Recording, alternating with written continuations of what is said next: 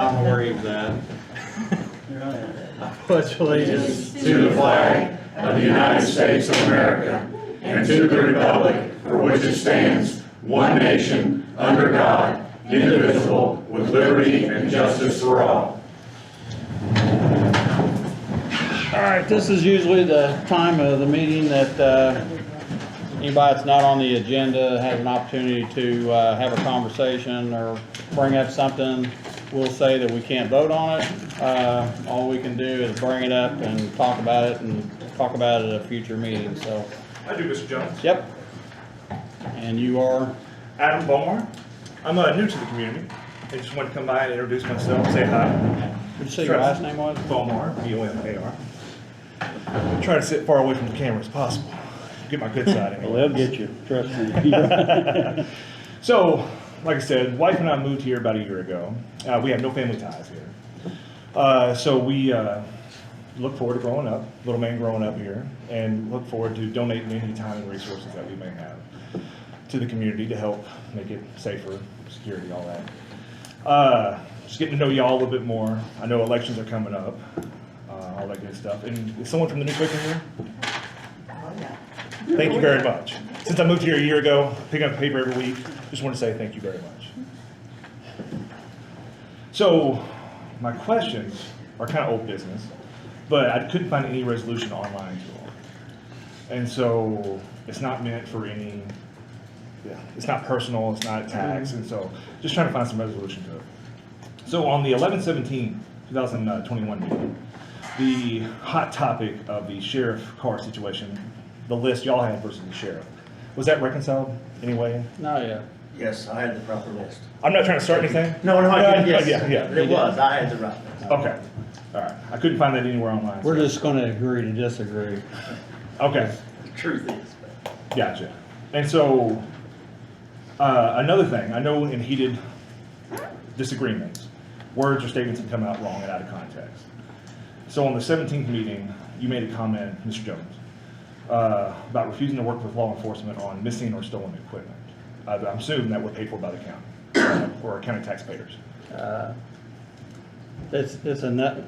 Actually, I just want to see clarification on that and see if the equipment has been found or if that's been resolved. well, I don't have any idea what it is, and I guess I'll clarify a little bit further on my part. I was out of the country and received a phone call from a person that was house sitting for me. Gotcha. That a state police detective was at my house asking for me. Also received a phone call from my son stating that the same state police officer showed up at Scottsburg Fire Department asking to contact me. When I returned home, I had, of course, been home a couple of days. Went to town, came back. My neighbor said there was another same state cop was knocking on their doors, talking to them, and so at that time I called the Detective Carter from Jasper State Police Post, asking him what his issue was and what he was wanting to know, and he at that time told me that he was doing an investigation. Really didn't tell me what he wanted to talk to me. I told him no. So I had talked to other state police officers, asked them if I was required to talk to him. They said nope, and at that point I told him that if he continued to harass me, that I would call Indianapolis and report him. So Fair enough. Haven't talked to him since. So. Fair enough.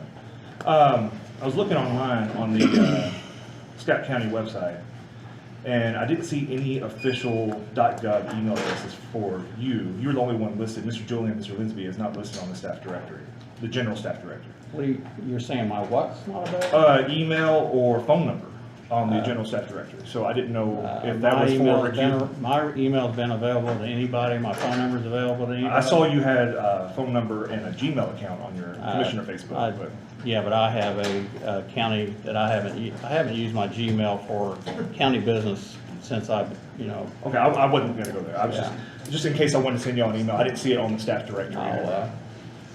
I saw your profile, but I didn't see Mr. Williams or Mr. Yeah, well, I have an email address and I also have a phone number. That has been changed after, it was changed in January of last year, because, No worries. I will tell you, we have a county email address, and I've got a private email address. Yeah. I know there's a separation, like Facebook pages for commissioner or, Yeah. right.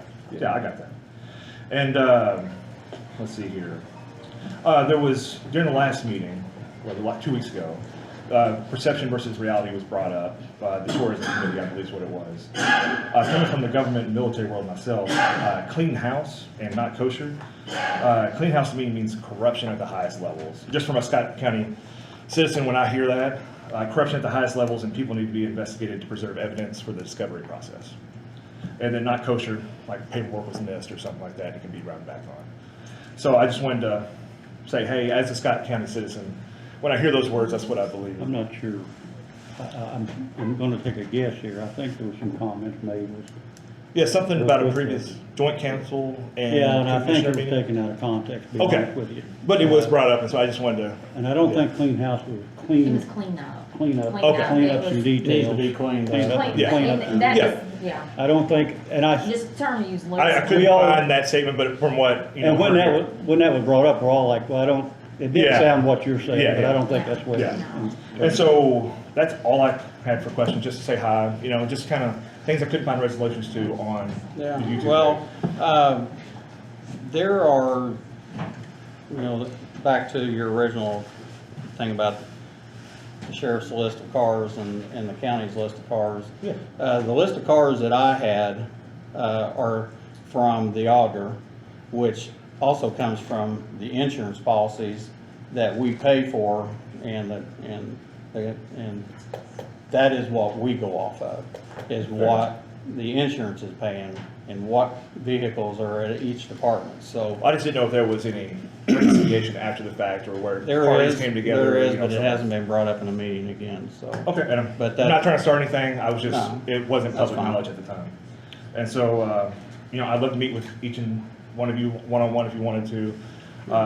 Questions, concerns, gripes, complaints for me? No, that'd be great. What's your name again? Adam Bomar, B-O-M-A-R. Okay, well, Let me give you my telephone number, All righty. and you can text however you wanna get it. That's how I get most of my information. It's 812-595-0790. And I can give you my, No, phone number's good, and I hear you know where all the good fishing spots are on Hardy Lake. not so- me, I'm not very good at fishing, but there is people a lot better than me. You got me mixed up with somebody. My fishing spot is go to say, local fast foods out here and order fish. Thank you very much, sir. Right now, you can do a lot of fish sandwiches. Yeah, Thank you very all right, much. appreciate it, thank you. thank you, Adam. Anybody else? All right, we'll move right along into the Main Street Bridge Replacement Project. So, Kevin, I don't know how you got on the agenda first, but It did involve chocolate. must have been a bribe or You got a something. popcorn. Popcorn, maybe. Other courthouse parking lot. I do, those other two, here, here.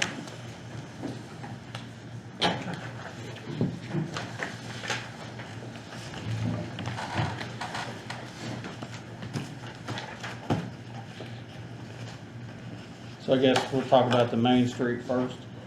Yeah. Well, for people that aren't familiar, I guess I'll enlighten some people before we get into this. The Main Street, and I'm talking about North Main Street, between Montgomery Street and Marshville Road. Probably one of the biggest and most traveled bridges we have in the county. We experienced a problem last year with some washout, and what we're talking about is washout around the edges to where it impedes the roadway itself, not necessarily the bridge itself. We're trying to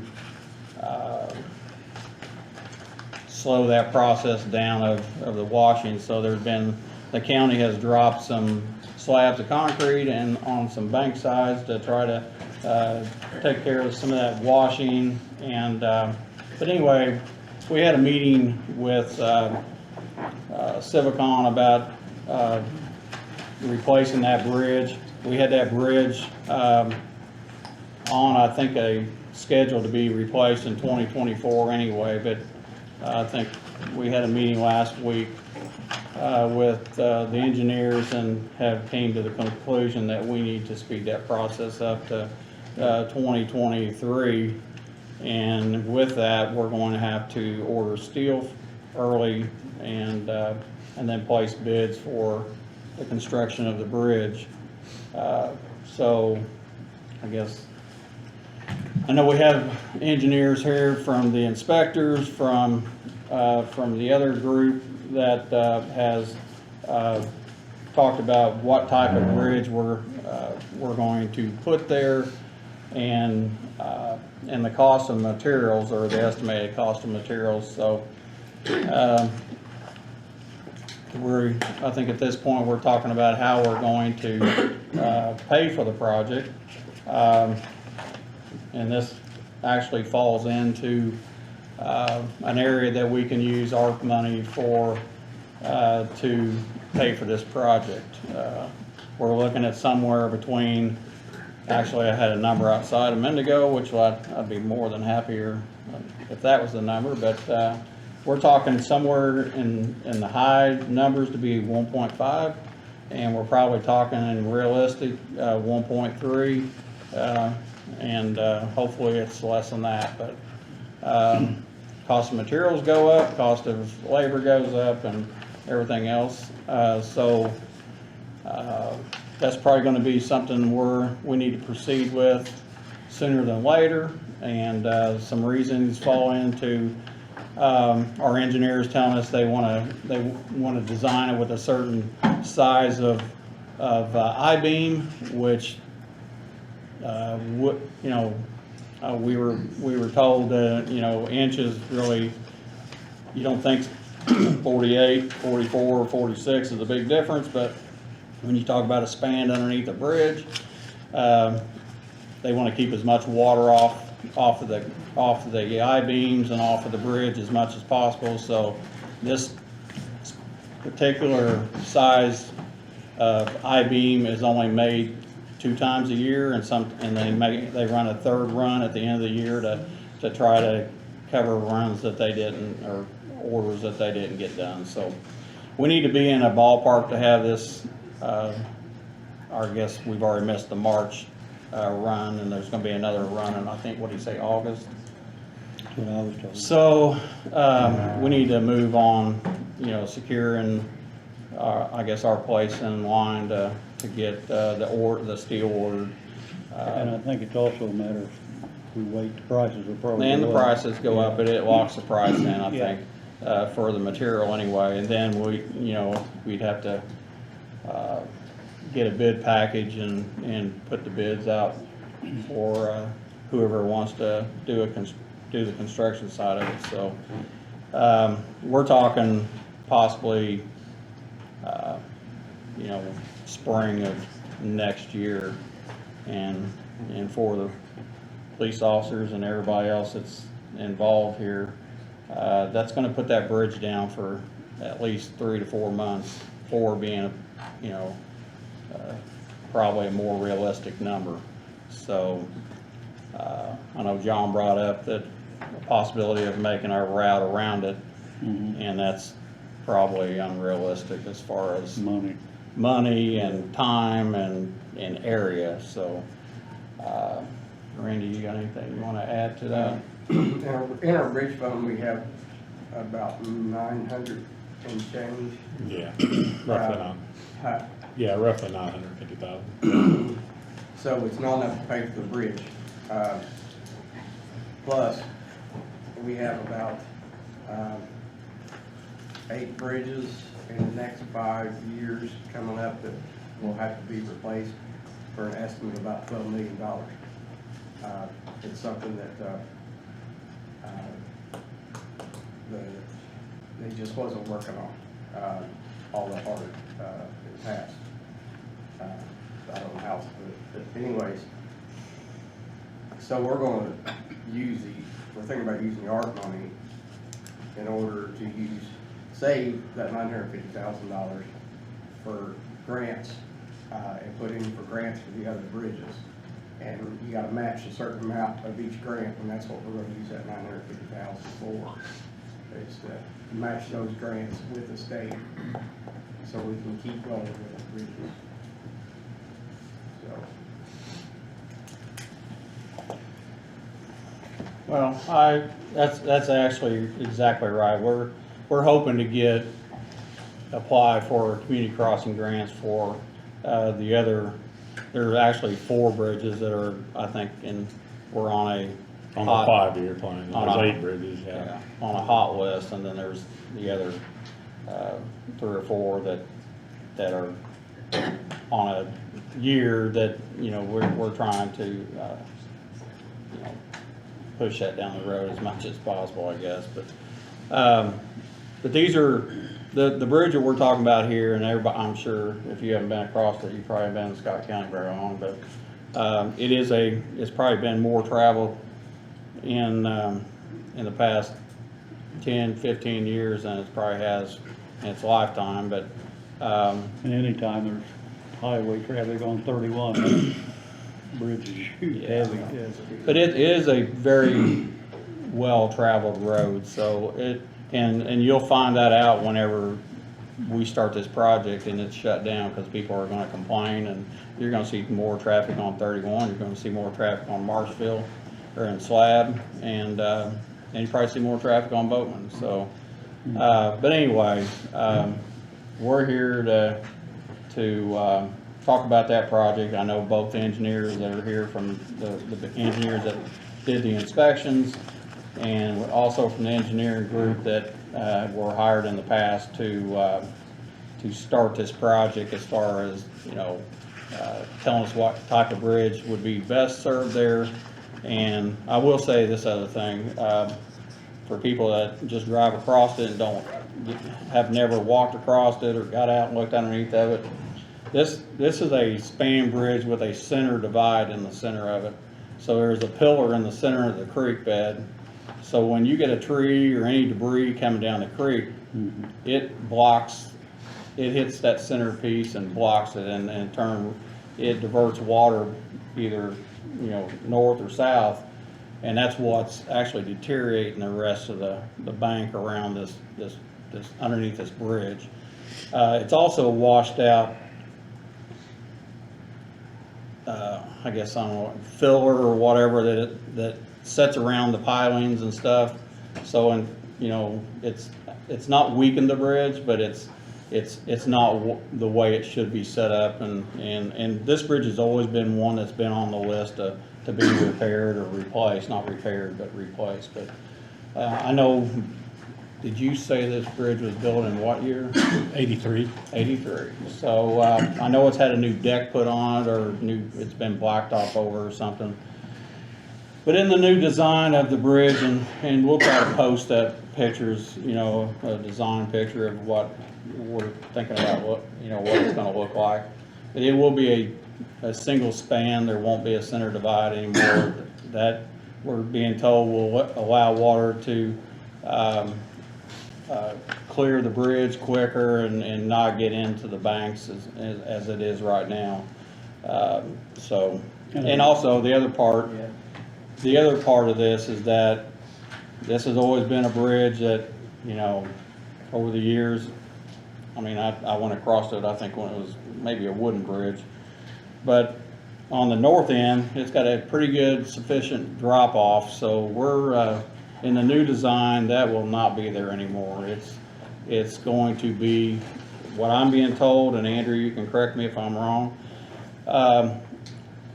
the entryway into the bridge on the south side will be the same as it will be on the north side. So the little kind of bump up to it as you enter the bridge from the south will be the same as it is on the north side. So it's not going to be anything that you're going to dip down. So that's going to create a better, I think, road for us, and I'm sure for. And I think part of the problem too, we have more work because it's not a right angle.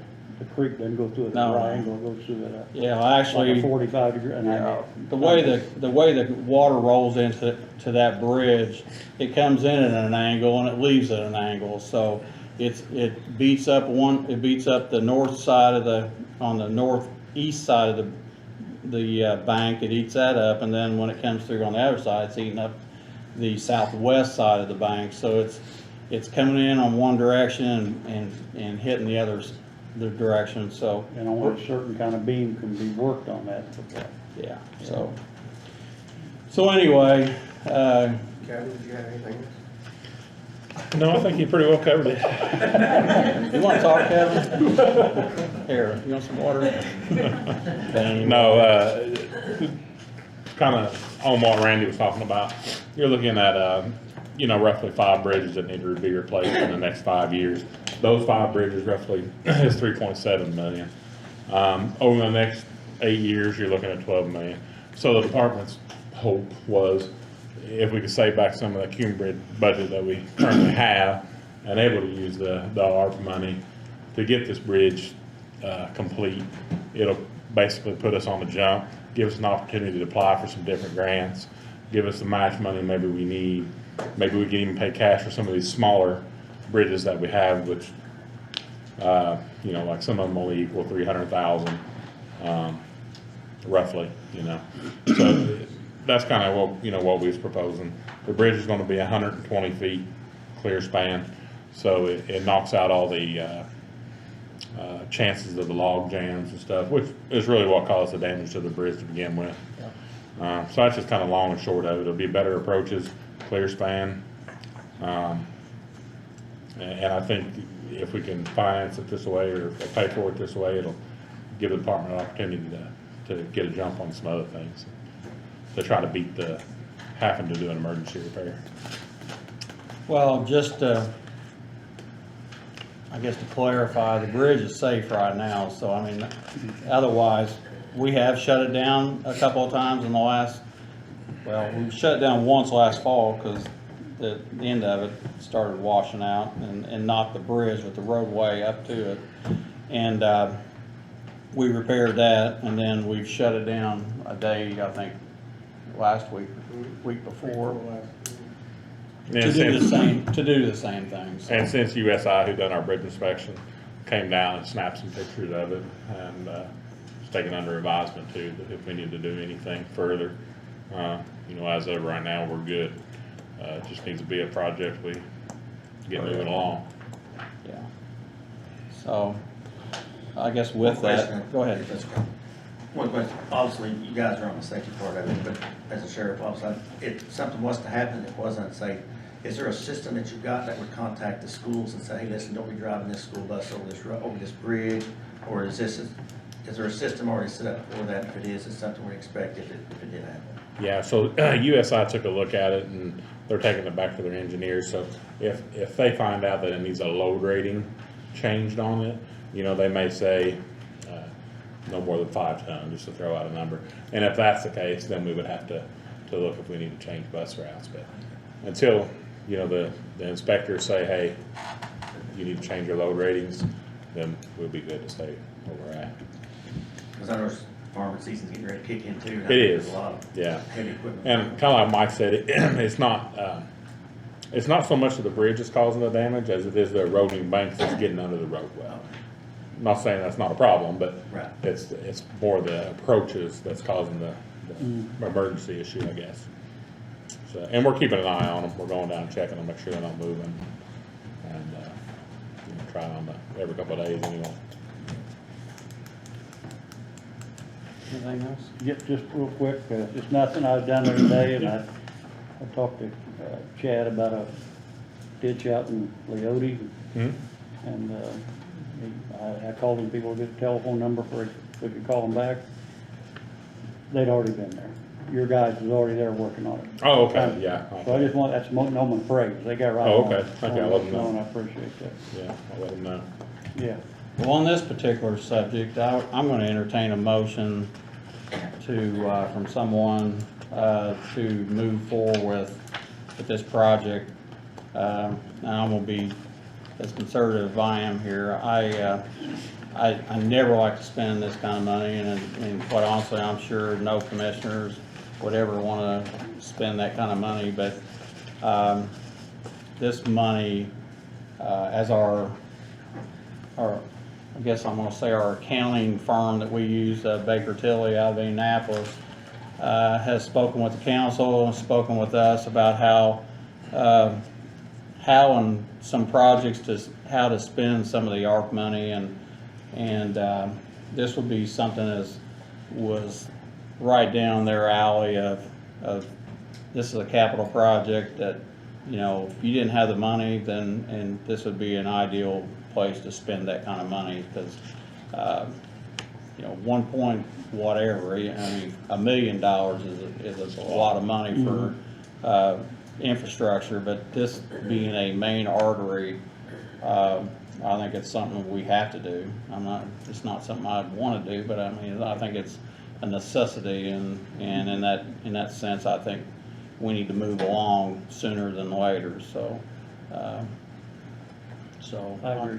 I guess I'll entertain a motion to, accept, Civicon's, quote of, material quote, and for them to order the material, and we can move forward in with their quote, I believe, and Andrew, again, correct me if I'm wrong, does include you guys preparing a bid package for contractors to bid the project, correct? Well, we actually have a separate agreement that we previously entered into, you guys, in Okay. 2019 for that. We've already paid some of that already anyway, haven't we? Okay, so that's already in effect. And my understanding is before we do anything, even if we vote on it tonight, you'll have everything prepared and sit down with our attorney before we proceed. Yes. Is that for correct? For the bid. Installation plans and bid specifications. Yeah, and that is my concern, to make sure we're doing everything properly. We talk, and I think we are, but we gotta, I want him involved. That's for just the design plan, like the For the- engineering For the plan? plans and the bid, Okay, bid specifications, yeah, yes. and that's before, but you're locking in a price on the materials right now, Yes, just so I know I'm sure late, so. yeah. Well, I'm kind of like two ways on this. I don't mind voting on it contingent on you Well- think we're doing everything right. I either wanna do that or I wanna wait 2 weeks. I don't care which. But I wanna make sure we got things properly done. So the purchase of materials is covered under competitive bidding. Yes, yes, I can clarify. The quote submitted for consideration tonight is in accordance with a competitive bid that we submitted and entered into with the commissioners last year for product supply. Okay, And then separately, we have a professional services agreement for the preparation of construction plans and bid specifications. okay. That's already been done, All right. so they're just presenting the package to us, Okay, so. thank you, sorry, just clarifying. Yes, sir. But What John's talking about is when Civicon comes back and says, here's the bid package for the contractors, I think John is wanting you to look at it and make sure it's kosher. I can do that. And it's okay for them to bid, not us. Do what? There's It's that okay word. for them to do There's the that word, bidding. Matt, kosher. I think what he's saying though is that you've contracted with We them to have. be the purchasing Yeah. agent. Okay. All right. Identified in the public bidding. Is that right? We have, maybe, let me clarify.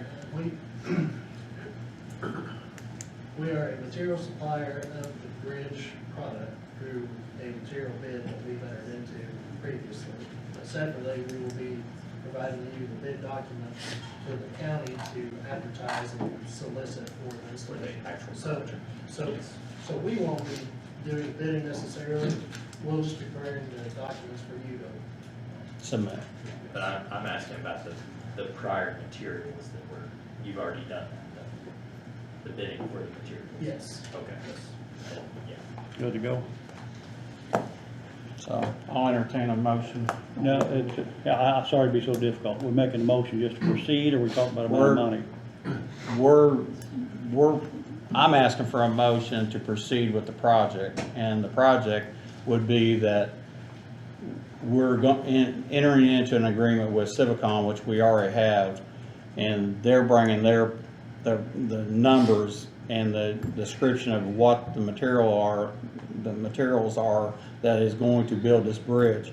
They're also in a second agreement, if I'm understanding what Andrew's saying, is that in the second agreement is they have the authority through us to place the bid package for us, for them to hand us the bid package and us Okay. hand out to contractors for them to bid the project.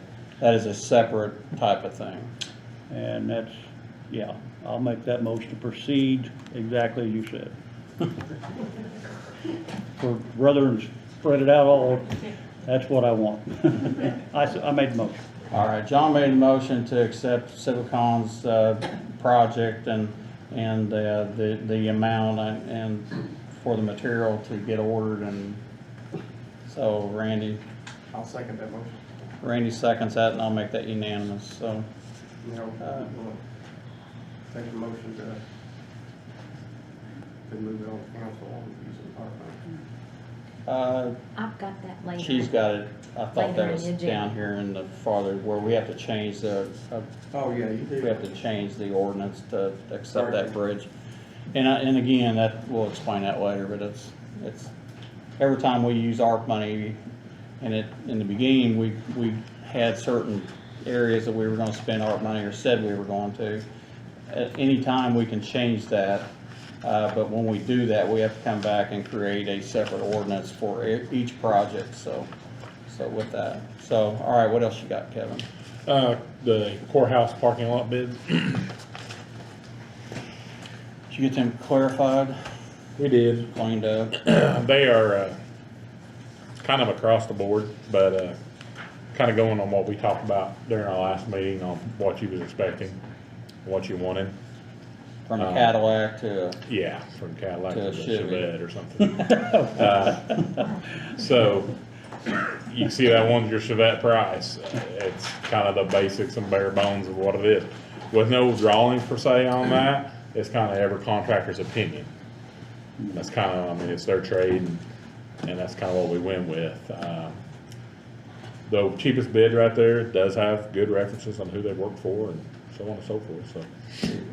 What's the longevity of a Chevette? as a Chevette. You I don't know, Buzzy Dog is just still driving one. I think every one of them says that, you know, they don't guarantee the subgrade. So meaning if your asphalt fails, it's just like a road, it's probably because of the subgrade. So, you know, the cheapest price right there was limited subgrade work. Yeah. They, basically what they want to do is put 2 inches of binder down, stripe it, call it. That's what they do to a lot of parking lots. Some places want to do 2.5 inches of binder, 1.5 inches of the surface, 8 inches of stone underneath, all road sheet fitted in, top of the line. It's kind of what you want to go with and what you expect. Obviously, the less subgrade work you do, probably the less things you'll get out of it. No, of course, I naturally would like the cheapest price, Sure. but I do think I'm gonna call it a good faith agreement with the city, which I don't think we actually had outlined what we was gonna put down there. Right. And if, I don't wanna do something, they're gonna come back later and say, I don't feel like you guys held up to your end of this bargain. So if you feel confident this is good and will last 10 or 20 years without any major concern, I mean, I can't put you no I know, guarantee on it. and I understand that, but I don't wanna let them down on, because they bought the thing and we entered an agreement that, I wanna make it right, whatever, I'm not sure what right is. I guess I could probably say this on it. If they put minimum stone on it and they put 2 inches of binder on it and they stripe it, it's nowhere you can say further down the road, could you put 1.5 inches to 2 inches of surface on top of it, which would, you know, make it stronger, bring it back to maybe some flaws that may or may not be in it. It costs less this way than the first time. Yeah. Yeah, I mean, it would be considerably less because you're just going over a grade that's already there. So that's just kind of where we're at with it. Okay, well, let me put some history on this. This started out with the new mayor, Mayor Amick, came in and said, hey, the city bought the parking lot over here. And he goes, here's my, he came to the commissioners and said, here's my spill to the commissioners, is that we want county employees to park off the square, which I know he's wanted that even. And we do too. Even before, we do too. Yeah. I mean, I think they need to be not around, parked around the square. So he said, we'll buy the parking lot if you'll pave it. Well, at the time, I think we all probably thought, we own a paver, let's just pave it. So, well, after some more discussion, we legally can't do that. So now we have to, I guess, bid it out, and that's what we've done here, is bid out the project, because we technically can't pave it as a county. I don't know if any of us knew that at the time, so. But with that, I agree with John. I mean, I don't want to do a shoddy job over there, but what I would like to see, because I think we entered into that MOU with the city, I would like to see that the numbers maybe change on that to be, instead of a 10-year MOU, to maybe go to a 15, because if we're gonna change and go to a different pricing of, a medium, a better, and the best, it's gonna depend on how long the county's gonna be strictly the person that's gonna be parking over there. So, we don't own it, we're not gonna own it. So I would like to see maybe, and I don't think they would probably complain about that, but I mean, that's, both, like you said, or you get what you pay for sometimes, and then sometimes, the cheaper jobs you sometimes turn out. It's been a parking lot over there for years, if it had been grass over there, and I'd say we're gonna do just the bare minimum and put blacktop on top of it, I'd probably cringe, but since that's been a parking lot as long as I've been alive, maybe as long as John's been alive, but Long time. but it's probably got a good base on it. Anyway, I definitely need to be graded off and priced and much, so. I think, I want to clarify on the cheapest price there. They didn't put a rock total, so that bid might be a little higher. But they didn't want to put 100 ton if they graded it around and didn't need 100 ton. If our goal was to come in at a parking lot at the best possible Okay, price. I see at the end here, it says added stone at $12 a ton. But Are we talking ARP again? Yeah, I think so. Probably. what is it, sorry? Talking ARP money again? Yeah. I was gonna say, we talked about all this. It wouldn't be highway money, but. But also, Yeah, that's kinda but where- again, he can't pay for it. I mean, Yeah. Scott, I'm just asking, Scottsburg, they contract out their road, they don't do their own paving, do they? This year, Dave O'Mara done their roads. Okay. And I want to point out again what I want to reiterate something that Kevin said. Our lowest bid there, I'm not going to say their name, but they're 19,000. Yeah, And then 1970. your next bid was 30.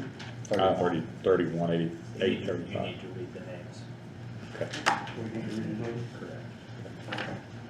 Okay. So anyways, what Kevin's saying, and I agree with, I was thinking along the same lines. You can go with the cheap and see how long it lasts. And then if you have to end up blacktopping it again, you're gonna come in somewhere around 30. And then you're gonna have 4 inches of asphalt over there. So, I mean, just to put that in the back of your mind, we might very well be able to do it fine and at 19 and have a good job done. But if it fails, it could fail on a $30,000 job the same as it does on a $19,000 job. Plus, we've got wiggle rooms to blacktop again if we had to, and then we would have 4 inches of asphalt over there by that point. Well, we've done, and you're exactly right, because we've paved roads that have failed, and even the best blacktop company will tell you that they can't guarantee a road, because they, Yeah. it's gonna crack. It's only and good it's as gonna your do subgrade. whatever. I mean, that's, Yeah. that's like anything. I mean, We have those I'm like you, it's not, it has been a parking lot for a lot of years, so. It's got a base on it, so. It does have some sort of base. I mean, one kind of engineering way, I guess they do it. I mean, they'll take a loaded dump truck and run over them and look for deflections. And you know, we can do that.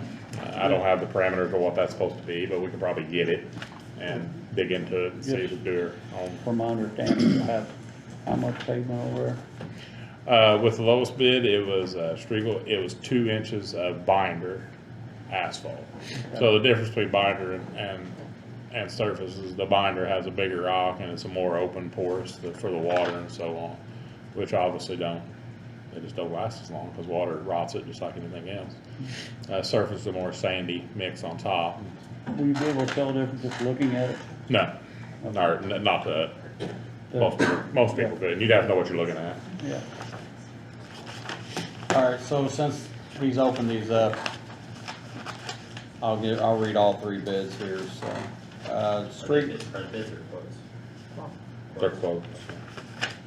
Quotes. Still, Striegel Paving Company, they have a bid of $19,750, and then if they need to add stone, it's $12 per ton after that.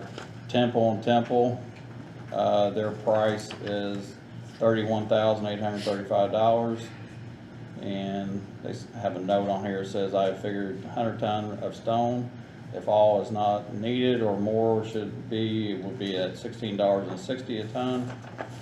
And the third one is from Certified VBE. All-Star Paving. All-Star Is their Paving, actual- I see it yeah. here in the corner. All-Star Paving, $75,988.90. In order of fairness, they gave 2. That was kind of the Cadillac, I guess, and here's their better price. I didn't have. Okay, all right, also, All-Star Paving, they placed 2 bids, $56,732.20, so what's your pleasure? And everybody had the same bid, right? I mean, the same specs?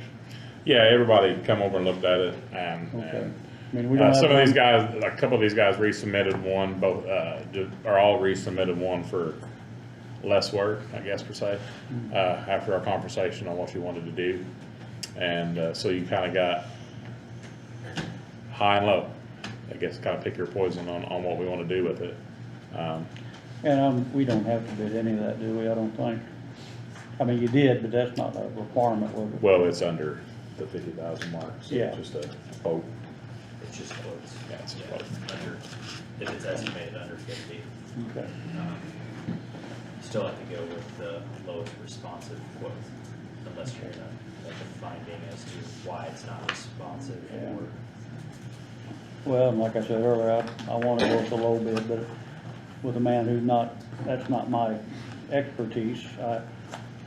When you see one going 19, 131 and all that, you're going, what's the difference? Right.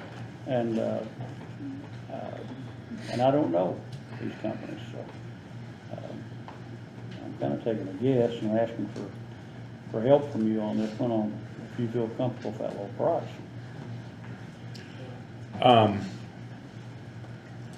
I feel comfortable with some of their references who they done work for. Okay. One is John Jones, and this one of the big ones on Walmart off the top of my head. So, you know, it's not a, Is this one that just paved at Walmart? no, that company was out of Kentucky. I mean, it's a reputable company. You can look them up. They got all the No, references listed. actually, I take your word on it. Actually, the names you just gave. I've not worked with them me before, so I can't sit there and say, Well, you gave us some You good know. names that they've done some work on. so and I think, yeah. you know, you're probably familiar with Temple and Temple, I'm familiar with All-Star. I mean, they're all, I think, good companies, so. Well, The one come in at a really good price. They wanted the job, I think. Well, I'm impressed. And that's striped too. That's They're striping? That's their striping. That's out the door. I think Yeah. that's worth a try. So, Says on strike. I guess my look at it, if you wanted to go with the cheaper, is kind of what Randy said. If we have some bad spots in it later down the road, you could always resurface it for a minute amount of money. Well, yeah, I think that's the right route too. I also have these kind of concerns, is like, I want some kind of an understanding of the city, that this is not ours in 20 years again or something, to do again. I think it was to pave it once. It was, but I just wanna make sure they don't And, dig hey, into the, I don't know dig that- into the book somewhere in 20 years, say, pay that again for us. I don't know that if you want to vote on it tonight, or if you want to table it and have me meet with the mayor again, because my conversation with the mayor and Jason a few months ago, was the city was moving their entrance in the middle of that parking I think lot. so. And it was gonna be one-way angle parking and come out on Second Street, which they haven't done that work yet. So that's a big, if they contract, that's a big part on their end. So, Mhm. you know, maybe, I wanna see if maybe I they have wanna no get their part problem, done. I have no problem waiting a couple weeks for them. Yeah, we would do that. I'm fine with that too, and I can meet with him. and- Yeah. Let's just go ahead and table it. How long do you wait, I'm sorry, the quotes? We just got them in this week, Okay. the We got requote. 30 days on it? More than likely, I'm not sure what they say on, most of them's 30 days. I don't think so. Okay. Asphalt's I'll, everywhere this year, and they say it's gonna keep going up. Yeah, that's why I was a little worried. So you're gonna- Ask about how long the quotes good for. Yeah, they don't say. And like you say, they're closed. Most of them's 30 days, I think all starts 30. And the agreement That'll mean was they for won't be- 10 years, and 2 years have already basically elapsed. Mhm. By the time this would even get kicked off, by the time they move that entrance way and Right. start paving, so I'm piggybacking on what Mike said, that we probably waited for length of life and the agreement, we've already lost 2 out of 10 years. Probably needs to be amended to extend the years of use to a different year for the So- county side. Our agreement with the city was for 10 years? 10 Yeah. years. Okay, and then. And 2 okay. years have elapsed, Okay. basically. So you're gonna talk to Terry about. Yeah, I'll get with what- Terry And I'll and, get with him about extending the So MOU. consensus to table. Yeah. Yeah, I think so. So we got 2 of them, that both of them say 30 days on. Okay. And that's the norm, so. Yeah. Okay, well, let's table it till the next meeting.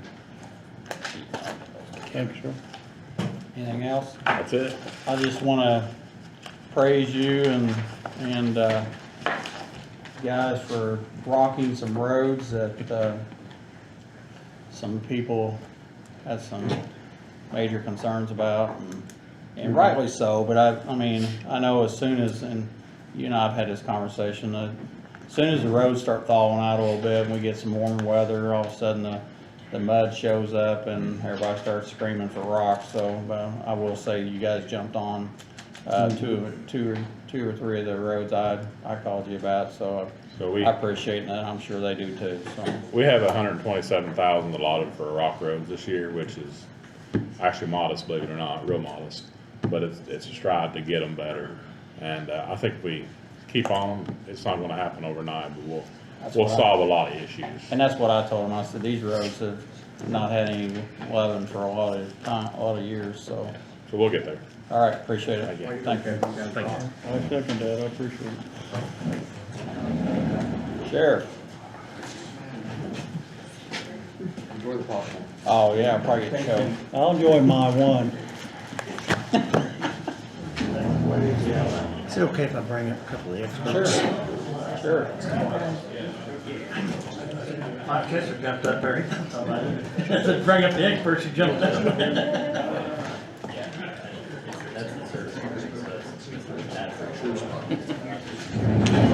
Jump straight up.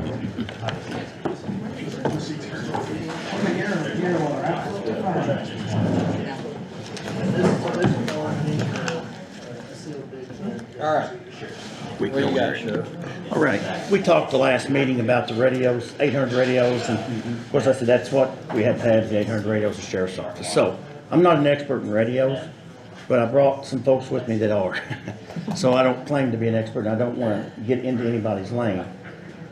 We've done several quotes.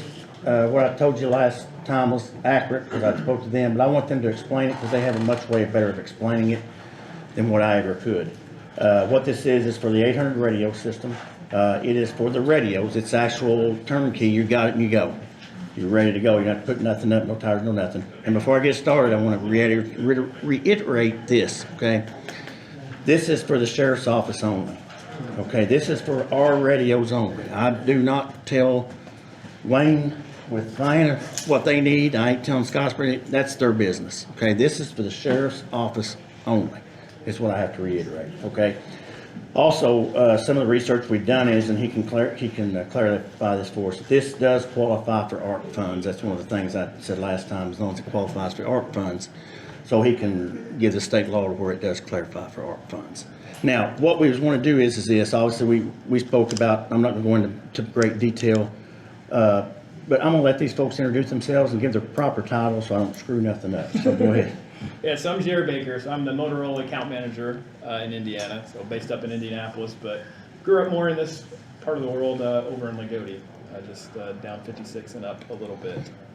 So I cover central and southern Indiana for all things Motorola, and have been down here in the county a few times working with the folks on communication needs and dispatch needs. And I am Sally Fay. I work for the Integrated Public Safety Commission. We're a state agency that was created in 1999 for the sole purpose of building a statewide shared public safety radio system. I've been with Ipsec since 2003, so I feel ancient, but it's been that long. And Kelly Dignan, our executive director, was scheduled to be here tonight, but had a death in the family. So I'm the deputy director in this felony. Delighted to be here. Just a little side note, our police chief started over in Lagodi. Oh, very nice. We also have, And we have John. Yes, I'm sorry. John, can you come up? Sure. I work for Sally and Kelly. I'm just the director of subscriber services, so I handle everything the agency's experience with the radio system and shared CAD system. Okay. Basically, what our problem is that beginning January 1st, now they pushed it back obviously because everything slowed down, COVID or whatever reason. Whenever you have a radio, the radios that we use now are going to be obsolete because there's a new technology called Tdma Technology, and I'm going to let them explain it. What it says is as long as this radio is working, I don't have no problem with it. When it breaks, I got to buy new radios. These radios that we're using now are anywhere from 5 to 15, 12 years, 10 years old. Okay, so that's the lifespan on them, and the lifespan on these new radios are 10 years. So what we're looking at is a 10-year lifespan. So when you talk about an investment, you're talking about a 10-year investment, not just a one-time investment. So, I was using those in 2003. okay, so 2003 for this, that's how long we've had this. Okay, so that's an 800 system. What I want to do is I want to let him demonstrate this because you guys said you want a demonstration on this radio. This radio is as close as you can come to complete coverage in any county that there is, and I'm going to let them. When we talk about complete coverage, we're talking about that there can be heard anywhere that you want to be heard. And I'll give him the technologies on the LTE and all that kind of stuff too. So, all right. Go ahead. Well, while this is booting up, Sally, do you kind of just want to talk about the Ipsec system in general and just kind of what Ipsec is and how the system operates? Yeah, like I mentioned, I've got some handouts here that I can pass around. A few extras if any of the audience. So, yeah.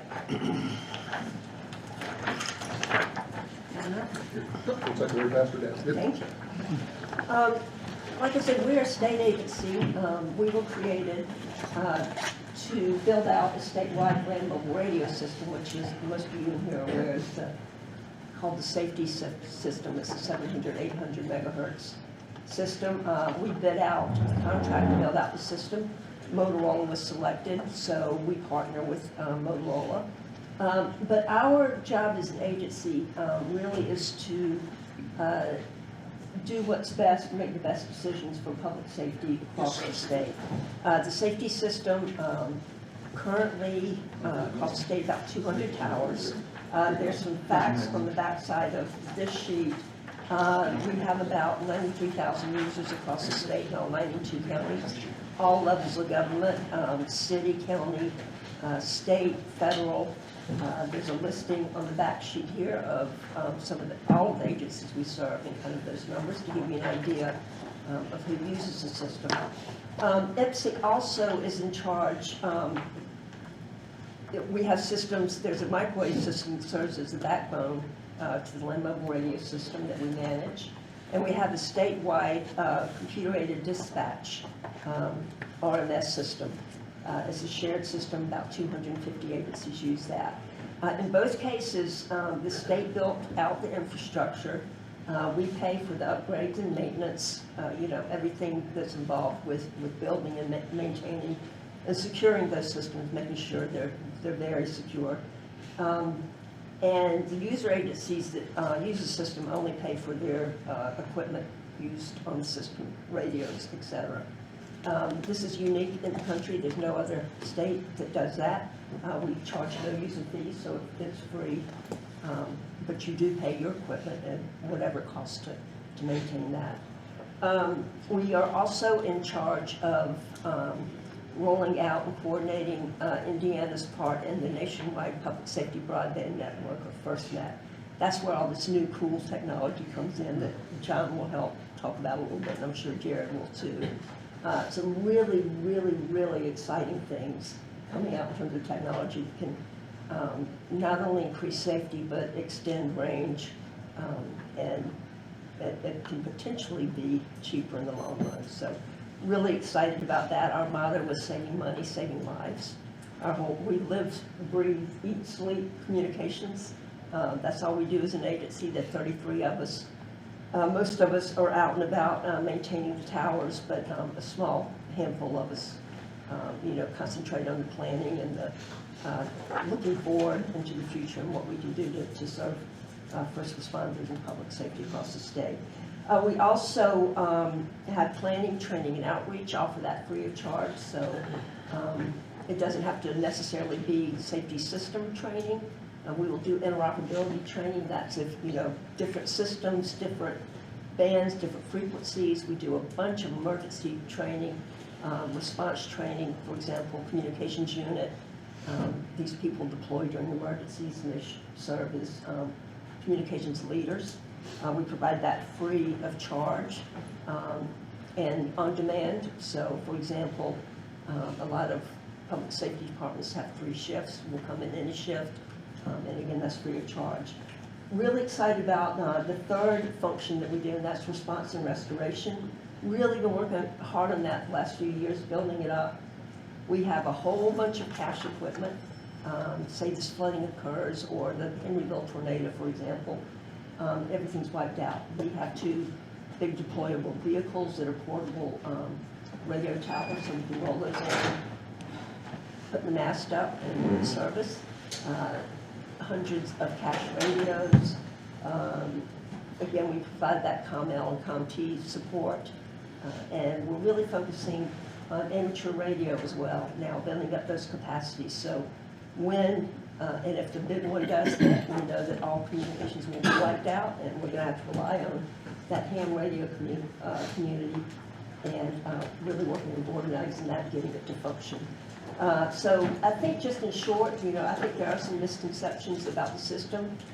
We are focused on not just the statewide systems, but interoperability in general.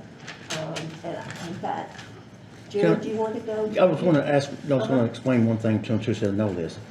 We're already doing this.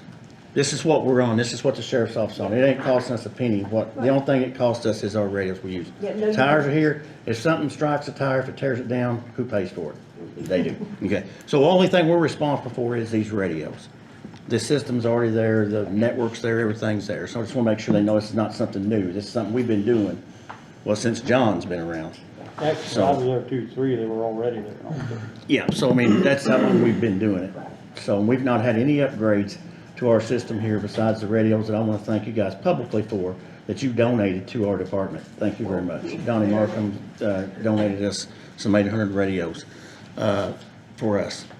So, and we've got a great working relationship going with you all, and we really appreciate that. So I wanted to make sure that everybody knew this is not nothing new. This is something that's already here. No new towers. Towers do get knocked out. You'll be there with a new mobile tower. And again, that's temporary. Yeah. But, in terms of when communications are down, we do deploy Yeah, equipment. get it right back. And, we have that cash, so we can provide for if responders come in from, across the line and don't have the same kind of radios, we can pass those out and have. And I would assume there'll be a maintenance agreement. We should be already got a maintenance agreement anyway, probably on those. On our radios? Yeah, that's what he's going to talk about with the new ones. These are old, yeah, outdated, but, yeah. Correct, yeah. So like Sally was saying, the system It's a 7,800 megahertz system. P25 is kind of the technology that it uses. And P25 is an open source standard designed for interoperability. It kind of came apart, or came around the time of 9/11, as you had all of these agencies coming to ground zero and nobody was talking on the same system, right? They all had their own individual systems. Nobody could talk to each other, so APCO developed this P25 standard, and the Ipsec system is part of that P25 standard. So, you know, as Sally said, it is a Motorola system. It's Motorola hardware, but it meets that P25 open source system. So, you know, the sheriff's got a Kenwood radio. You know, the major carries a Motorola radio. You don't have to have a Motorola radio to operate on the system in general, right? What we'll talk about here, this is our Apex Next. So this is our latest and greatest radio that Motorola offers. You know, you can see here it looks a lot different than kind of some of the older technology, but at the end of the day, it's still a radio, right? So you look at it from the top, you can still use it and it functions, you know, the same way, the same operation that folks are used to, kind of with the new twist with the touchscreen. It's still as rugged as, you know, the radio that you've carried for 10, 15 years. It meets the same specifications. It's not a cell phone. You know, you can drop it, throw it down, whatever, right? I was gonna say, I know they've been beaten to death. They've been beaten, lost, left on stumps. They brought drills in. Yeah, if you got a pocket knife, we can scratch the screen. It's not a cell phone, Yeah. right? It does have cell phone technology built into it, though, right? So one of the things, the investments that Ipsec has made recently, you know, the system upgraded to P25 in 14. One of the recent investments that they've made is in a product that we call Smart Connect. So what Smart Connect does is if you lose your radio coverage, so if you're not in range of a tower, it will use the cell towers that are nearby. So we can do Verizon or AT&T, whichever, you know, you pick the one that you want that has the best coverage in the county, which sounds Verizon. like here in Scott County it's Verizon. And if you lose the coverage from the Ipsec system, it will fall back onto that broadband coverage, right? So if you're in an area that's got poor coverage, but you had poor Ipsec coverage, but good LTE coverage, it will use that LTE coverage to talk back into the system and talk to a radio that's not on that. It would talk to this radio. Seamlessly, the user doesn't have to do anything. It just automatically, once it falls below a certain level, it uses that broadband system. The series of radio that's between what a lot of the folks are carrying in this radio our Apex 6000 line. That one doesn't have cell phone technology built in it, but it does have Wi-Fi. So with that one, you could program in Wi-Fi networks for schools and government buildings. And if you lose coverage, it will fall onto that Wi-Fi network. We just released this one, you know, about a year and a half ago. It doesn't have the Wi-Fi technology today, but it's in our roadmap for the second quarter to be released to have that Wi-Fi capability as well. So you'll have kind of 3 levels at that point, right? The Ipsec, LTE, and Wi-Fi. It's on the hands-free technology. Yeah, so too. I was gonna just, any questions? On the coverage, if, and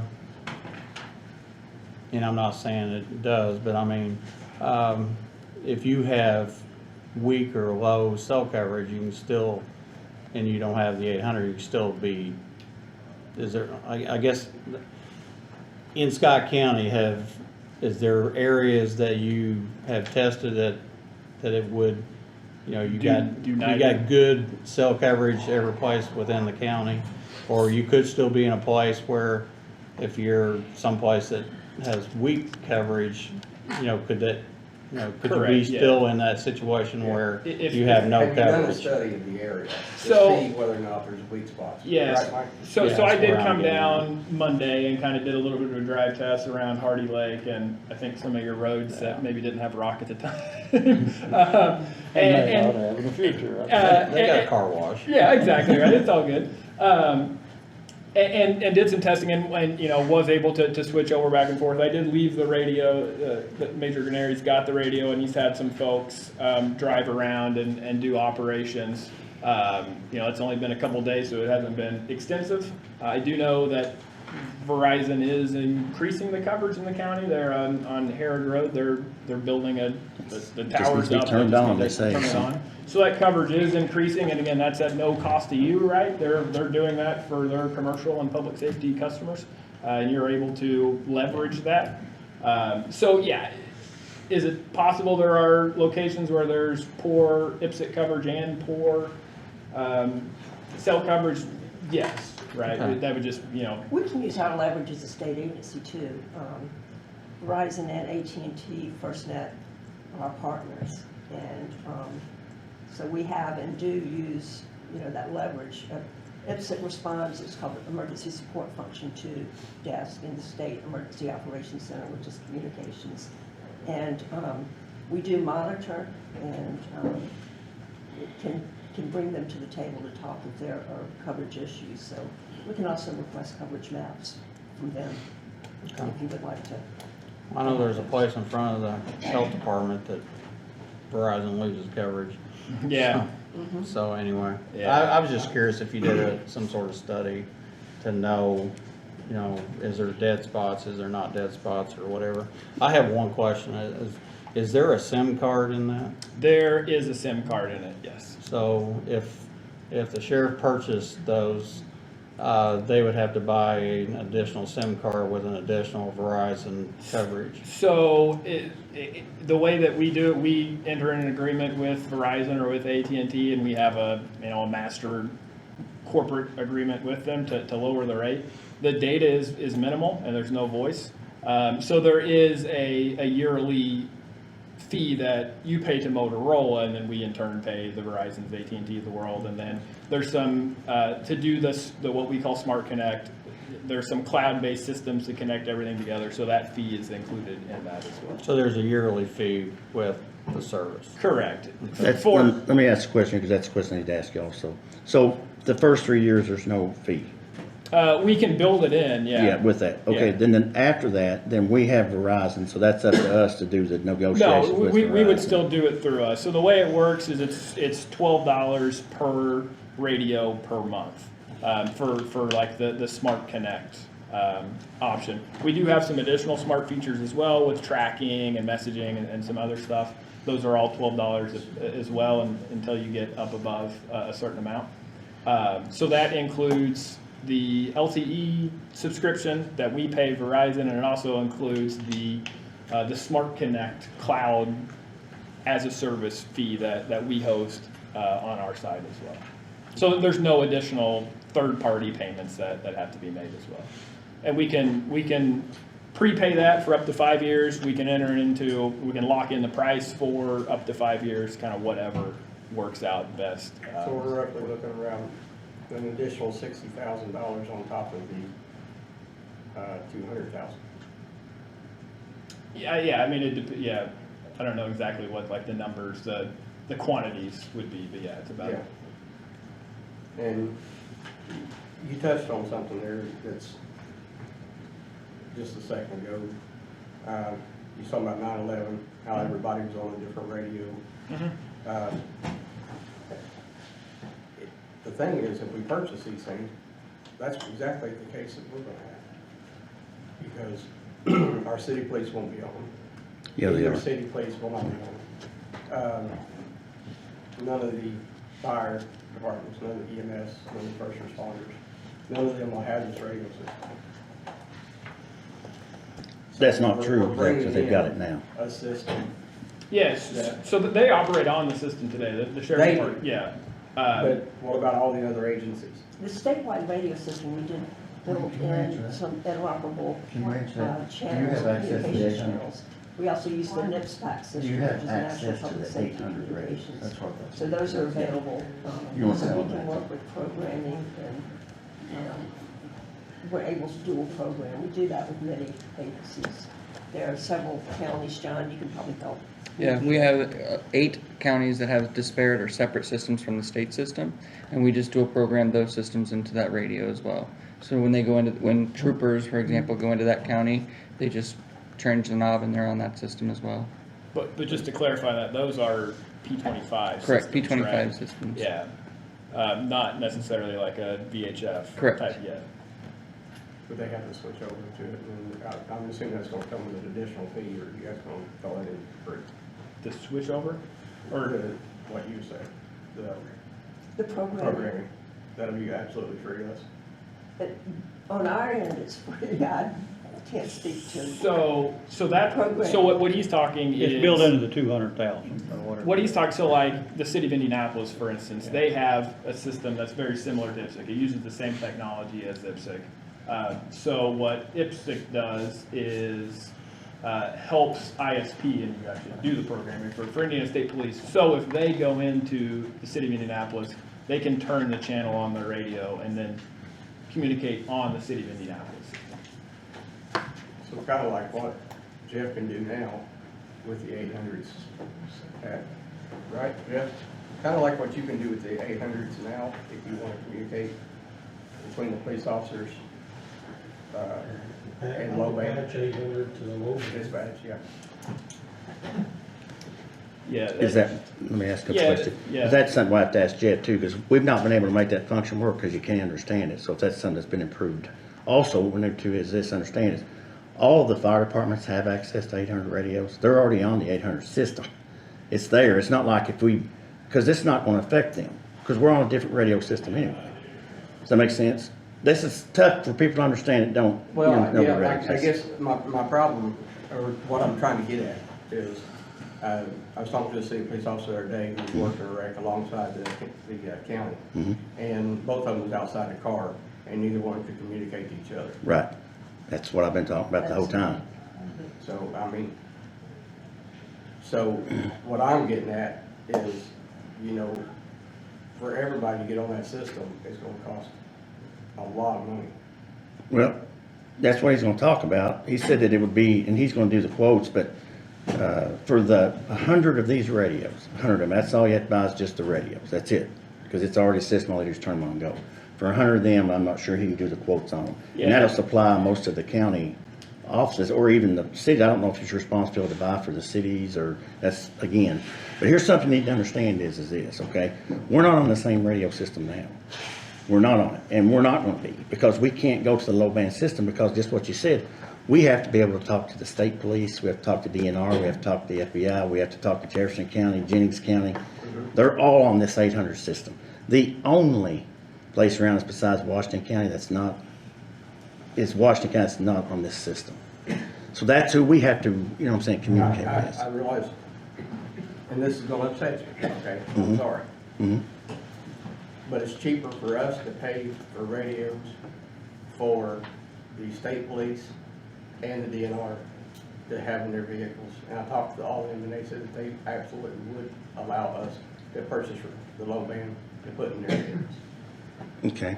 So I'm then gonna- everybody would be on the same, and that would, to me, that's a safer It's bet not gonna whenever work. you got everybody in the emergency It don't work system like on the that. same radio system.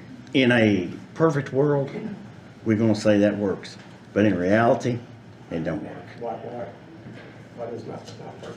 Well, because the fact is when pursuits are coming through here in Charlestown from everywhere, pursuits come through our county. Yeah. And unfortunately, the number of pursuits has increased tremendously. And most of those obviously are on the interstate. So we get on the interstate, the people we have to talk to is Clark County State Police and or Jackson County, because that's where most of them are coming from. Okay, we can't talk to them on that low band system you're talking about. And there's no way that the state police is gonna let, or unless you've got the money to equip 100 state troopers with radios. And if that's the case, then, you know, The state troopers that are actually working in Scott County, which would be involved if there was a pursuit. okay, so that could be anywhere from 35 to 40. No, that's a. No, it's not. As a state Eight trooper, troopers who are as a assigned to 20, Scott County. as a 27-year Indiana state trooper, I will tell you that you are assigned to county, but when you go to work as a state police, you work all 5 counties in Sellersburg, and even at Versailles, if you're working, you work all of, if they need a guy in Scott County that's at the Versailles post, you come and work that, you work the whole state of Indiana. I understand And that. here's, I'll tell you this now. We had this low band, that was a plan that they had before, was the low band radios, okay? So we had some of our troopers get the low band radios. Well, then when they moved off, they gave them back, and then you got some that don't have them, and then you got some that do. I'm just telling you from experience, I've lived it. I lived it for 27 years, you know what I'm saying? That's the reason why I'm so I'm just. dramatic about this. You No, know- no, I'm not arguing with you, I'm not here to hurt you. Do we, Do you know who Lieutenant Keaton is? I absolutely do, I work for him. if we go into that system, do we keep those old radios, or do they? No, that's, you're not understanding, you have, What's you, that? I mean, why? you don't know That's what your I'm talking option. about, you're not. It's your option. We could buy them back, okay. That's what I wanna know, I didn't know if you had got to keep them and could pass them It's down to completely your volunteers. option, yeah. Volunteers and things of that nature. The goal Okay. of interoperability is to have shared systems. One of the, I think, benefits, not only you don't pay user fees for the state system, but the federal government requires, when you apply for grants, they require you to align with the statewide communications interoperability plan, the SCIP. And that means that the standards and interoperability has to exist in order to use grant money to purchase radios. Federal government won't fund standalone systems, so that's just, you know, again, as a state agency, we absolutely don't dictate. You know, there are different needs for different counties.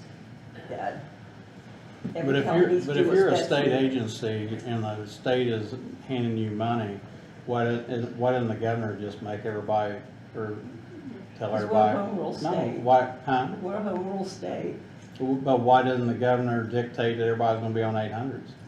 We're a home rule state. I Everybody get needs that, to- yeah. but as I, talked to a person at the state about, these digital radios, and he said, well, the reason that they're digital or whatever, and you can't communicate with certain people is that, we don't like people out here with scanners. Well, the point of it is that they're still analog radios in the state of Indiana. I don't know that I've heard. This guy was at IDAC, Yeah. and I'll just tell you. But anyway, he said there's still low band radios, there's digital radios, and there's 800 radios. So, no one learned anything from 9/11. Nobody learned anything. They did for about 15 minutes, and then they all went away from it. So, no one can communicate with everybody. So, it went right back to where it was before, where no one, one department can't talk to another department, and everybody's going in different directions again. So, that's where I'm at. If the state wanted it to happen, they'd make it happen. So, and that's where I said, if the governor wants everybody to have 800 radios, he can make everybody have 800 radios. But that's not what he's done. That's not what One he's thing we done. can do, though, is our training team can come in, and they can look at what communication systems are used, what radios everybody has, and we can help make that communications plan. So, make the best of what you do have. And I guess my question is, why does Scott County not have a 800 tower? Well, we got one in Henryville. That's not Scott County. Yeah, it is. Why did- earlier you were Anyway, talking- okay, you're okay, I won't argue, yeah. Earlier, you were talking about, roads and budgets and all that kind of stuff. And this is speaking from a long time ago, in the beginning, when the system was being built out. In the beginning, there was a plan for 128 towers across the state. And there was a guaranteed percent of coverage, statewide. So it averaged out to, I think it's 98 or 99%. And so the engineering studies were done as we built out, and more agencies started coming on, more towers were added, and more studies were done. It all comes down, as y'all know, as commissioners, you've got a budget, and you've got to stick to the budget. We, as an agency, get our funding from a portion of B&B fees, a technology fee that already existed, but it's not limitless. So we had to, back then, do the best engineering study that we could, and provide the widest coverage that we could. And then as we've been building out, some counties have option to build their own towers, and then the state assumes the maintenance of that tower, so. Let me make something clear too, is this, everybody's, I don't want to get off track here because what you're saying working for the fire, Mike knows what works best for Scottsboro Fire Department. Wayne knows what's best to work for him. They need to be the one to decide what they need, What they need. okay? I'm not gonna decide what they need. That's not up to me. The only thing I can tell you is that as the sheriff of Scott County, we took a poll with my men, and they said, and women, reiterate that, and they said they needed the 800 radio systems. That the other systems, okay, you know, whatever, if they, it's second rate, third rate to them, but they have to have the 800 system because we talked to everybody. That's what I'm saying. That's not gonna affect, I'm not here asking you to change the county over to an 800 radio system. That's not what we're here for. The only thing I'm here asking you is this. I'm asking you for $200,000 out of the ARP funds. You told me you wanted a demonstration of the radios. I just gave you the demonstration of the radios. I told you advantages of, you know what I'm saying, the radio because it's already there. It ain't like we're buying anything new, okay? Whether you give me the $200,000, just gonna be honest with you, whether you give me that or not, I'm gonna be on the 800 system. I'm not changing over to a low band system because I can't, because I am responsible for the safety of every man and woman that puts on this brown uniform and wears this radio. And when I go to bed at night, I have to know that they're as safe as they can be. And I know that with that low band system, they're not going to be as safe as they can be. This is what they want. This is what we need. This is what we've been using. It's nothing that we're changing over or whatever it is. And my folks cannot be on an island. So that's what I'm trying, I'm just here asking, if you'll give me the $200,000 for it, I'm not telling you to change Scottsburg's fire radio. I'm not telling you to change Wayne's. I'm not telling you to change nobody. That's not what we're here for. I'm asking here for $200,000. It's a grant. I'm not going to use taxpayer money. Okay, if I get this $200,000, it's a grant. If I can't get the $200,000, it's a I grant. don't know why everybody keeps saying that. Because it's a grant. I It's a understand difference. that, but how do you think that grant got there? I'm not going to argue with you, okay? Listen, John, thank you, because I'm not going to argue with this, okay? But I'm just telling you it's a grant, Okay. okay? Because do you think that $4.3 million was paid in taxes by the folks of Scott County that got it back? No, we're getting money from New York City, paid federal Tallahassee, taxes, things that much? No, I didn't pay it all by myself. Okay, that's what I'm trying to But tell it's you. tax It's money. federal money though. But it's tax money. But it's coming back to Scott County. It's not Yeah. our tax money. It's, we're getting to use monies from someone else. Right. And that's for a We different like meeting, because that's not here what I'm doing. That's not what I'm here to argue about. You can call an accountant and argue about that, because that's not, or talk to Zach about that. I'm just saying we need to be responsible stewards of any I don't know money what that we you- get. Absolutely, you're exactly right. State So, or- exactly, that's exactly, you hit the nail on the head right there. You hit that's why that I'm asking for these radios right here, because we're already on the system. And we have a few of these low band radios you're talking about, but this is the safest radio. That's the closest thing to 100% coverage in Scott County that there is. Okay? It's that simple. If you don't want to do that, all you have to say is yes or no. I don't need to be lectured on what's a good radio and what's not a good radio. That's what these folks do. And just to make a decision whether you want to give me the $200,000 for that grant money from ARP. If you don't, that's fine. I'm not here to argue because I'm not going to get between, I'm not going to get between Wayne, I'm not going to get between Mike and these guys. Let's just, again, you're gonna go through the same steps that went through before. This is a public meeting. Absolutely. Let's keep it calm.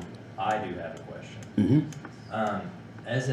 I understand that it would qualify for use of ARP funds. I get that part. However, you're asking for approval of a specific bid today? No, here's what I'm Single asking. bid? Okay, That's why I just said, let's get to that Because- and that's, yeah, that'll stop. But that's exactly what I was trying to go at, because I'm not here to discuss I'm just here to discuss, I wanted $200,000, the approval for them to let me go to the council. Because I can't get the $200,000 off them anyway. I have to get it from the county council. That's the county council's the one that distributes the monies. Correct? But what I'm trying to figure out is whether or not again, I understand that the funds from ARP can be used to purchase an piece of equipment like this. However, I would like a better understanding of what the process would be under federal procurement laws. We will open it up to bids once I find out that I can get the Then that's my 200,000. Yeah, question. yeah, Just let me get absolutely. the question out. All right, thank you. Yes. And the Motorola radios are on Indiana State PPA. So there's a contract with the Through- federal yeah. agency that. Well, through a state Through the agency. state. It's on the Indiana state. I appreciate that. QPA. Thank you. I do want to point out that the technology we've talked about tonight, using the radio over the LTE or cellular system, that is a sole proprietorship to Motorola. The other manufacturers that have radios in the system can't perform that. That's the LTE technology. Yes. And so, okay. Again, in closing, because there's no sense in sitting and arguing about it. That's not what I come out here for. The only thing I'm asking is just this. I'm asking you to give me approval to go to the county council and ask for $200,000 to buy this radio. The bid process will then open up to see where we can get the best radios. That's the only thing I'm asking. I brought these folks because they are the experts. I'm not. That's why I wanted them to explain it. I ain't got nothing to do with Vienna Fire. I have nothing to do with Scottsburg Fire, Austin Fire. It's nothing to do with Do you me. not admit that it would be better if everybody was on the same radio system? Absolutely. That's why they need to be right here. That's my point. That's exactly The whole right. county cannot afford that. Well, I'm not going to argue with that because You got 30 we, radios for $200,000. Right. So you put that out there amongst every city police officer, okay. every fire department. We ain't got it. Well, We here's don't what, have it. that's not, but you don't understand. There again, you're trying to talk about systems, and that's why I'm not talking about systems. I'm talking about radios for my men. See, that, you're getting it confused No, here. okay, let's. It's nothing to Also- do with anybody but the sheriff's office. Forget everybody else, okay? Also, Okay, you're talking about how safe this is. yes. This gentleman just said himself that, is there dead spots or could there be dead spots? Mm-hmm. Right. And he said yes. Okay, let me ask you this. Tell him about 100% coverage. Yes. So there's no radio system that you'll ever have that'll have 100% coverage everywhere, because that's, Nobody's gonna guarantee that. yeah, you can't guarantee it because you can't guarantee it 100%. Yeah, I get that, but I can tell you that I can be on my phone and I can drop calls all over the county. Yeah, 100%. And there's areas in the county where I can drop a call and still not have broadband because we're underdeveloped Right. in that area. And like I said, that portion of it, that's the backup as well, right? So it wants to use the Ipsec system first. If it can't use the Ipsec system, then it tries to use that. And if it can't use that, then, you know, you're. Can I ask a question? Can I ask a question of the vendor? So you said this is open source, correct? P25 is open source. Yes. So has the network ever been breached? Well, right now, I work in cybersecurity and forensics, so has the open source system ever been hacked right now? So our system in Indiana has never been brought down. I'm not familiar, but. Or what about the state agency? Have y'all ever been hacked or, okay, I'm sorry. That's fine. Good question. When do we need an answer? You need something tonight or? Well, because here's the deal, it's like I said. Again, I'm not here to argue, man. That's not what I'm here for. I'm here to ask for you to give me permission to ask the county council for $200,000 of ARP money, not tax money, ARP money, not, that's in the budget money is what I'm trying to say. This is above money, this is to spend. When I say not tax money, you know something like it's not budgeted in the budget. It's money that you've got that you can spend, that you're gonna build the bridge, you're gonna do other stuff with. That's what I'm talking about, okay? I'm asking you to give me permission to ask the county council to give us $200,000 to buy the radios. It's this simple. If you don't want to do that, I'm not gonna sit up and argue with you to do that. That's your prerogative, okay? I have to do what I have to do to keep my folks the safest, and to keep my folks the safest, you know what I'm saying, that's what it is. I don't understand why So- you think we're arguing. Because you keep bringing up stuff that don't even pertain, that's like, I don't have nothing to do with the county, fire, it's not a new system. This is the system that we're on. I'm just asking for radios. Well, if you're bringing that up, I I guess prior to you being the sheriff, there was been John and everybody else, that was the primary radio for John Wisenby. Yes, it was. Yes, it Oh, it was. wasn't? Yeah. Yes, it was. Yeah, it was. Again, All right. My All right. second 8 years.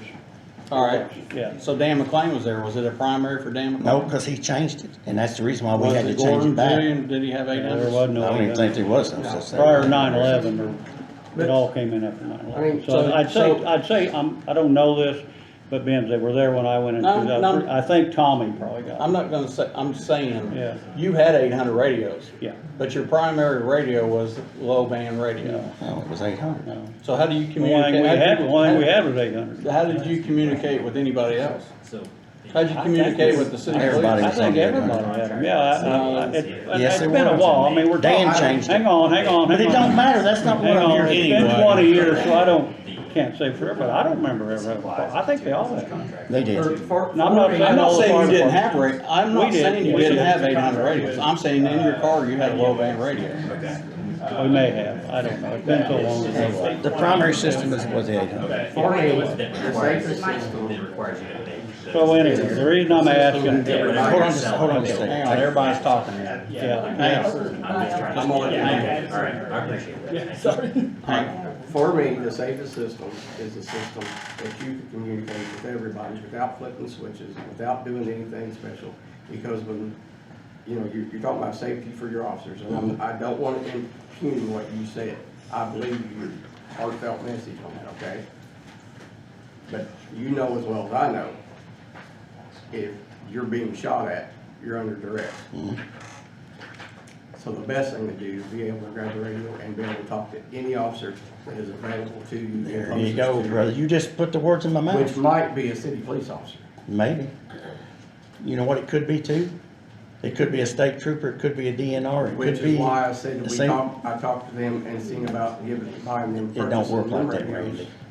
Which, All right, let's That's, and that, again, that's what I'm saying. That's not what I'm here What I'm for. vote on this tonight, I think we do have to put a number on it, they just. What I'm- say We're talking. We have. 200,000. We have to say Hang on. 200,000. I'm gonna ask to table this because I want to ask some questions now that you brought some stuff up. You brought some stuff up, Jerry, you brought some stuff up. I want to, do some more research before I make a decision, so, I know you got your hand up, Jeff, but I'm not gonna answer right now.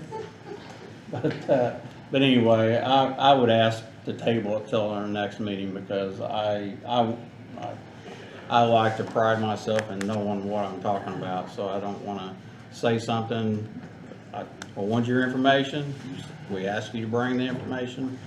I have done some have looked at that radio and, I will say it, I guess that radio right there is at a $6,600 radio or $6,500 There. radio. Yeah. And so this doesn't have to be the radio. So I wouldn't put this. So you brought a Cadillac, didn't you? Yeah. Well, actually, Not a Chevette. the demo it's the fire version. So the one that's in the county has a bigger knob and everything. But I wouldn't recommend this for every public safety person in Scott County because it's too much for some folks, right? You know, the sheriff needs it because of some dead spots around, and we can leverage some third-party things to help that. But there are much less expensive radios that can be utilized, and quite honestly, it doesn't have to be a Motorola radio, right? I think Scottsburg and Austin have invested Vikings. into the Ipsec system with the newer version of that. So it doesn't have to be this radio, right? I guess is what I'm trying to get across. There are more economical means to get the basic job done. And in the interim, we can have How you come in and much talk. more economical?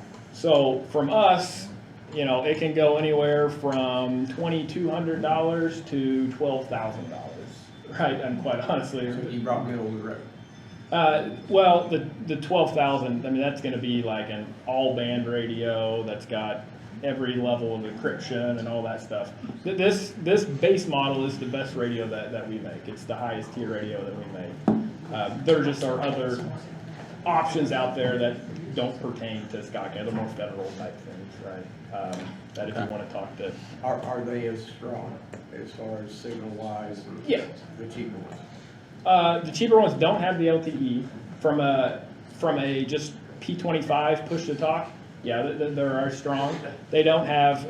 This one I can talk into and change channels, change volumes. You're not gonna be able to do that with the lower ones. They don't have as good of microphones and volume leveling and noise cancellation, that kind of stuff. But at the end of the day, if you got to push and talk into it, it does that just as well. The $2,500 one does it just as well This is So Jared, the separate. agencies that have good connectivity with Ipsec is what we're saying is, the county needs this because of the other technologies. Correct. and Top technologies, but those agencies who have good connectivity on the 800 wouldn't necessarily need to go that far up the. So up the chain. if you have poor service area for like an 800 tower, and you have dead spots, even with an 800, you're saying that that's the radio you need because you can connect to a Verizon tower. Correct. And this is, you know, newer technology on the system. There was a county up north, Whitley County, that was in a very similar situation as Scott County, right? You know, they didn't have the greatest coverage in the world, needed some supplemental coverage for that, and, you know, they moved that direction. They Right. did do a test. How long was the test during? They did a 4-week study test where every officer got outfitted with one. They drove their known dead spots in the county or low coverage spots to make sure that their cellular signal that they were using was going to perform there. And then they chose to purchase those radios because it performed at the max capacity for them. And like I said, we've got one in the county that, you know, we're good to leave for a few weeks to try it out, you know, test where the good parts are, where the not so good parts are, and those sorts of things. And here's something too that I wanted to mention is this, like he said, this radio here, that's the top dog. That's the best that there is. And the reason why is because it's got the LTE technology because of the areas that we had that had to be covered.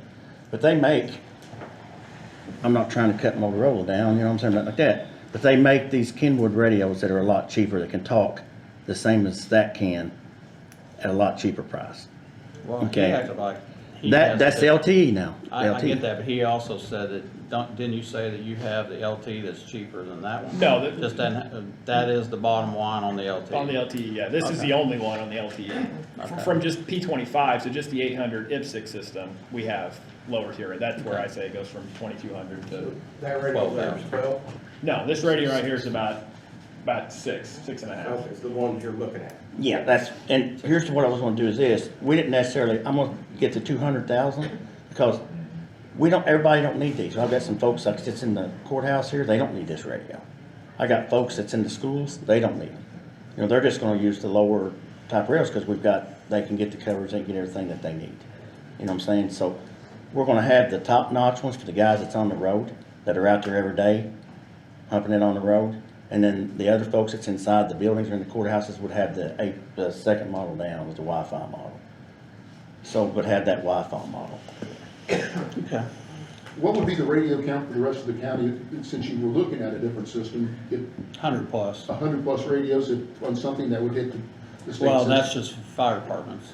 Okay. That That would be, include, so it'd be county, not necessarily, then we'd have to speak in terms with the city, what it would cost them all to then be on the state system and not the other, giving you what you suggested earlier, that interconnectivity. So that was the reason I asked. May I ask? I don't think either city could afford this at all. Understood, no, that was the curiosity of what it would take not to be on the island, so thank you. And here's the thing about it too. I'm sorry, You operate on a VHF system currently? low band. You know who maintains that system and? It was from Dan. Yes, well, I think we do, don't we? Or- ECS. These are contracted. ECS. ECS. Anyway, all right, I'd rather push it to the next meeting, let me do some research. I'm You guys okay can with do that. some research and, Yeah, I wouldn't mind having a card or something for people. Yeah, I've got some in my bag. I can. so. Yeah, if we want, I don't think 2 weeks is gonna kill us to wait. And here's something I wanna close with, okay, is this. Again, for some reason, all the other agencies just keep getting drugged into it, okay? This has not got nothing to do with nobody besides the sheriff's office. I know, I'm just worried about your safety as well as theirs. And trust me, hey, When you I guys go have to bed work every night together worried about it, People yeah. are in different radios, I mean, like he said himself. That's Your what we're doing now. 9/11, It was chaotic when everybody wasn't on the same system. And that's exactly what we're gonna have here, I mean. Well, we're that's still what gonna we have the now. same problem that we have now. That's exactly what I'm trying to say, but that's why we have to stay on the 800, because we have to talk to everybody. That's the problem we got now. All right, sounds good. Well, I guess we'll table it till the next meeting. I do have one question, Mike, if you don't Did you care. take a vote on the table? I'll make a motion to table it. Sean made a motion to table it till the next meeting. I'll second that. Randy seconds that, I'll make that unanimous. Unanimous. Go ahead. I noticed, and you guys have any questions for me? Okay. I did notice here that later on down, I'm just trying to see if I need to stay or not, 'cause if not, I'm gonna get out of here, because I noticed there was some department car issues or something. Is that something that's completely different than anything in Oklahoma, or? Hang on a second, where's the agenda? The, department vehicle needs, I'm just gonna make a comment about, after having a meeting with our accountant, and about, the state of, Scott County for the next few years, that, we're gonna have to start tightening our budgets a little bit. We're gonna have to start, cutting some stuff and find where we can cut some money, so, Can I make an offer from the sheriff's office? I'm going to probably talk about limiting some vehicles in some areas, and we're insuring way too many cars. We got too many cars, so go ahead. I think about, Jamie, correct me if I'm wrong, was it 2025, at the end of the year, we was looking at about $22,000 left over if we keep if we're keep on the same projection as we are now? I'm sorry, I'd have to go back and take a look, because we looked at so many different funds, and each fund has their own revenue source, and except general, which is, just general fund. So depending on which fund you're looking at and what you're trying to fund, because obviously certain funds can be used for multiple purposes, so like the lit, public safety, it can go anything from EMS to the sheriff's department to jail to 911. Yeah. So, and it's a matter sometimes, like Jason alluded to, it's kind of a shell game. What ball do you put underneath this shell this year? And where are you stronger, and then if you need to move that ball to a different shell. So, So, I mean, we're but it's- projecting to We're a tide, or by 2025, we're We can be- narrowing down right, what we can right. afford. And there's a couple of funds that are just a little tighter than others, and keep in mind, general fund is millions of dollars, so when you say cut 150,000 out of general, that's not that major of a cut, it's a very small percentage. But when you cut 450,000 out of a $1.9 million budget, that's a huge hit. So it's proportionate, so to the overall county as a whole, Jason would have to really look at our lost revenue, so to speak, from one year to the next to see how much overall we trended downward. We could take that and just kind of add it up if we wanted to, but I know there's a couple areas council's gonna have to really take a deep look at. General fund, again, a lot of times we carry that much forward the next year, just because council has done things in the past where they've said, hey, batten the hatch, just tighten her up. Don't be spending unless you've got to at the end of the year, because this is gonna help us. Don't say clean it up. Yeah, no, we're not gonna clean it up. But we're gonna say, just tighten it up a little bit and don't spend, because we need that to carry us And forward. that's where I'm at. And here's my suggestion. I I just was wanted to share that information with you, because I didn't Yeah. know if anybody had there. Yeah, okay, yeah. What I was gonna tell you was hey, I'm willing to put skin in the game, man. I'll donate monies to the insurance fund if that's something that's gonna, you see what I'm saying, help out the county or whatever it is. I'll be willing to donate monies. I can talk to our chief financial officer, Amy, and I'll see what we've got. We've got some discretionary funds. It don't hurt me a bit to put a little skin in the game. I don't care. Is that legal? What's that? Is that legal? Absolutely, yeah, I can. Just discretionary funds. Well, that's what we're talking about, is that's what that, place on the agenda we were talking about. Just, I was gonna make a comment, just like I did, everybody needs to look at what they got. I know a couple of years ago, we looked at it and then found out that we were insuring vehicles that we shouldn't have been insuring.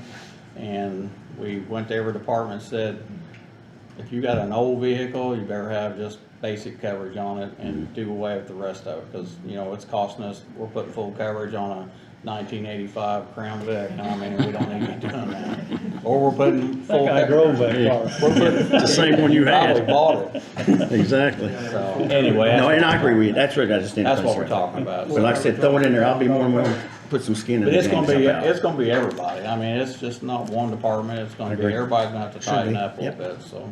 That's why I say I'm willing to help out. All right, appreciate Okay. it. If Thank you got any questions? Give me a holler. All right, thank you. Thank you. Thank Good you. night. Good meeting you guys. Thank you. Nice to meet you. Would you mind coming to me and talk to us about this office? And see if About we what? can't work this office out. The office has already worked out, brother. We've already adopted it, and I can't discuss it because Zach will tell you I can't discuss it. I have no knowledge of why you can't discuss it. I can't? Okay, I'll be more than happy to, That's- yes. I'm not telling you you can't either. It's your choice. Okay, no, I'm just wanting to make sure because I've been getting emails from you saying you couldn't talk to me, and I didn't know because you was here, you didn't want me to say anything because I of can them. talk to you. Right. You can talk to whoever you like. Okay, I'll be more than happy to talk anything you want to about it. I mean, there's some issues about the insurance and stuff. There is? Yeah. Okay. And I'm trying to handle this as Right, professionally now, as possible. I'm talking right now, brother. Go ahead. Well, I mean, it's not on the agenda, so I don't know. Well, that's, I don't know what you guys, Mike, I or think let's stick to the agenda for now. Thank you. all you gotta do is come and see me. My office is open 24/7, you know what I'm saying? Well, I think it'd be better if all the commissioners were involved instead of just one, you know? I agree with you. Because that was one of the problems we had in the beginning. Yeah.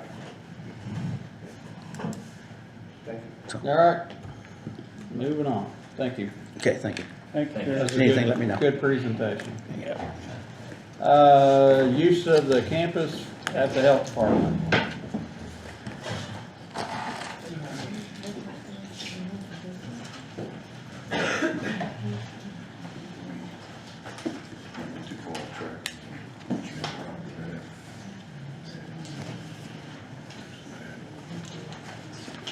Wish I was going with you, sir.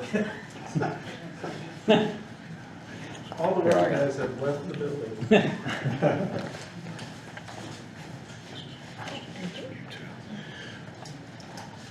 Good evening, gentlemen. How you doing, sir? Thank you for giving me the opportunity to speak again. I think I might have came off a little overbearing the last time.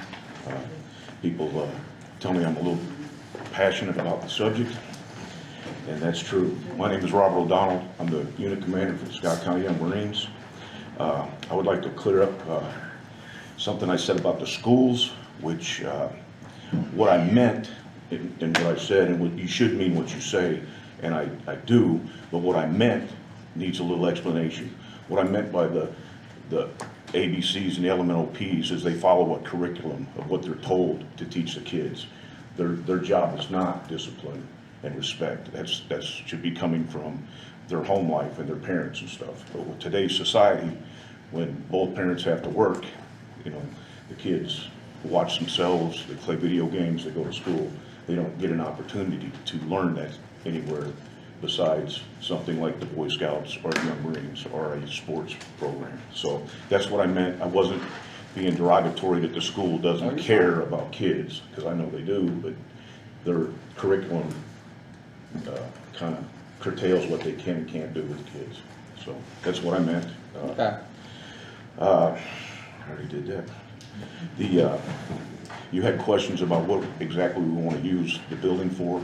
I want to use it to teach kids, use it as a classroom, use it as a place for them to give presentations themselves, basically follow the Young Marine curriculum that I gave you a copy of. That's not set in stone. That's basically this is what we have to do in 13 weeks.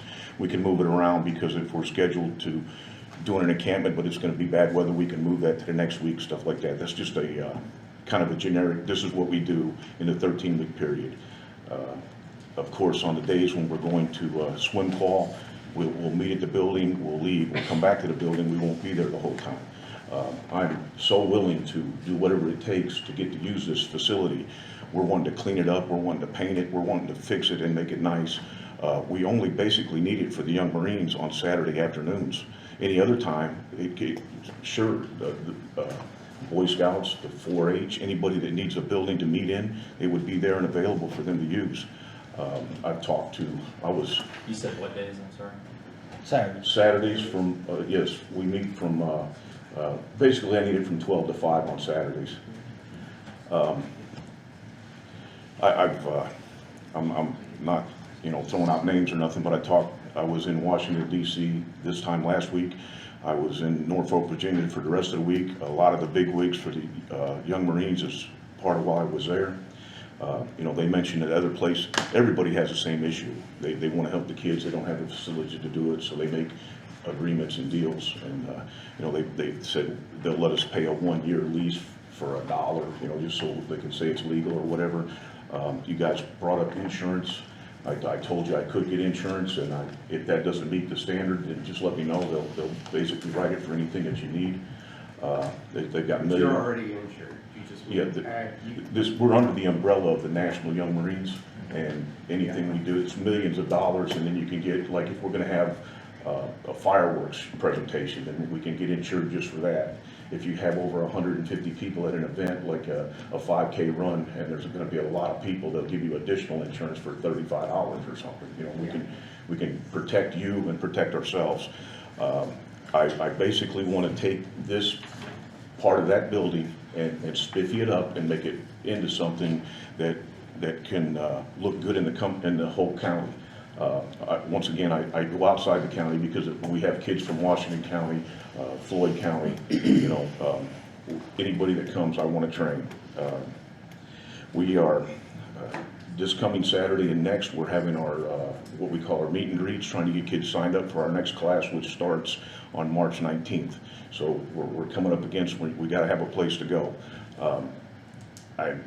You know, I'm not trying to force the issue, but we really do. When you say you do those meet and greets, do you go into the schools and have a presentation at the schools?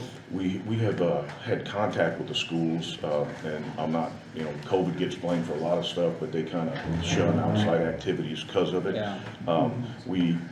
I invited this, when we had our very first meet and greet, when the guy from Columbus Young Marines came and showed us about the program, I put it out to all the schools. I only had Rick Mans was the only person that showed up from the school. He was on board with the Young Marines because he wanted, ROTC, but it's costly. It's way out of proportion to get ROTC. So how young of the kids are you, age groups are you reaching? Thank you. Yeah, I should have. It's boys and girls from 8 to 18. 8 to 18. They have to have turned 8 before they can sign up, and they can be 18 as long as they're still in school. You know, as long as they're still attending high school, they can still be in the program. They actually, we've had 2 what I call success stories, only because they went in the military, and I don't push that or nothing, but they both went in the Army on me. But no, it was, that's like a kick in the gut.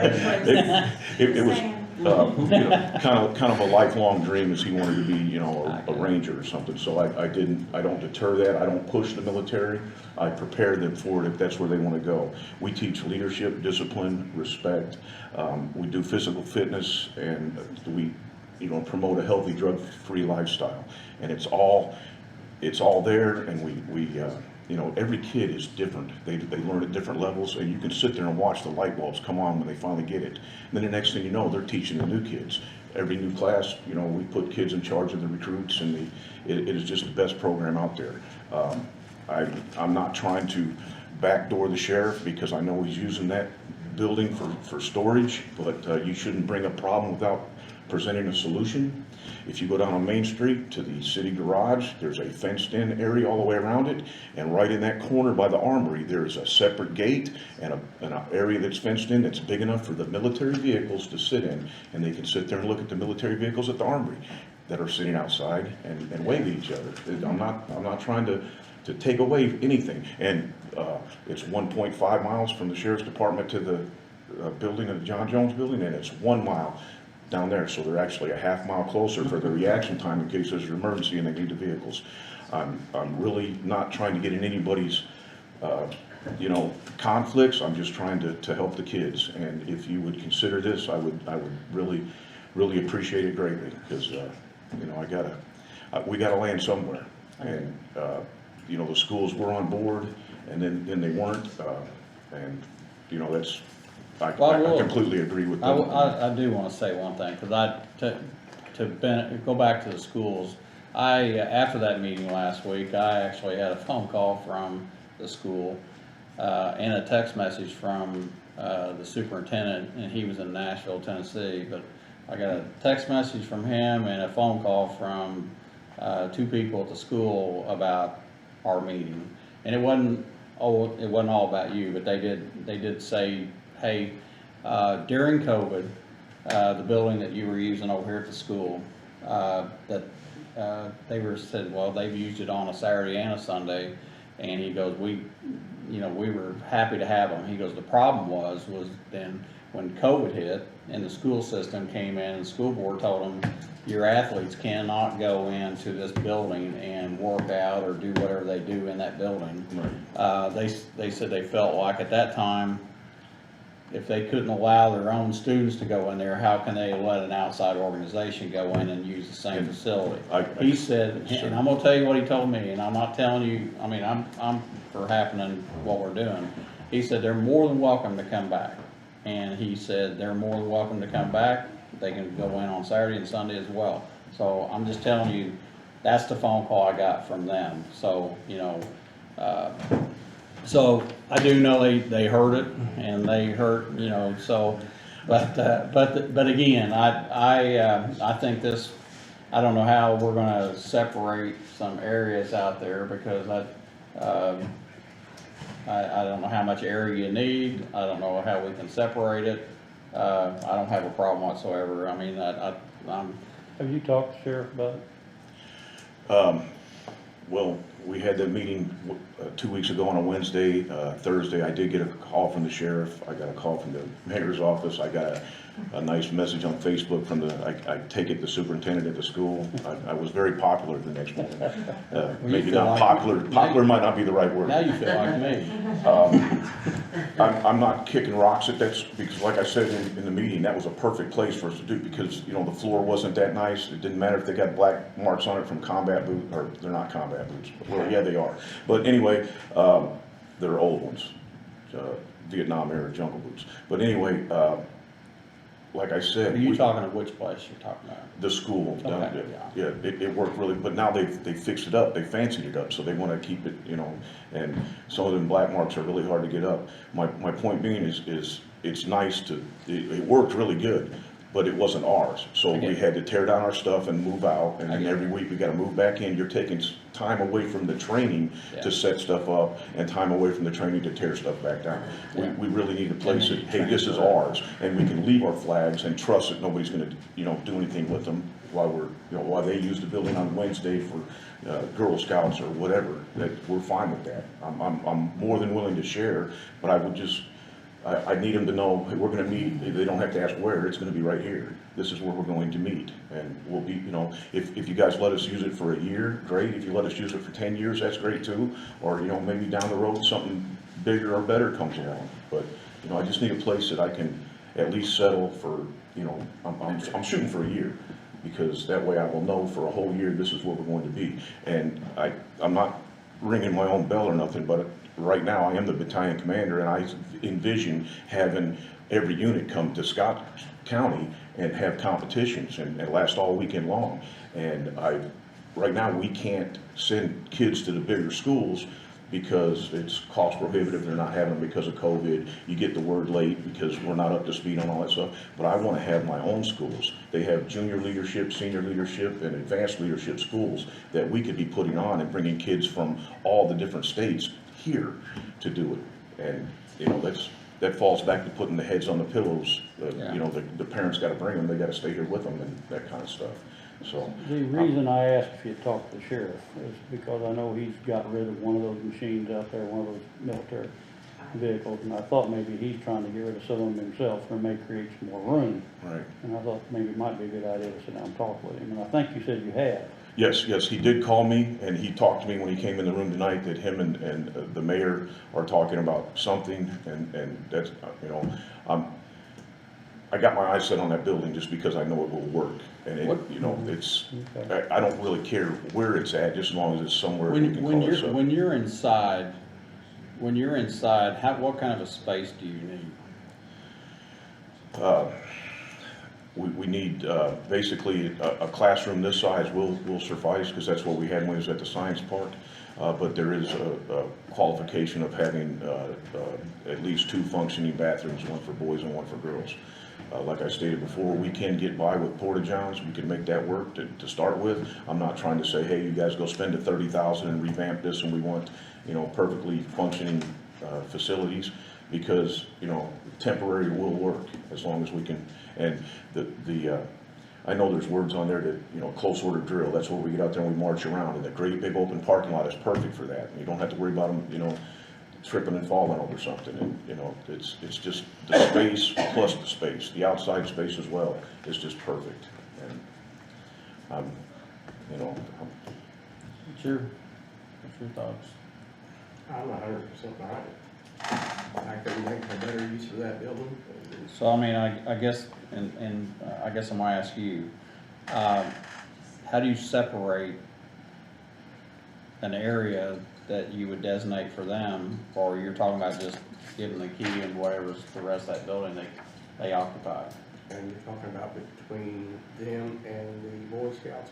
No, I'm talking about, you know, we as a county do, I mean, just because a lot of the stuff in there might be the sheriff's, we also have county property in there. Right, I get you. That, how do you separate an area for them that we are actually storing stuff as well, not just the sheriff? And I mean, how do you, I mean, is it a bay they need? And you take a tarp or something and separate an area and say, this is your area, and quite honestly, if you're there in the bath, there is a bathroom there that you would possibly be able to use. But how do you separate it from the rest of? I think just like what you said, just put up a tarp, a drop. String a rope from one side to the other and put make a curtain out of the tarp. That's why I was asking you how big of an area that you need. And when we went down and looked, the part that used to be the body shop, it has a single, you know, it has an entrance door, it has the 4 bay doors on each side, and then it has a separate wall separating it from the rest of the building. I mean, that would be perfect. It would be more than we need, yes, but would I, you know, I don't know what the square footage is, but I can tell you I would utilize every inch to do something with, you know, the recruits over here, the senior young Marines over here, the teachers in the middle, you know, we got big screen TVs we'll put on the wall, you know, everything we can think of to make every inch used to help the kids of Scott and surrounding counties. so what are you, I'm not your prepared thoughts? to vote on tonight. I just simply, we granted that place, what, 3.5 years ago, the sheriff used it. Well, I mean, I know, we can do what we want. No, I know wait a we minute. can, Let me- But I'm not prepared to do it until I wanna talk to him a little bit more before I make that decision. let me clarify something you said. You said we granted the sheriff access to that building. We granted the sheriff 1 bay to change oil in, and after a while, he took care of the rest of it, so I just wanna clarify that. I'm not ready to go on tonight. Okay. We're not talking about taking the room that he changes oil in the vehicles either. He will still have access to that and that. I simply haven't heard any more from it since the last meeting about this, from you, the sheriff, or anybody else. And, I'm not prepared to vote on it. Okay, well, I'll give you the courtesy you gave me earlier about tabling it till the next meeting, so. Can I ask a question on the Certainly. timeline for when this you'd like to start this? Yeah, we're slated to start on March the 19th, and it runs for 13 straight Saturdays, with the 13th being a graduation. And then we take, we do 2 a year, so it's 26 total weeks, but in between, we meet to have drills that aren't recruit training related. Okay, so, and, when is our next meeting? 16. On the 16th, you said it started on the 19th. 19th? So, I have a stipulation there. I was gonna bring it up tonight. I actually am not gonna be here for the 16th, and I was wanting to know if we could shove it to the following weekend. Isn't that, speaking of that, isn't that road week, or road? Yes, it is, we talked about that, yeah, that is road So, school. I'd like to move to the 23rd, Yeah, the next Wednesday. It is rough, yeah. you I'm okay? okay either, week before, week after, either It's just one. mainly, But, you have clearly exceeded even coverage required. Oh, yeah. Just, I just need to make sure that we have a copy of.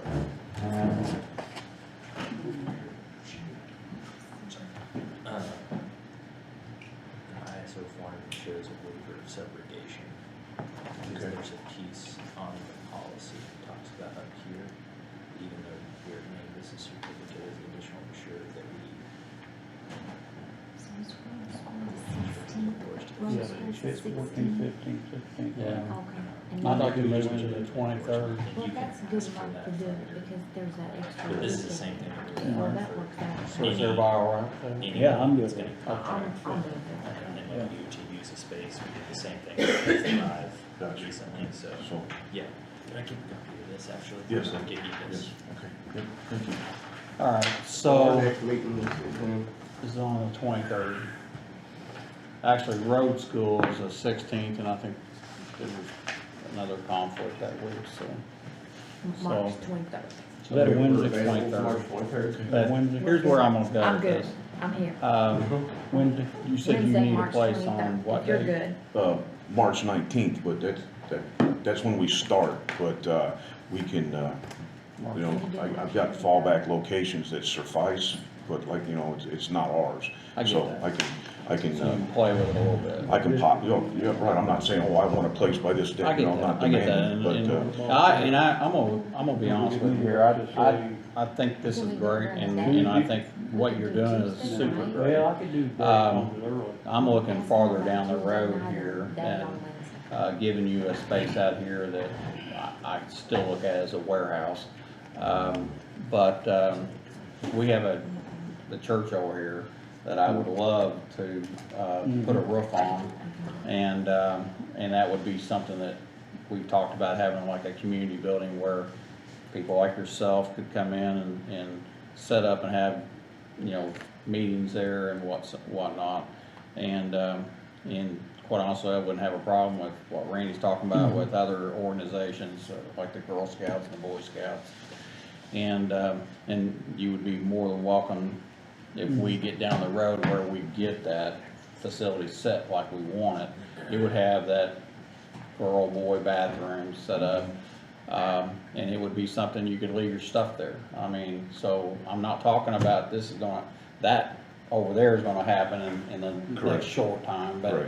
down the road, that's why I was asking you, and I know you said a year.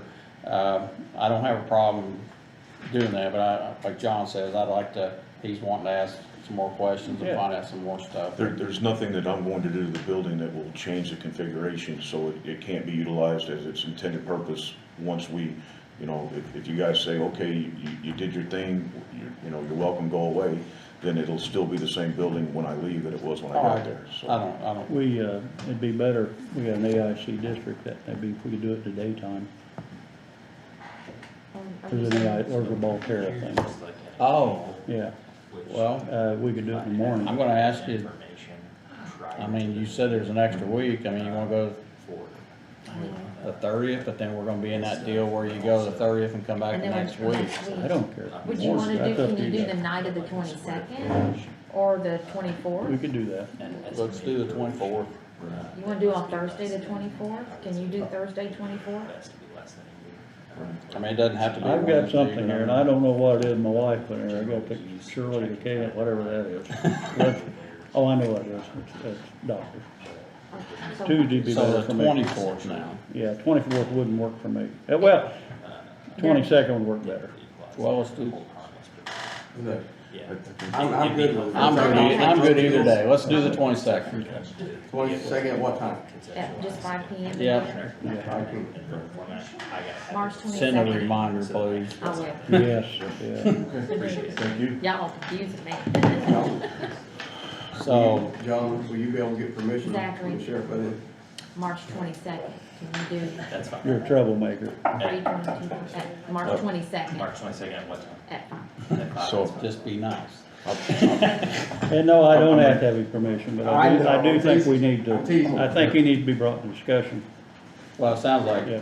he may have something Yeah, I hope so. cruising I on don't the know other what they're side, doing. because I I don't know know what you were at the they're doing. Mass Park for a while too, weren't you? That's the first Yes, I've sir. heard about the mayor being involved in everything That's else. me too. I talked to him 3 times yesterday, Well, and he- once today. When the sheriff called me, he said he was gonna get with the mayor. And then I look and I miss a phone call from the mayor's office. I'm like, oh gosh, but it was on a different matter. They needed a W-9 form or something like that from me Yeah. for a donation, but, yeah, Okay. so. But by the time I realized that it was a different matter, I already spoke with the mayor. And so, I guess the sheriff got with you, he goes, huh? So, yeah, so, but, yeah, I'm definitely not trying to do an end around on anybody. I'm not No, trying to I get sneak that. and, you know, Well- well, they said no, so I'm gonna go ask somebody else. You That's have a legitimate organization that, Yes. I think, I've seen you out, I've seen you in parades, I've seen you, and Lifting quite honestly, boxes. if you can push kids, if you get one kid, but you can push a kid in the right direction, I'm for it. So, outstanding. And again, I mean, you know, we're talking to you because you're the one who's come to us and you're wanting to get this done. But it's a youth center, it's not just your center, you Correct. know that, and I mean, I Yes, just wanna make sure that's messages to the hour, that, Something like during COVID, when we had to move around, move here, move there, we was able to use the Warrior Reservation for a little bit. They charged us the first time, not a charge, but a cleanup fee. deposit or Deposit. something, you know, security deposit. And then when they realized that we leave the place cleaner than we found it, they give us our money back. They don't charge us to use it. And where was I going with that? Because you just asked me something. Other I was organizations. just saying it's a youth center. Right, well, they put the key at the 911 dispatch. So you go there to get the key. So if you're authorized to use it on this date at this time, you know, there's like a little calendar or whatever with the key in it, and, you know, you go there and I'm with the young Marines, oh yes, here's the key. And then when you're done, you take the key back to them, nobody keeps it in their pocket. Yeah. You know, that type of thing. Nobody has possession of the building, it belongs to the county, Yeah. so. All right. All right. Thank you, Thank you, sir. gentlemen, I appreciate your it. time. Thank you very much. Oh, thank you, you did the job. Thank you, appreciate it. Visitors Commission and the contract with the not-for-profit. Come on up, Mr. Chester. Thank you. Wanted to bring some documents just since our meeting on the 16th, and wanted to let you all know we're moving forward, and we appreciate the vote of support. But I've got drafts of bylaws that I wanted to share with everybody. This would be the bylaws established for the nonprofit. So I wanted you to see how it was going to be structured and how it was going to operate, and the bylaws that it would be functioning under. In addition, I also brought a draft of the agreement of service, which would be the contractual agreement that would be entered in between the Visitors Commission itself and the nonprofit entity. Now, while I'm saying this, I also want to make sure that you are aware that these documents were documents that are basically edited templates that were provided by the Indiana Tourism Association that other entities such as ourselves are using across the state of Indiana. So, And these are used, are you saying these are used for other 501c3s? yes, they are. And All they were- 79 of them, Pardon me? all 79 counties? Not all 79, because not all 79 are setting up this Okay. nonprofit entities. Some of them are rolling into county government and becoming a department of county government. Others are rolling out and starting the 501c3s. Well, the reason I asked to put this back on the agenda is that I, after that meeting, and I'm sure everybody else or other people got phone calls and questions and everything else, but I received several phone calls, and most of them were telling me or saying, hey, you know, here's what I would have suggested, or they were, you know, it's a Monday morning quarterback of, hey, you know, why'd you do this, or why'd you do that, or how, you know. That's the unfortunate side of Yeah. Well, transparency. I get that, and it made me think about, did I make the right decision, and in turning what I would have considered before a county department to what I would say is going to happen to be a contractual agreement with an outside firm. And that's where that night of that meeting, I kept asking, what's the benefit, pros and cons of you know, doing it or not doing it. And I'm gonna be honest, I was on the fence about doing it in the first place and leaving it as a county identity, and probably bringing it more into the county and not more out of the county, I guess, if that even makes any sense. In having the county more involved in it than they were in the past. And that's just my thought.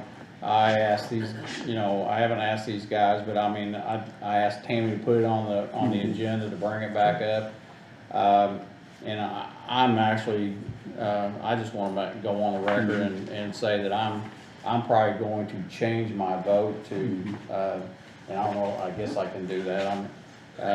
I'm going to entertain a motion. You gotta make a separate motion to. That's what I'm, Yeah, okay. yeah. I probably, Yeah, I'm sorry. I wouldn't. I didn't mean you. I was going to make a motion to change my vote because I believe that we would be more, and again, 501Cs, we have contracts with vendors, we have contracts, third-party contracts with a lot of people. But I honestly believe that we need to be, as a county, more involved in this particular situation. And I'm gonna make a motion to change my vote. And how do I need to word that? I would make a motion to reconsider Previous vote? the previous vote on the, correct, yeah.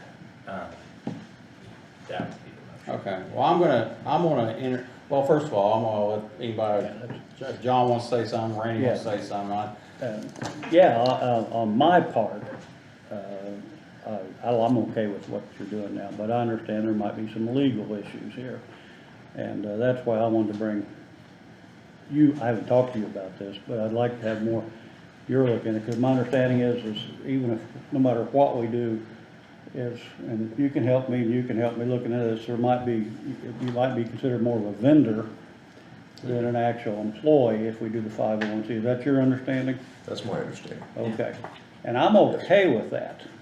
But I want to make sure we dot all the i's, cross all the t's before, I mean, we can vote to change it tonight, but I want to keep it kind of as it is, but I don't know you necessarily become independent at that point. I still think that if my conversation is right, all the money would still be run through the auditor's office, wouldn't it, Tammy? Yeah. Is that correct? Everything stays, and I Yeah. can help answer for Tammy. It's still Everything intact. still remains the same. Yeah. The same operating the way we have always done it. It's Yeah. still the same transparency, it's still going through the same budgetary process, it's still going through the audit process as well. Yeah. What we're doing is actually more, and you mentioned earlier about it being, you're needing to tighten the belts of the county here for the next few years. You know, by doing this, it will help enable that, because now you're no longer adding, you know, additional services to an already heavy department. You're not adding salaries, you're not adding benefits, you're not adding a number of additional costs to the county's coffers, so to speak, that are continuing to be maintained under the existing structure. But Yes, to sir. counteract that, the revenue that would come in would pay for that salary, those benefits, as they are doing now. That I would have to refer to legal. I mean, you how have a that would be. budget that your budget that you have is not the county handing you money. It's Right. kind of like EMS. or way EMS used to be, where they're self-sufficient. They're bringing in a revenue that's paying for their services. You're the same way. You wouldn't be adding we would be adding an employee to our books. But technically, the money that you generate, or that, I won't say you, the taxpayer, the taxes on the hotels and motels would be generated to pay your salary or whoever else's salary is out there, and your services or your supplies, your maintenance and your budget. It wouldn't be any different than it is right now, so it wouldn't be an additional burden on the county. But it would, because at that point in time, we would also request that the county take over the taxation collection instead of it running through the Department of Revenue and then coming back. Because then, I mean, that's gonna be an additional burden on. Well, that's what Tammy said the other day, that she would have, I mean, her people would have to do the book work and stuff like that. If it was a county department, and this is where I'm looking at the State Board of Accounts presentation. I just stumbled upon this whole thing. She gave me a blurb back when we were discussing this several months ago, like in 2020. Sure. But it said the tourism, and they had it in bold and underlined, so the Tourism Commission is a department of the county.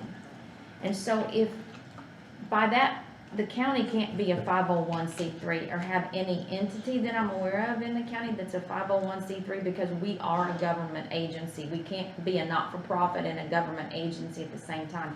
So when I saw this, the 7 members of the Visitors Commission shall serve as the same members of the corporation. I'm not for sure that that's, like, a not-for-profit to me would have a separate board, and the Tourism Commission for the county would oversee the contract and what the not-for-profit, because there's an organizational chart here for convention and tourism, and that puts the treasurer of the Tourism Commission. That's self-dealing. I mean, that's. I wasn't computing with the board membership. Exactly. First of all, let me I'm so clarify sorry. something too. Yeah. The State Board of Accounts has made a statement. The statement has not been supported by a change in Indiana code, according to the Unified Innkeeper's Tax, okay, or anything. I mean, what a commission is, it's a separate, independent organization that is compiled or put together by a governmental agency dealing with issues that the government itself does not and has no interest in managing or overseeing. So that's why our commission was established. That's why Indiana code was written that particular way. Now, the State Board of Accounts has not gone in, they have not changed anything with Indiana code stating that commissions are departments of county government. So they're still technically independent organizations established by county governments. Nor have they written any legal finding. And this is what I keep asking them to provide me, which they don't and they have not, is that there has never been any legal finding or legal. I mean, this is operating like it's like an attorney general opinion. Okay, Right. we essentially look at it like,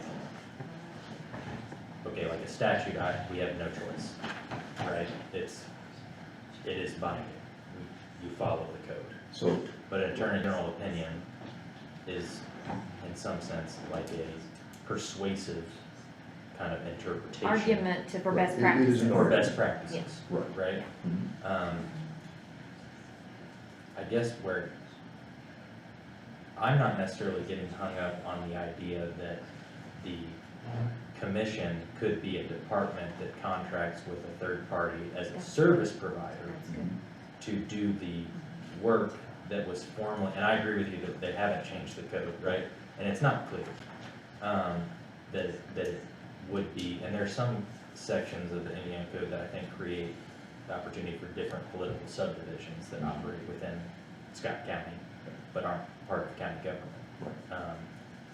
So I don't think this is like an aberration or a unique situation. It's just now State Board of Accounts has made a finding where they determined it's county department. I do have an issue with the bylaws stating that the members of the Visitors Commission are going to serve as members of 501c3, because,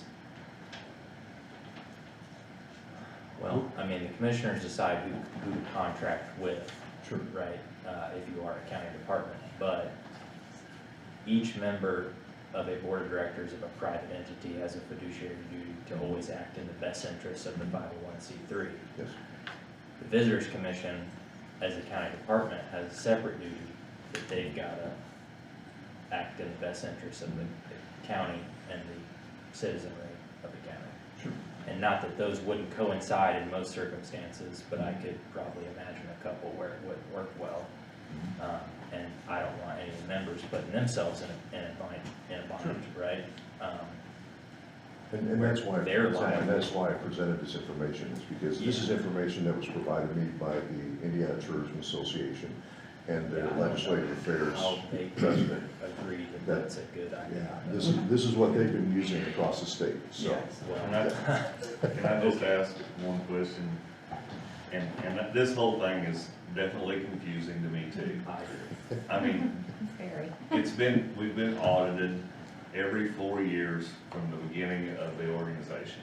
When we go through the. Not once did they ever say anything about there being a problem with how it had been operated from the word go until that 1 year audit for, I think it's the time period of That was 2019. 2019, that year. Okay, in the letter that they sent to both us and you, it's contradictive if it says that we are definitely already a part of county government, because in that letter, which I didn't bring anything with me tonight because this was spur of the moment, we didn't come, obviously, but in that letter, it says that the commission has the choice of going through county government or becoming a nonprofit. That's in that letter that I give everybody a copy of. Are you talking about the State Board of That's the Accounts management letter? Yes. And I think that that's kind of actually where we got hung up at the last meeting. So you see what I'm saying? It's very confusing. Yeah. And I 100% agree with you. I think there was a statement at the last meeting that there was some discussion about what had been done in the past, and this was, you know, and I think there was a statement about prior council. I just wanted to make it real clear that I think that prior council was doing exactly what they were supposed to do and what was in the code. If it's differing now, it's only because the interpretation of the statute's changed, and that By the happens. State Board of Accounts. And my understanding about statute is if there is an innkeeper's tax that is made at the county level by whomever, because I guess back in the day, it was the commissioners had the authority, and I think the code says now it's the fiscal body, which would be interpreted probably as the council. But if there is a tax imposed for innkeepers, then there has to be a tourism commission appointed, which helps oversee the business of tourism, like you said, as an aid to the And that Board is of in the Commissioners, code. the Yes, they're executive of the unified county. innkeeper's tax. But a not-for-profit, and I think Zach knows where I'm going, a not-for-profit cannot be a leg of county government. No. So there's where I think we fall into this, can you properly oversee a not-for-profit with the same exact board members as the county's commission? And that's where I'm falling, like, where this, I don't know if this Yeah, can be done. And with all due That's- respect to whoever drafted this, Yeah. I don't personally agree with that kind of interpretation of what's permissible in a public-private partnership. Putting, That's why I brought it And to there's you no doubt today, that is because this is the information that was shared with me. And I wanted to make sure you saw it, because if we have these issues, this is the opportunity to do that and work through this process. and But the visitors commission is gonna. as oversee to the contract statement from the State Board of Accounts, I have a bunch of documentation I was getting, and I don't have a copy of the letter. My recollection of the letter was not that it said that, the commission could choose. I mean, that's where we're getting hung up. The commission, it said specifically, the commission is a county department, period. Like, that was one sentence. The next sentence was something to the effect of, the commission could choose whether or not to classify, and I didn't use the word classify, but that's what I'm using, the employees who are doing the work of the Visitors Commission as county employees, or to contract with them as a separate entity, a 501c3. That's what I think it said. I don't think it said the commission can choose. We are either county government or a 501c3. We have 3 letters that are all stated a little differently. Okay, the letter that I saw is what, yeah, and maybe, and that's where. what I can go back and I can pull those letters and bring those to the 22nd meeting as well, just for That is more the 22nd, conversation. right? Yeah, 22nd is what I got, 5 o'clock. It changed 3 times. But I'd be happy to do that and also get that to everybody in advance so you can see some of the difference. But Sure. I guess, you know, before, Mike, you take this to a vote. I'm not gonna vote tonight. If you're gonna bring some more information. Yeah.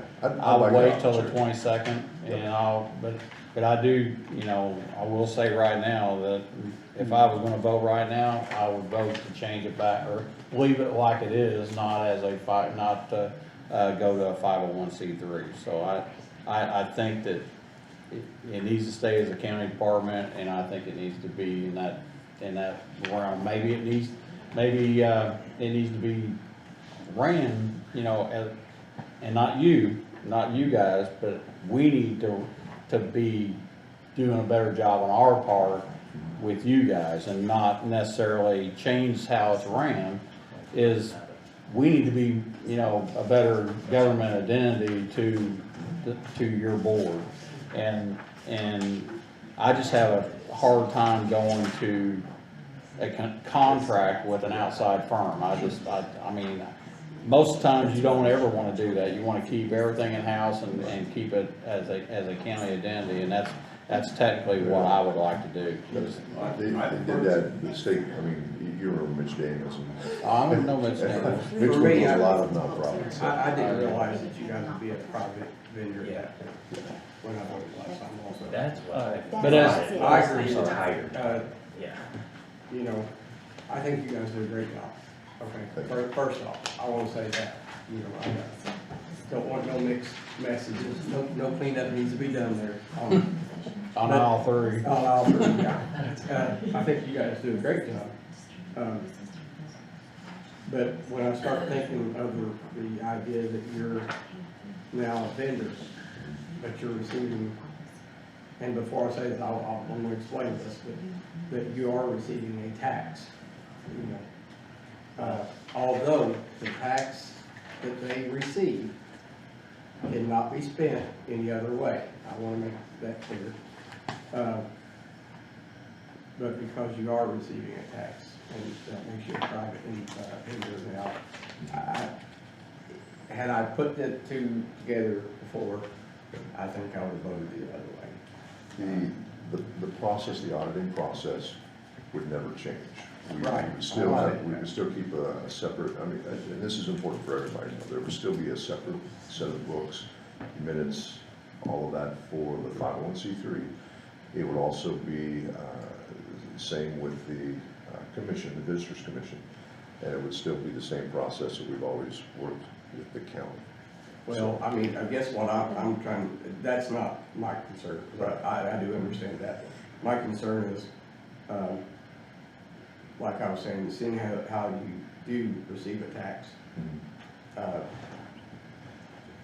I believe that just, how to put this, I think it's best if you're part of the county, because now you're linked to elected officials that was duly elected by the county. Yes. So it's the best representation of the tax. I want to say how the money has to run, still has to run through the county treasurer. So it's not as if, and I think we're getting,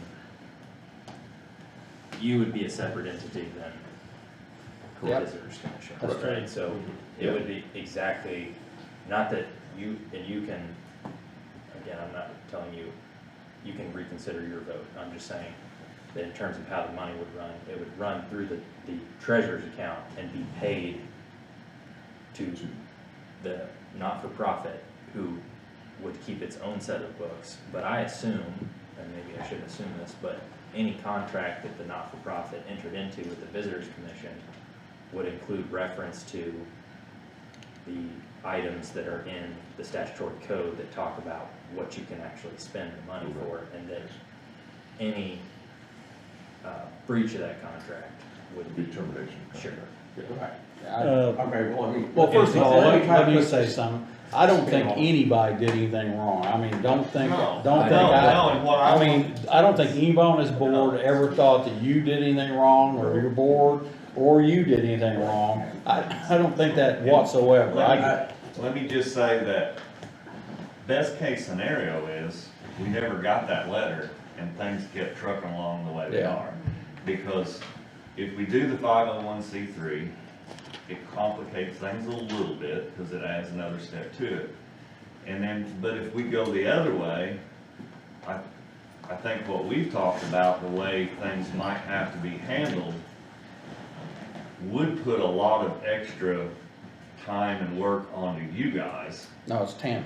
No, Danny's because, going out of office here. no, not actually, Mike, because I think then it would become, the commissioners would have to, everybody that, Mike, how would it work? If somebody come and wanted some money and applied for a grant, He's our employee, so he handed the money to him as he pleased, or as you guys no, said. he doesn't ever. Technically, what I do is our committee, you would become an advisory board. So you would hear like a grant application, the advisory board would make the recommendation to bring to the commissioners the approval of $10,000 for the Preservation Alliance to help supplement their USDA loan, or what the other country frolic, or Lexington Settlers, or whatever the case may be. Well, wait a minute. Since it's a fiduciary, it would go to the council, correct? It would function just Just pretty much, like just think of legislation. community corrections. You've got an advisory board there. You've got employees there. You've got a director and administrative assistants, and that would be you and Adrian. And then you would be part of the salary ordinance with the county. The council would approve the budget, that the visitors Like they do commission. now. And you would work up, because you would confer with them how they want you to perceive the tourism of the county. You guys would do the input, so you could make up the right budget, and then you'd bring that budget to council. And it would be part of the counties. It wouldn't be considered kind of like you do that CAR 1 report right now, that's like an additional report to our annual financial AFR. So annual financial report, you would just be a department in the county. There wouldn't necessarily be a CAR 1 necessarily.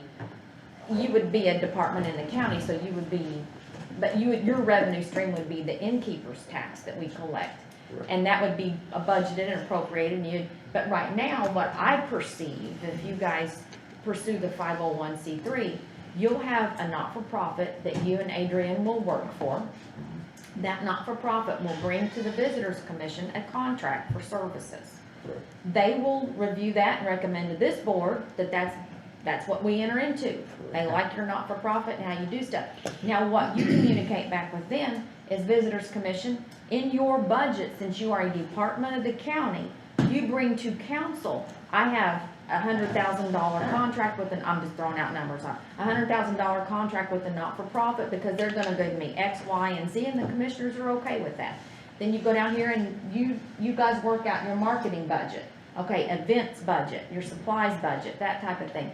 They bring that to council. You may be sitting in the room for support, because they may have questions for what kind of services do you provide, what are you doing? And that's just kind of how it would work, I think. So they're still a county department, and that's why the whole department, I don't think, can serve on your board. Well, That's what I'm thinking. Well, they become advisory. What? But they are still a county department. And I mean, I understand, that's kind of where I'm saying, like, I get the commissioner still signing the contract, right, so I understand that part. I just think that's still just a weird situation, because they're making. My thing is becoming part, I guess officially, of county government. How would things be handled as far as approval of all those individual grants that come? You do it exactly like every other department does, though. You would have an advisory meeting, and you would go through what you wanna do, and then you bring it in and say, hey, here's what we're doing, and we approve it, and then it's done. It's just a step. But my only thinking is, Accepting those companies. I look at these meetings and how much you have to do already, and we had a 3-hour meeting yesterday. So, where does then that 3 hours of time of presentations and things, yeah, John was there, he can tell you. And that is longer than normal, they're not normally Well, but 3 hours, but then, where does that fall? And I'm wondering, I mean, I guess my two main things are, okay, and I would just like for it to be put on record, that if you guys decide to go through county government, that's how it ends up. What happens to Mike and Adrian's job? Are they still gonna have those jobs? they're gonna be county employees. Okay. Then, if the council has to approve each one of those individual grants, there's no need for us, which I'm not complaining about. No, I think you still need to. You do that, it's like cease. We have that, what is it, that one fund that they collect, the cease brought to you. They had their cease meeting, and there was a list of awardees, I think you were here at that meeting. Bobby Foster came, But- and they brought the awardee list and said, this is what we recommend, because that's a county fund. Yeah, you're- Cease is over, just like you would be over the innkeeper's fund expenditures as a visitors commission. Then all that would come to this board of commissioners to We just approve your approve it. award list, and But you're done. But what the council wants, though, they want to be able to have say in the individual grants, not just the budget. That's your not off just- job. Yeah, I don't. Well, somebody needs to do that. tell council. And here's something I want everyone here to know, is that. I'm when I sorry was if in- I'm not No, but understanding. or I'm I not see where getting you're it. coming from, I see where you're I coming mean, from. there was a comment made in a joint session, or maybe it wasn't a joint session, maybe it was by Ms. Eubanks, and Mrs. Eubanks, about, well, if so-and-so only got this, why couldn't you give them more? You've got more money there, why can't you give them more? Well, if they're only coming in and asking for $2,000, That's all you can give. that's all, I mean, Yeah. that's all they requested.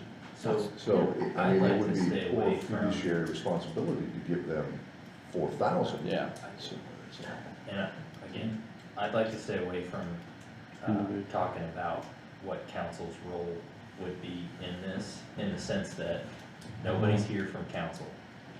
That's fine. That's fine. And secondly, again, I may have come off a little strong in the last meeting. But as to your comment about we're irrelevant at this point, so we can just do this. There's the Clark County Health Department Board, okay? They have a whole separate role, but all of their board appointees, they come to the commissioners once a year to certify those appointments back to the State Department of Health. And the health board is not exactly an advisory board in the same sense, but let's think of Community Corrections Advisory Board. They have some statutory powers as well, so I don't think they're pure advisory, because there's some independent authority there from the commissioners. But there's always gonna be a little overlap between the advisory board's role, and you all can still have your 3-hour meetings where you distill everything. Or to- not. Maybe you don't, we're still here. If I'd known it would have been there. I think. You can distill everything down to, we approve this grant, or we think this is a good idea for this reason. You come and say that here, and you ask for their approval. We don't have to rehash 3 hours kind of meeting. the arguments for or against that occur at the lower level. I realize you might not like that situation. No, that's fine. But that's how it is. That's fine, I'm just saying, in a perfect world, it's not gonna be perfect, it's not Alright. just gonna be, here's this application, all in favor, there's gonna be discussion about it. Well, that's on your But- level. But that's the That's board on your level, But hang though. on. But you don't that's- think there'll be any, But that's just be straightforward, yes and no? You act as a board, Yeah. okay? So if 4 like it and 3 don't, I can't remember, is it 7? Yeah, So, seven. you're right. Okay, Yeah, you're good. Okay, so the actions of the board are the four who vote in favor of it, okay, when it comes to them, it comes with a favorable recommendation. You can explain there were 3 against and 4 for it, okay, but we don't have to rehash the whole vote, because the advisory board's made a decision. If the, They don't have to necessarily follow that. that's Well, correct. but that's true, but if you came to this board and you said on our recommendation, and I'm gonna be honest, we get a lot of stuff that comes here that, and it's happened here recent, that, you know, a board comes in and says, you know, we're in favor of doing this, and it's this board's obligation, I guess, statutorily, that we have to make those decisions. We took that recommendation that board said, it's our recommendation that you accept our findings, and that's what we do. Yes, we can always question something, but, you know, we probably wouldn't do that. I won't say 100% of the time we're not gonna do that. We may question something, but it's your recommendation, and we're putting you in those positions to find out all the back leg work and bring it to us and say, here's our recommendation. And so, you know, if we don't have confidence in you, then maybe we got the wrong people on a board. And and I'm not saying that in a mean way. I'm just saying that we're trusting you to have the good information. And maybe that's duplicating work, So, I'm not saying it's not, but. But anyway, we're gonna. I'm gonna simplify this for me. Do we have two options here? My comments are. Do we have two options here? Yeah, 2 options. Okay, that's where I wanted, that's all I wanna know, is I'd love for you guys to get together. I talked to you about this the other day, I've been very concerned about the legality of what we're doing. Bring both proposals back to us with your expertise on how to do it. And whether you vote something, one way or the other, get it done. For me, you receive a tax. So I believe in open government. So I think it would be better, in my opinion, to have you come into the county. That way, if nothing else, it's recorded and people see where the tax goes. That's exactly what I'm Randy, saying. it always- It's one less layer. A 501c3's books are open. You know, It's one, I'm sorry, but, I just said it's one less layer. yes, Closer to But the- yes. But Randy, what you're saying is insinuating that if we did, it would be more transparent than it is now, and that's not true. well, Other than your let's put your meetings work are together. not Let's- recorded. That's, yeah. Please, As far as. bring us back something, on let's make it real on clear. the- There is a lot of not clarity here. you were On our talking part. that you were gonna bring us something to the next Yes, to meeting. the next meeting. No. You bring what you're gonna do to the You- next meeting, and we're gonna table this to the next meeting. Yes, I agree with that. Misunderstanding. A 501c3, first off, 501c3's books are open. Right, but it's not on YouTube. You're just saying that. I'm saying, You're okay, talking about the meetings of the board, right, I'm talking about Yes. when Mike and them come with the but his idea. meetings are gonna be open. Yeah. You're talking 2 different people Yes. Currently, who represent No, 2 wait, different. yeah, I'm not saying that your meetings are open, I would say. what I am saying It has to do with tax Yes. dollars. most of the In some time, sense, it would be like. instead of somebody wanting to read something, they wanna watch Corporation something. that were- they were It's a human around for a condition while. because we don't have any time in our lives. So, yeah, So, that's a whole different story. if you're part of us, the rest of the county who watches YouTube can follow along with what achievements you are making. That's all. what the statements you said, though, wasn't even concerning the 501c status. You were comparing our current situation to if we became part of county government, we would be more transparent. On And- YouTube, I said YouTube. I think he's. There's a lot of boards in Okay, this sure. county aren't on YouTube. Somebody would be able on YouTube to see the vote, and that would be it. It's So fine. that's no more transparent. Right, but they're able to see what you are achieving. Bring your stuff. Yeah, I got It's one all. additional item. Go ahead. If I Anybody may. concerned can come to the meetings. I know that. It's not about anybody doing anything wrong, it's just, It's just a matter of people being able to watch it at their pleasure. all right, what do you got? Randy I asked me think we're last interpreting. meeting. So Randy's interpreting it totally wrong. All right. Okay. What you got? Randy asked in the last meeting about Umar Patel's status. I did check into that. He is no longer a resident of Scott County. Okay. So. But Where does that put us? there was a change in it from There the is statutory in code that doesn't 2020. require, yeah. But, and here's the thing that I'm gonna ask you, our bylaws still require that. As a visitor's It was put condition. in our bylaws when it was created. You guys have your own bylaw. That's what was in the ordinance. Yes. Yeah, remember when I said that Steve Meyer had signed when they did it? He was one of the commissioners at the time. And we don't care one way or another. So I missed it. We're just saying that our county bylaws don't match the current state. Can we- That's can my we- question, because. Does he We want can to do stay? an amendment to the Does he want ordinance to to stay? comply with. You're saying you have a member that's moved out of the county. We have a member that's moved out of our county. Does he still want to be a member? Well, We need to amend the tourism. We need to amend the He's tourism too ordinance busy. Okay. to permit. But you got a replacement, don't It you? will be in Current So compliance what I'd with like to do is current work with the Indiana code. commission to find a suitable Alright, I see. replacement. I thought you said you, but last meeting you I'll had try a to general keep it. manager at the I holiday. I You do, just I said just you have to wanted to. reconfirm that she would Okay. like We'll to get be it part of the worked out, process, but it, I mean. Well, that would fit into your bylaws though, would it That not? would work, because she lives in Boston. But replacing your people is your commission's deal. Not technically. Well, because we appoint You them. appoint them. That's fine, bring it So to us, bring That's what I us, want to do is say, hey, I want to work with you all in the Yeah. replacement process.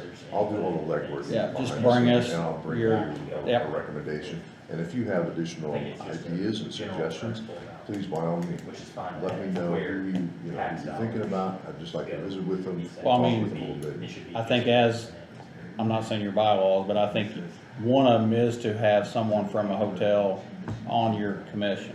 It is. But if you don't have that, it's not a necessity. I mean, It's but not. If but they can- would I like think it it's- to If be. you can find That someone. goes to- And you have that in a general manager. It may not be an owner Most or of a the time, whatever. people don't So understand bring it to us, how the break. and that's how we do it. I mean, you bring us your, if you had somebody pass away, or you had somebody move out of state, or whatever, or decided they didn't want to do it anymore, you would bring us a person, or we say, hey, we have an opening, and we either find that person, or you say, I've got a person. But in that situation, because that is almost like a bylaw that you have to have a hotel owner, manager, whatever, and you have one, then bring it to us, so. Okay. And all I'm asking is you, him, and you two, all of you work together to find out what we gotta do, Me and Mike get it stared on at some each paper other and a let us vote. lot, haven't we? We'll vote one way or the other. Anyway, I just, Get it over with. I had, and I'm sorry to bring it back up,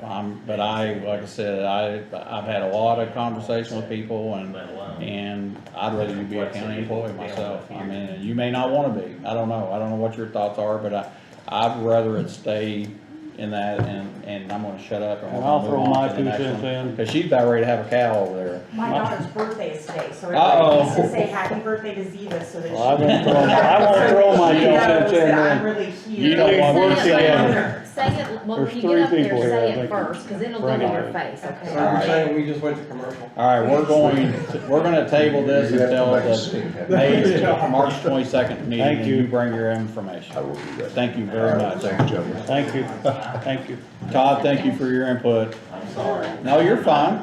We're all good. No, I didn't mean to. And I I don't know how, but. It takes too long. Hey, sit down in the Now back. 15 minutes, like last He was on at 6 o'clock or something, I don't remember exactly. Anyway, VA, go ahead. Okay, so Never as believe Tammy that just piece of said, paper there. since it's all live and everything, and I've been here for 3 hours now, I just wanted It's to John say. Wisby's It's fault. my It's John fault, Wisby, I'll tell you. But happy birthday, Ziva. Molly loves you, and I will be home as soon as I possibly can be. So in the blue folders, I gave you guys the first thing that we could talk really quick is our numbers for the month of February. The first page is mine, what I have calculated, the second is Tom. I made a total of 88 face-to-face, or something happened, like a veteran or a family member. I interacted in some shape, fashion, or form and did a form or guided them, or so it was physical, well, I say physical, but face-to-face Face-to-face. contacts. These numbers do not include telephone calls or emails, because, just to put it out there. For the month of February, we did not have any DAV transports, which we'll talk a little bit in, the next thing. But this just kind of gives you a basic grasp. So out of February, I was slotted for 11 days of work, and one of those, which is 2.5 days, was consumed by training, and there were 88 contacts that I made. So you'll start getting these every single month, so you can kind of see, and then when the questions are asked, well, what is VA doing? Well, as a matter of fact, here it is. Yep. So that's just a generalization. And then on B, as we're looking at left side of the folder, which is kind of the big deal, is job description updates. The first one is kind of the proposed changes. Right after that is what the county has now. So it shows what my proposed is, and then what the county is using or has used, and it has not been revised since April of 2018, so it's kind of time. And then behind that is the Indiana Code 10-17, which specifically talks, Article 17, Veteran Affairs, which I use to help with guideline, and then the job description I got directly from the Indiana Department of Veteran Affairs. So kind of used what we had county-wise, state-wise, and Indiana code-wise. Some of the main ones that I can go over really quick is maintaining communications with the Indiana Department of Veteran Affairs, or IDVA, the district service officer, and from the last meeting, it's Ron Higgins is my district service officer now. It used to be Joe DeVito. He came with you that one time. He did, yes, he did. And while I'm talking about the collections, it was $13.8 million that the Veteran Services brought in 2020. So that was the midst of the pandemic. The GDX is not out for 2021. My expectation is it is going to be a lot better. My average claim percentage right now is above 50%. So the veterans that I'm able to help usually have at least, give or take, about 50% disability, which is, depending on their dependent status, about $1,000 tax-free in their pocket every month. So you're talking $13.8 million brought into veterans that came through the counties, through our county's VA. Correct. And you're, a dollar is it disabilities, is it medical attention, is it? Disability, so it's disability totally percentage, and coverage for medical care. So the way it works is it's a 30% disability. That veteran is authorized free medical care, not just for a service-connected condition. They stub their toe, they can go to the VA clinic, the VA hospital, and receive free medical care. So whatever the VA has paid for a Scott County person that goes through your VA, at the VA medical, anything of that, it equaled out to $13.8 million of benefit to our vets. Correct, benefits Okay. towards our vets, to include monetary benefits Yeah. that go directly to the vet. Yeah. So does the county see it, like, does it No. come through? No. But the if veterans the see it. To our veterans see community. it, yeah, and Yeah. it's staying in our Yeah, community. and that's where I was trying to, I wanted Right. people to understand what the $13.5 million, So between monetary So between monetary payment for disability Disability. payments, which is tax and exempt, medical. and medical coverage and care. And I Yeah. just talked to our Scott County, what we call CBOC, so our Scott County VA clinic, and they average 70 to 80 patients per day. And they see over 4,000 plus veterans in the surrounding areas. So it's not just Scott County veterans, you're getting Jefferson County, Yeah. Clark County, so you're getting those outside counties coming too. okay. And I have had different veterans tell me they wouldn't come to Scott County at one time, and they're coming back home. Correct, they And are. I think that's important. Correct. And just to kind of give you an idea when I talk about admin, this right here is one file for one veteran and medical records that I have to go through document by document. So just pushing the claims out, that's the easy part. It's going through and saying, okay, you have the evidence for this, because there's no sense in me putting in a claim half-cocked and then it get denied, and then we're restarting the whole process over, and all it's doing really is frustrating the veteran. Because a lot of the older Vietnam veterans and the ones that went through in those 70s, 80s, and 90s, they have a bad taste in their mouth for VA. And so we're kind of giving them some mouthwash and, pushing them forward to say, hey, look, we're not that bad, we're not that evil anymore, and we can get this stuff done. So, and make it a lot easier. So the other proposed change for duties is to attend new service officer orientation conducted by the IDVA within 30 days of hire. Our district service officer is coming back through and checking accreditations, is checking training and everything else, because now his feet are all wet and everything else. In order for him to let a veteran service officer kind of go, they have to go through what we call TRIPS training, which is a very in-depth training on VA processes. And then Ron wants to come down and check on training, make sure that they are done, they've got the reference You material. talking about you and Tom? I'm done I know, but you're talking about for right now, or if any, in the future. we hire since- somebody else. Correct. So, and then once Ron kind of feels, hey, or that district service officer, okay, they're good to go, then let them loose to run claims. Just because there is so much dot the i's and cross the t's and everything else. So that's kind So of the are two we big. getting Tom to that point? I'm working with Ron. From my understanding, Ron is setting up with the Indiana Department of Veteran Affairs to get TRIPS training done again. And then kind of, that's Ron's job is training, so Ron can handle Okay, all the and training that's- stuff. So Ron's gonna report back. Correct. And if you want him to report back directly to you, I can kind of send him that information. It doesn't But, matter one way or the As other. long as we got something on paper. Yes, everything, yes, sorry. Have you talked to Tom, does he want to go through this? Is this something he's interested in? Well, I've talked to him about, I've had several complaints along the way. Basically what I talked about in the joint meeting, about people, Thursdays and Fridays, not having Doing anybody outside available to help business. them. And in the process, I said, before you came along, through Joe DeVito recommended we have and I'm not questioning Joe DeVito, and we have perfectly within our rights to do what we did.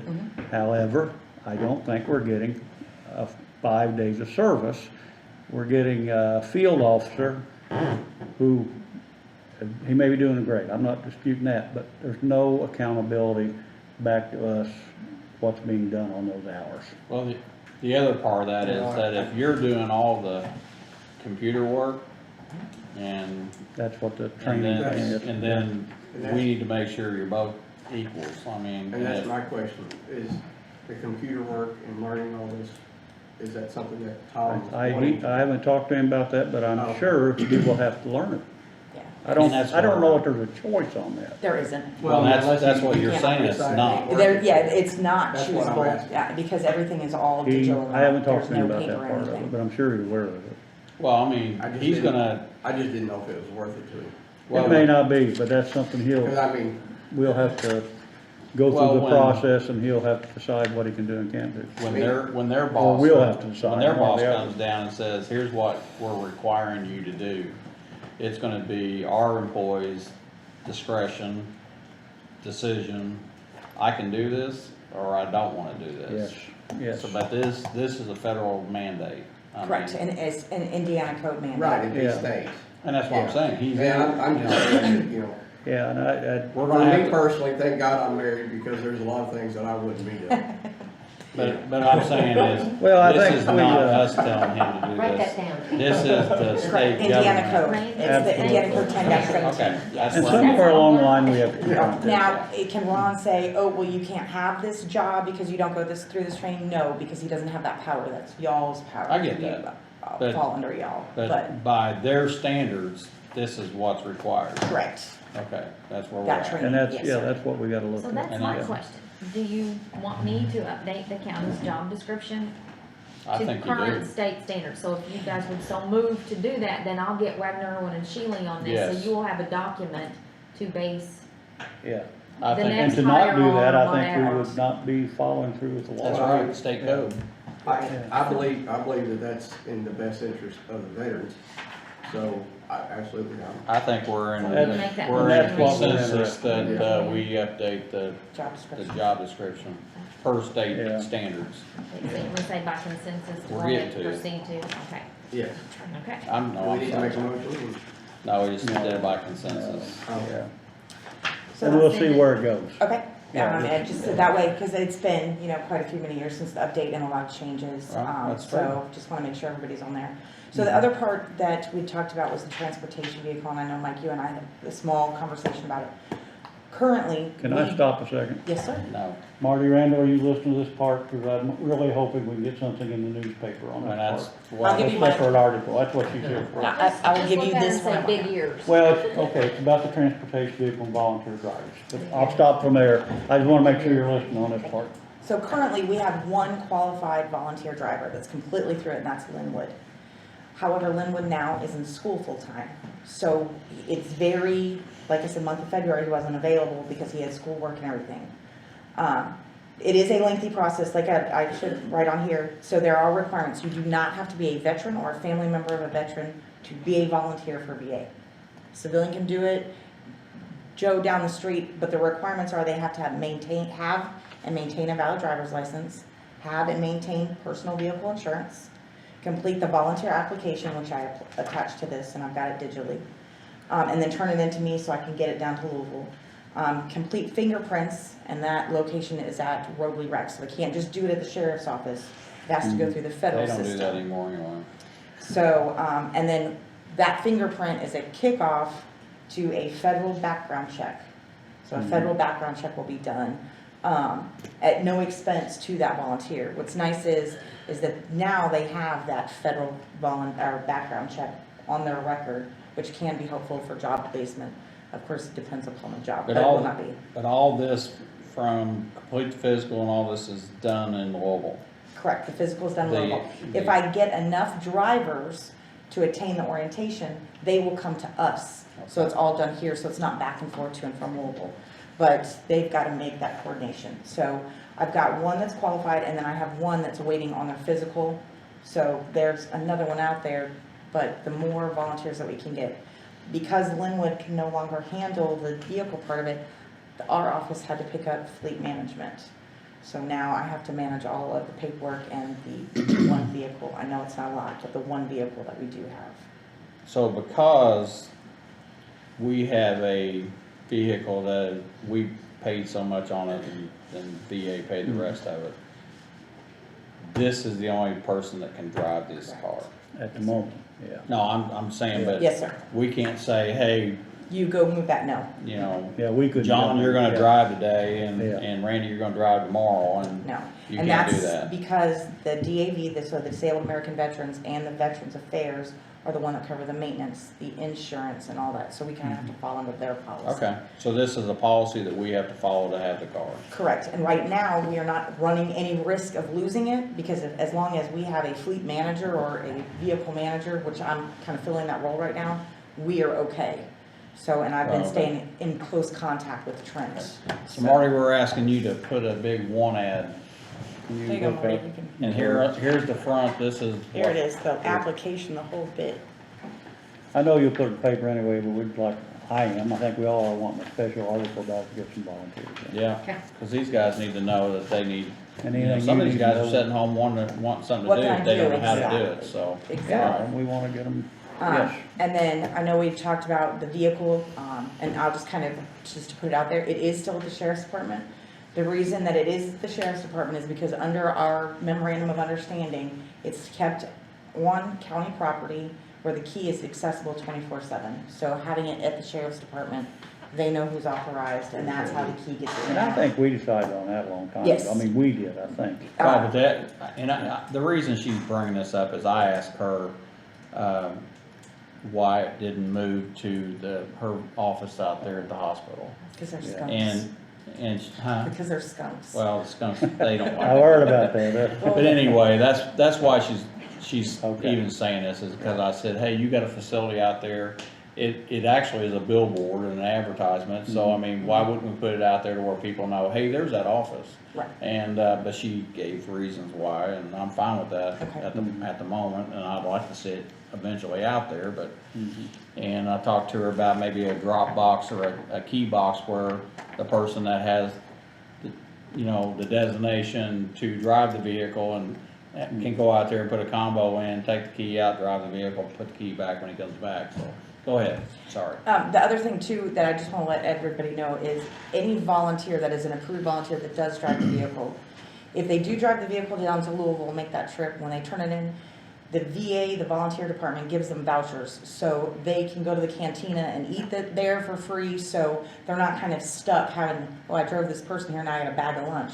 The VA provides that kind of for them, free of charge, because they're doing that volunteer status. Good deal. The other part is the flag boxes. There is one now in the courthouse. I know John's working on getting one by my office. So right now, if somebody wants to dispose of or relinquish a flag that needs to be retired, they can go to the American Legion, they can go to the VFW, then the sheriff's office has one right out in their parking lot, and now the courthouse has one as well. And in worst case scenario, you don't want to go to any of them and you want to come to my office. I don't have a box, but I do have a place I can keep them. And also, there you go again, we're gonna hopefully get something, an explanation to the public, probably through the newspaper again. Correct. All the proper protocol. Most people don't know what Yes. the flag. And, so we're just trying to create opportunities. That'd be 3 or 4 opportunities, and I understand the Young Marines, Boy Scouts. the Boy Scouts, the Daughters of American Revolution, Yeah. all have ceremonies to do this. So we may want to work together with each one of these groups somewhere, Can I once have or it twice a year. open to the public so they can kind of see how it works? But the public generally just doesn't know, and I think you said it's even open for the Indiana state flag to be exposed. Correct. So Yeah. because it is it is still a recognized flag, then yes, we can do So that. we're just hoping maybe enlighten the public a little bit on why we do it and the protocols. Absolutely. Yeah. And then just a quick service, our upcoming training, the times that we're going to be out. I know that there is a district meeting April 6th, which is a Wednesday, and you've got a calendar of it. On or about my first grandbaby is due April 14th in Okay. Texas. That being said, I'm kind of saying, hey, I understand I'm part-time, I won't get paid, but on or about that time, I get the phone call, Mom, I'm in labor. I'm out the door. I have to love my be there. job, but I love my family job, first, exactly, yeah. but it's my grandbaby. So I just kind of wanted that out there. So I'm being very careful as far as schedules and scheduling those appointments out. And then we have our Indiana State Conference, the 1st and 2nd of June. And then I have the National Association of County Veterans Service Officer Conference, June 6th through 9th, so it's a 4-day. It's in San Antonio, so can I get some of that ARP money or whatever y'all were talking about so I can go? It's not ARC money. I said it's ARP. I said ARP, ARP, You know, whatever that free money is everybody's some talking kind of about wanting to payment on get. it. I'm kidding. She probably would be able to. I take it. scheduled, when I did budget, I requested enough to actually go. That's fine. That did not happen because my budget just doesn't allow it. But they are doing it virtually again this year, so the training will be up there. And there's gonna be a lot of it because the PACT Act is coming up, and that is that burn pit toxic waste stuff Oh, that's yeah. getting ready to come down. That is affecting, not the old, how did you put it? I don't even remember. Most people think of veterans as like the Vietnam era veterans. Yeah, we've been at war for 20 plus years now, holding a whole different type of exposure. So, and those are coming back quickly, and we're starting to get more and more presumptive conditions. All right. Outside Well, that, April 14th is a good day. That was my grandmother's birthday and my son's, so April 14th. my son, that's the one I have to do Yep. this. So, and outside that, and then, I'm sorry, the Colonel's Corner podcast, it's run by Carl Truman. He is a lawyer in Jeffersonville, has asked for me to come on kind of podcast and say, hey, what does a county veteran service officer do? Before I say, yes, publish, is that okay with y'all since I am a county employee? You're doing what now? A podcast. So Carl Truman is Isn't Carl Truman, he is a lawyer, yes. is a, And he is an accident injury damage- attorney, damage- He correct. doesn't have a hammer. Correct, he doesn't have a hammer. He's a little without However, He's got a knife. he is a retired lieutenant colonel that helps assist with VA claims. So as a representation of Scott County, obviously I'm not going to push for somebody to go, hey, use this attorney, but it's just information out for our veterans that can get out kind of what we need, how to go about the process. I'm fine with that, as long as it's not advertising for him. Correct, no, and no. Or absolutely him, not. I'm not singling him out. Right, exactly, but- You're advertising what you do, I hope, and who you. Absolutely, of course, I've got to put Scott Yeah. County out there Yeah, first. I'm just, that's fine, okay. And outside that, and then just let me know what clarification as far as job hours, because they are posted on the door. I have to send them up to state, so if we need to kind of reconcile job hours or hours of opening, then we can do that. Because right now, the way it's posted on the door is we're open 5 days a week. So if that needs to be adjusted, please let me know. Have you got Mr. Sparks taken care of in Columbus, Ohio? I'm working on it. They have not sent a death certificate yet. So as soon as I get a death certificate, that's when I can kind of request The everything. government hasn't sent it yet, or, The funeral home has not sent it yet. okay. The So government you've been in is- contact with funeral homes? Correct. I've left messages and said, this is what I need, have not gotten it off my fax machine. But in order for me to get a DD 214 in an expedited manner from National Archives, if it even still exists and wasn't burnt up in the fire, then I have to have a death certificate to show the reasoning that I need it expedited. Okay. All right. So we're working I on just that. need, I need to tell the people locally, thank you. Yes, absolutely. Thank you. Anything else with me? Nope. No, ma'am. Appreciate it. Thank you. Thank you. I'm gonna jump around here. Let's get Court up here. He's been more than, Wait a minute, he was on 5:45, I'm sorry, you're out. Good, it's all right. I've enjoyed it. I said that because nobody else is up here. Jeff back here. His foot went to sleep a while ago. Arm up for an hour. I was trying to move along.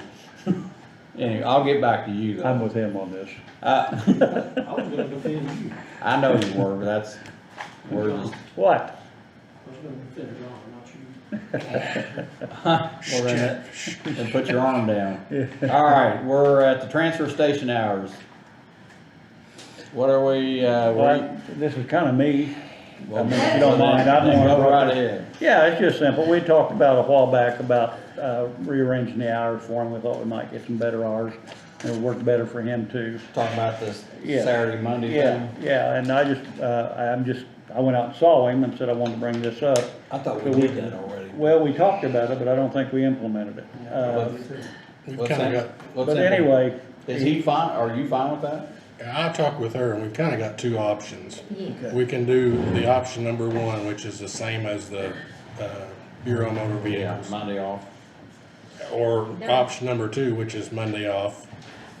You want me to tell you the Option one Wednesday is, off is- option one was, is Monday off, Tuesday 8:30 to 6:30, Wednesday through Friday 8:30 to 5, and Saturday 8:30 to 12:30. Okay, option two is a little simpler, I think. It's 8 to 4:30, Tuesday through Friday, and then longer hours on Saturday, 8 to 2. Because Saturday is a busy day. are you fine with that? Yeah. And for those, Because if I get, Well, the- I mean, the if I get the 4:30 to Monday 5 off, I is- can get haircut, doctor's appointments, dentist appointments, and I don't Well, have to. Monday, I'm fine with the Monday. We know, we just said there had to be one day Yeah. that we had to go and get You another need hour. a 2-day weekend, you need it. So actually, we're open later and we're open on Saturday. Every later day they're also. open another half hour Yeah. longer, and Yeah. then a little longer on Saturday, so. I It's a just, benefit. what I brought to you was in between having people, Yeah. but now that he's working it, and So he's you're planning fine. to working the plan, that's You're what fine works with out being good for there. him. Yeah. I'm fine with being. Yeah, me too, what I'm saying, we need to set a date, say a month from now or something to start it, so we can put it out to public, there's gonna be changes in hours. And we need a sign. Something, I hate yeah, to we'll throw- probably have to I hate change to that throw it one. on Kevin, but he's, Yeah. the highway department will have the sign company. Yeah.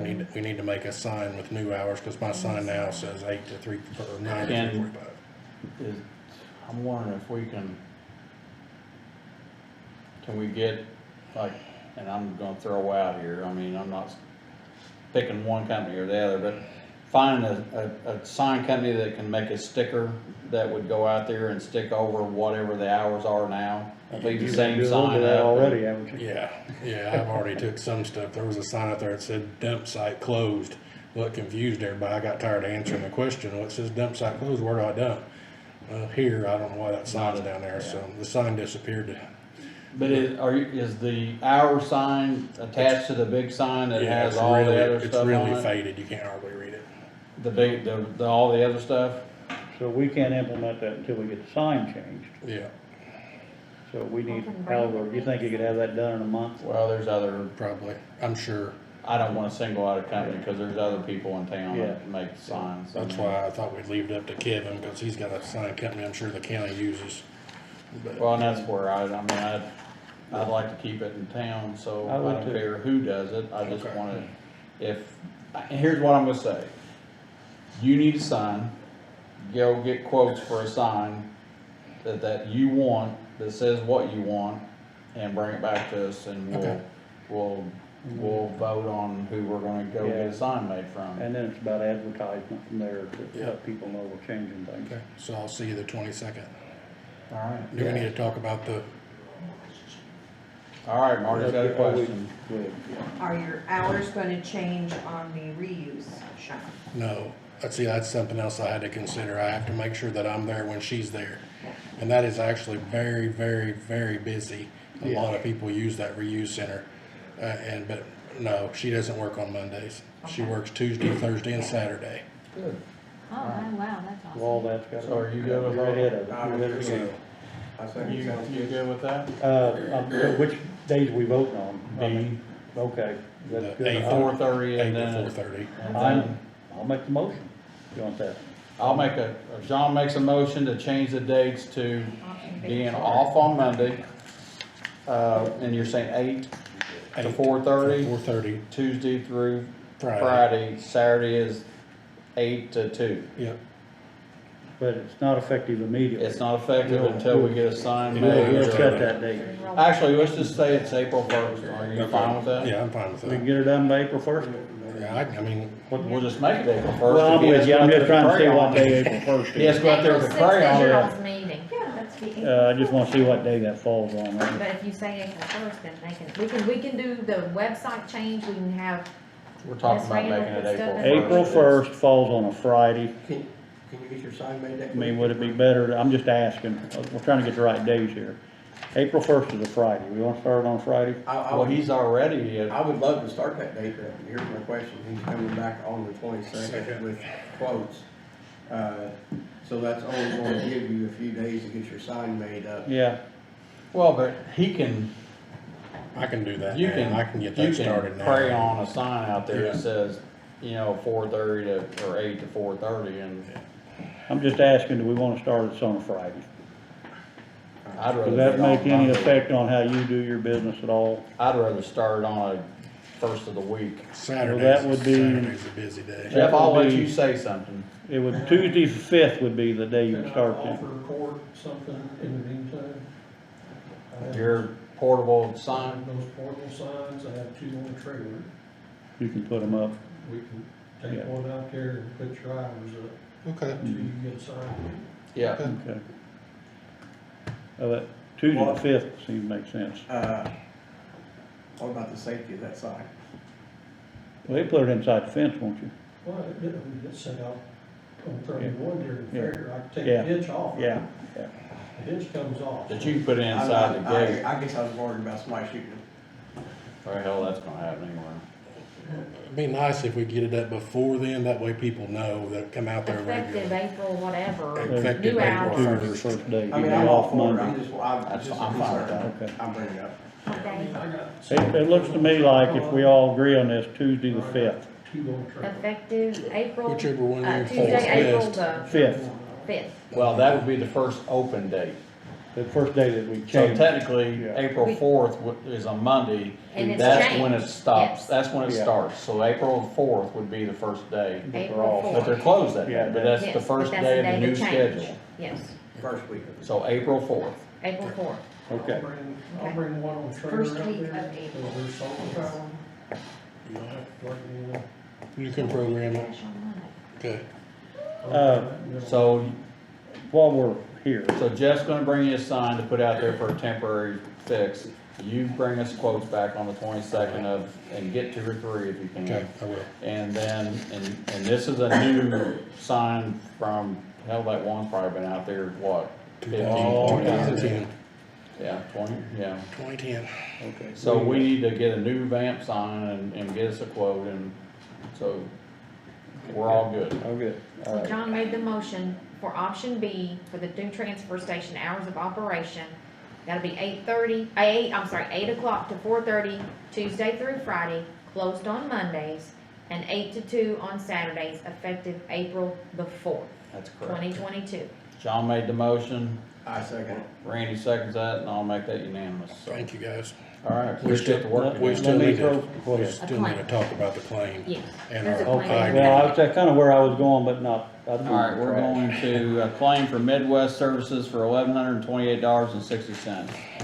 And that was for That's emptying something, the thing we got rode up on, blowed up on. where the compactors are, there's concrete and all that runoff has to be collected, Into a tank that's. into a tank that has to be pumped and tested. However, we didn't have to test it this time because Midwest had tested it last time. That's supposed to be monitored and pumped as needed. I talked with Timmy, he got by pumping it once a year. So hopefully we can get by pumping it once a year. So the $1,100, is that once a year pump? That was pumped one time, 1,500 gallons. All right, I'm fine with this, Yeah. but, so we need to make a motion to pass this. Approve payment. I'll make. I'll entertain a motion. John entertains, or gives a motion to pay the I second it. $1,128.60 to pay Midwest to pump the runoff, I guess. I second it. Randy seconds that, I'll make that unanimous. I'm gonna ask you a question, because I don't think we've ever done this. Do we have a contract with who hauls our stuff off? I'm sure we do. You Absolutely. mean sure. Ecotech? Because we have a bond. We have an But I amount mean, that we is it, bond. have we ever, when's it run out? I'm Is sure it a it's year to year? Service I'd have to go contract back and and it look at it, probably It re-ups. probably auto renews, my And that's guess, where I'm and it's a getting at. service contract. I want, And it needs to be looked at. I want you to look Onto into that. bringing us some bids for that, because, and I say this only because I know the city of Scottsburg is getting their stuff hauled off for a lot cheaper than what we are. Well, they haul off. We've got 2 compactors and 1 open top, and they haul off on Mondays and Thursday, and sometimes they haul off on Thursday, you don't need it. And that has to be expensive. I'm sure we're paying for half of a dumpster going to. But we're also paying more for a service I'm that other sure. people are I'm getting sure. it for a lot cheaper. I just wanna, I wanna rebid it, and I guess we can look and see when the contract is up or whatever. Yeah. I'd just like to see what other people has got out there. And Echo might be the one that we stay with. I'm just saying that I want to, because as long as I've been a commissioner, I don't think we've ever bid that or checked to see if there's other quotes out there. You'll have a copy of the current bid, won't Asked you? about Thomas, and I they just figured it out time. understand what you mean by bid, but, Get quotes. let's Oh, call it very cool. a RFP, a request for proposals. Okay, that's fine. All right. Okay. Getting quotes or proposals. But I would like to see it, and we have to also see, we may be in the middle of a contract and it's not It's a renewable, services plus, contract, right? Services, Yeah. so anyway, if you can find out who the other players are, and I know one, and I do, so. I've got a copy, I'm sure, of the last bond, and I've got in the minutes when that happened, because I remember, them Because I don't changing really the know the bond. specific specifications. Because I think as more private use happened with the trash disposals, our volume went down at one point in time, and I remember the bond being lower. Mhm. So that's what sticks in my But brain. that's where I'm at We'll with work that. on it. Hey, before you leave, I was gonna throw this thing that I did. So far, you caught us up on getting the drain. Yep. Okay, you found the records. I think most of them. I found some of them, and Tammy, we've talked about updating, or the last time we had an operations plan was 2011. And the other thing we've got is a lot of trash there. It's a lot. They wrote up on that, and I don't think, if you guys get out and go look, you don't think about it because you're in a landfill.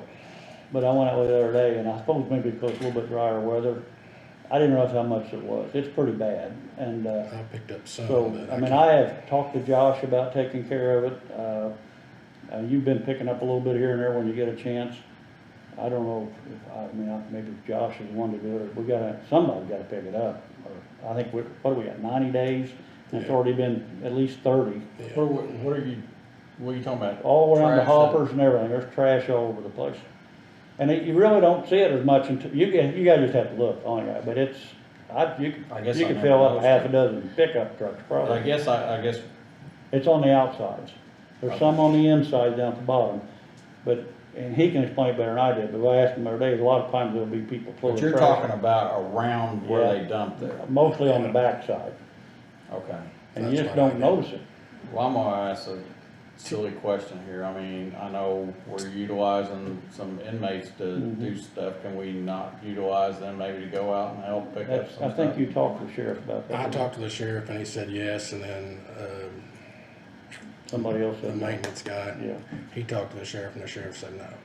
Well, that's at least, we're talking secondhand here, but that's the So information we secondhand, got. Yeah. secondhand, that's the information. I'm I've with got. that on that, but I did ask to talk to Josh, and he came out to see you. And I think it was kind of a conversation like when all the snow and the weather was better. I'm talking about warm weather. I'm not Yeah. talking about, but I guess we're on a deadline on I a think we are. date, aren't we? Supposedly they're gonna come back in 90 days. And 90 days from what day? that's been a good month, 6 weeks ago. hasn't it? January, I think. I started the 3rd and they were there the next day, the 4th. And then by the time I got the communication, third it of was probably the middle of January. So we're I talking, provided that and I 6 think weeks. And maybe. our permit comes we're back talking up. about the 1st of April then. Yeah, probably. January, Yeah. Our permit comes up this year too. February. Also, March. there's one other item that I know we did it last year, but what about mowing out there? I'd like to at least do that once a year. Yeah, and usually, if I remember right, it was more like close to August when he did it. Did we pay somebody like $1,000 to do that? Jonathan, Jonathan Don't Abbott. item, I think it's more than that, but they did several places in the county. don't item, I did. don't they dictate how many times a year that gets mowed? Is it more than once? No, they They just never want said. They to. say it needs to be dug I just down. want We did it mowed. once, Okay. and it was in terrible shape Oh. when we did it. I Yeah, thought they did. But he wanted a binder with all the They might, paperwork. The paperwork was kind of strung out, and I've kind of got some things together. So I think we'll be in a little better grace. If we get the trash picked up and we get an updated operations plan, I think we'll be fine. Okay. And that updated operations plan has to be done prior to us renewing our permit, which is expiring in December. So this summer, we'll concentrate, or late spring or summer, whenever I get past taxes, then we'll concentrate on checking with the state to see what the new language is, and we'll just make those changes. But where we were at with the mow, and that's why we created that fund from Venture, some money that the commissioners are getting, and we pay that fund to pay that for them to bush hog out there. and they mow there, they mow Pigeon Rouge, Yeah, they do- mow all our They do a properties. few And all other of it's things. so rough that it's money well spent Oh, because yeah. the county, when I worked for them, we tore up more equipment. It's so rough out there. Yeah. That it is, the county doesn't have equipment to mow that Actually, I down. think when Jonathan did it first year, he tore his thing up. He yeah. busted a tire or something. Okay. This is nothing urgent, but, I think I talked to you about this, there's a fence out front there, I know it's kind of the purpose to keep people out, but, I would like to look at I wouldn't care if you put some more metal post up and get a little better fence there, that thing's, it's just like they can't mow in that area. I'd like to take it all down. and Well, just I'm have for a- that, And ditch. And just Okay, ditch. actually, I agree with that. That way they can't cross the ditch. That's mainly what's Talking about on the sides? Yeah. And then when Jonathan comes in and mows, he can't mow that, because it's just. Well, I mean, if we ditch it, how unsightly is that gonna be with not being able to? There's a ditch there anyway, it just stops about me to Marty from the drive. And if you take the fence down, then they just drive up there and dump anytime they want. But you're only talking another 30 or 40 foot of ditch. And really the ditch, the only purpose of the You're not ditch. talking about widening out? No, I'm just talking, there's no existing ditch I there. got you, okay. I'm So we're sorry. just talking about stopping the cars with a ditch or, you Yeah. know. There'll always riprap be or- somebody, probably try something, but. I was just concerned about grass growing up in a big ditch. Now it looks horrible. You ought to come out there, it looks horrible. Yeah. Okay. And you'd be surprised, I think you guys do too, be surprised how many people notice that stuff, Yeah. you know? I don't. And I don't either, I think, well, it's a landfill, that's when I go out and say trash, it's landfill, you know, but, I'm All surprised, you know. Appreciate the work you've done. Thank you. Thank you. Thanks. Thank you, Court, sorry. Jeff, are you on the agenda at all? No. Okay, just keep that back there then. Anyway, we're glad you're home. We're gonna speed up here. Would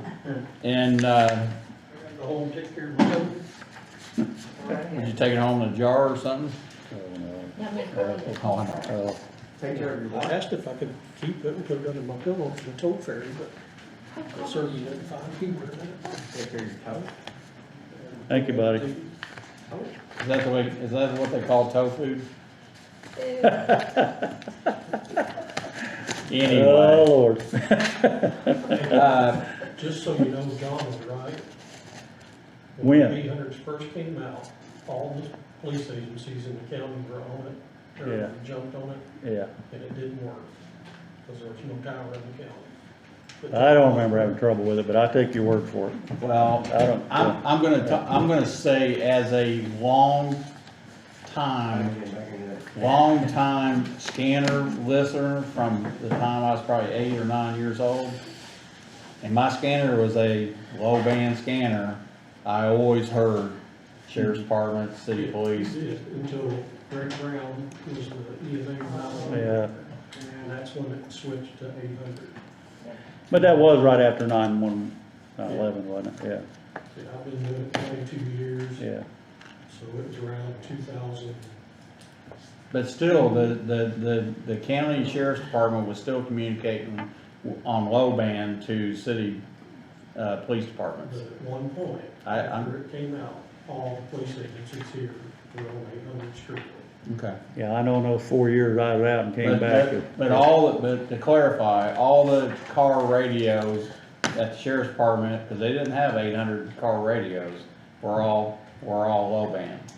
Prior to that, we had little cups with wires on them. Yeah, okay. Thank you, Jeff. Telling my age again. Use of the drive-through bay at the health department by cease. Everybody good with that? Yeah. Okay, it's been done before, April the No. 30th from 10 to 2. We're gonna It's speed the this Cease up. Drug Take Back Day, and you proved it last fall. All right. So you guys wanna redo it? Yep.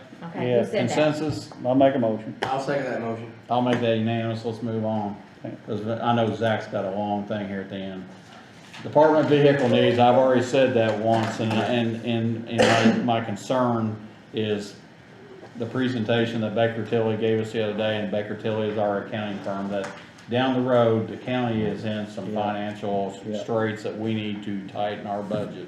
Yeah. We need to tighten our belts, and we need to do it from, the small things to the big things. Yeah. So anyway, I am going to I'll have a presentation of somewhat, and I don't know if it'll be on the 22nd, but I would like to have it done by then, but I don't know if I will. But I would like to say we have some excess that we need to get rid of. And I will piggyback on this.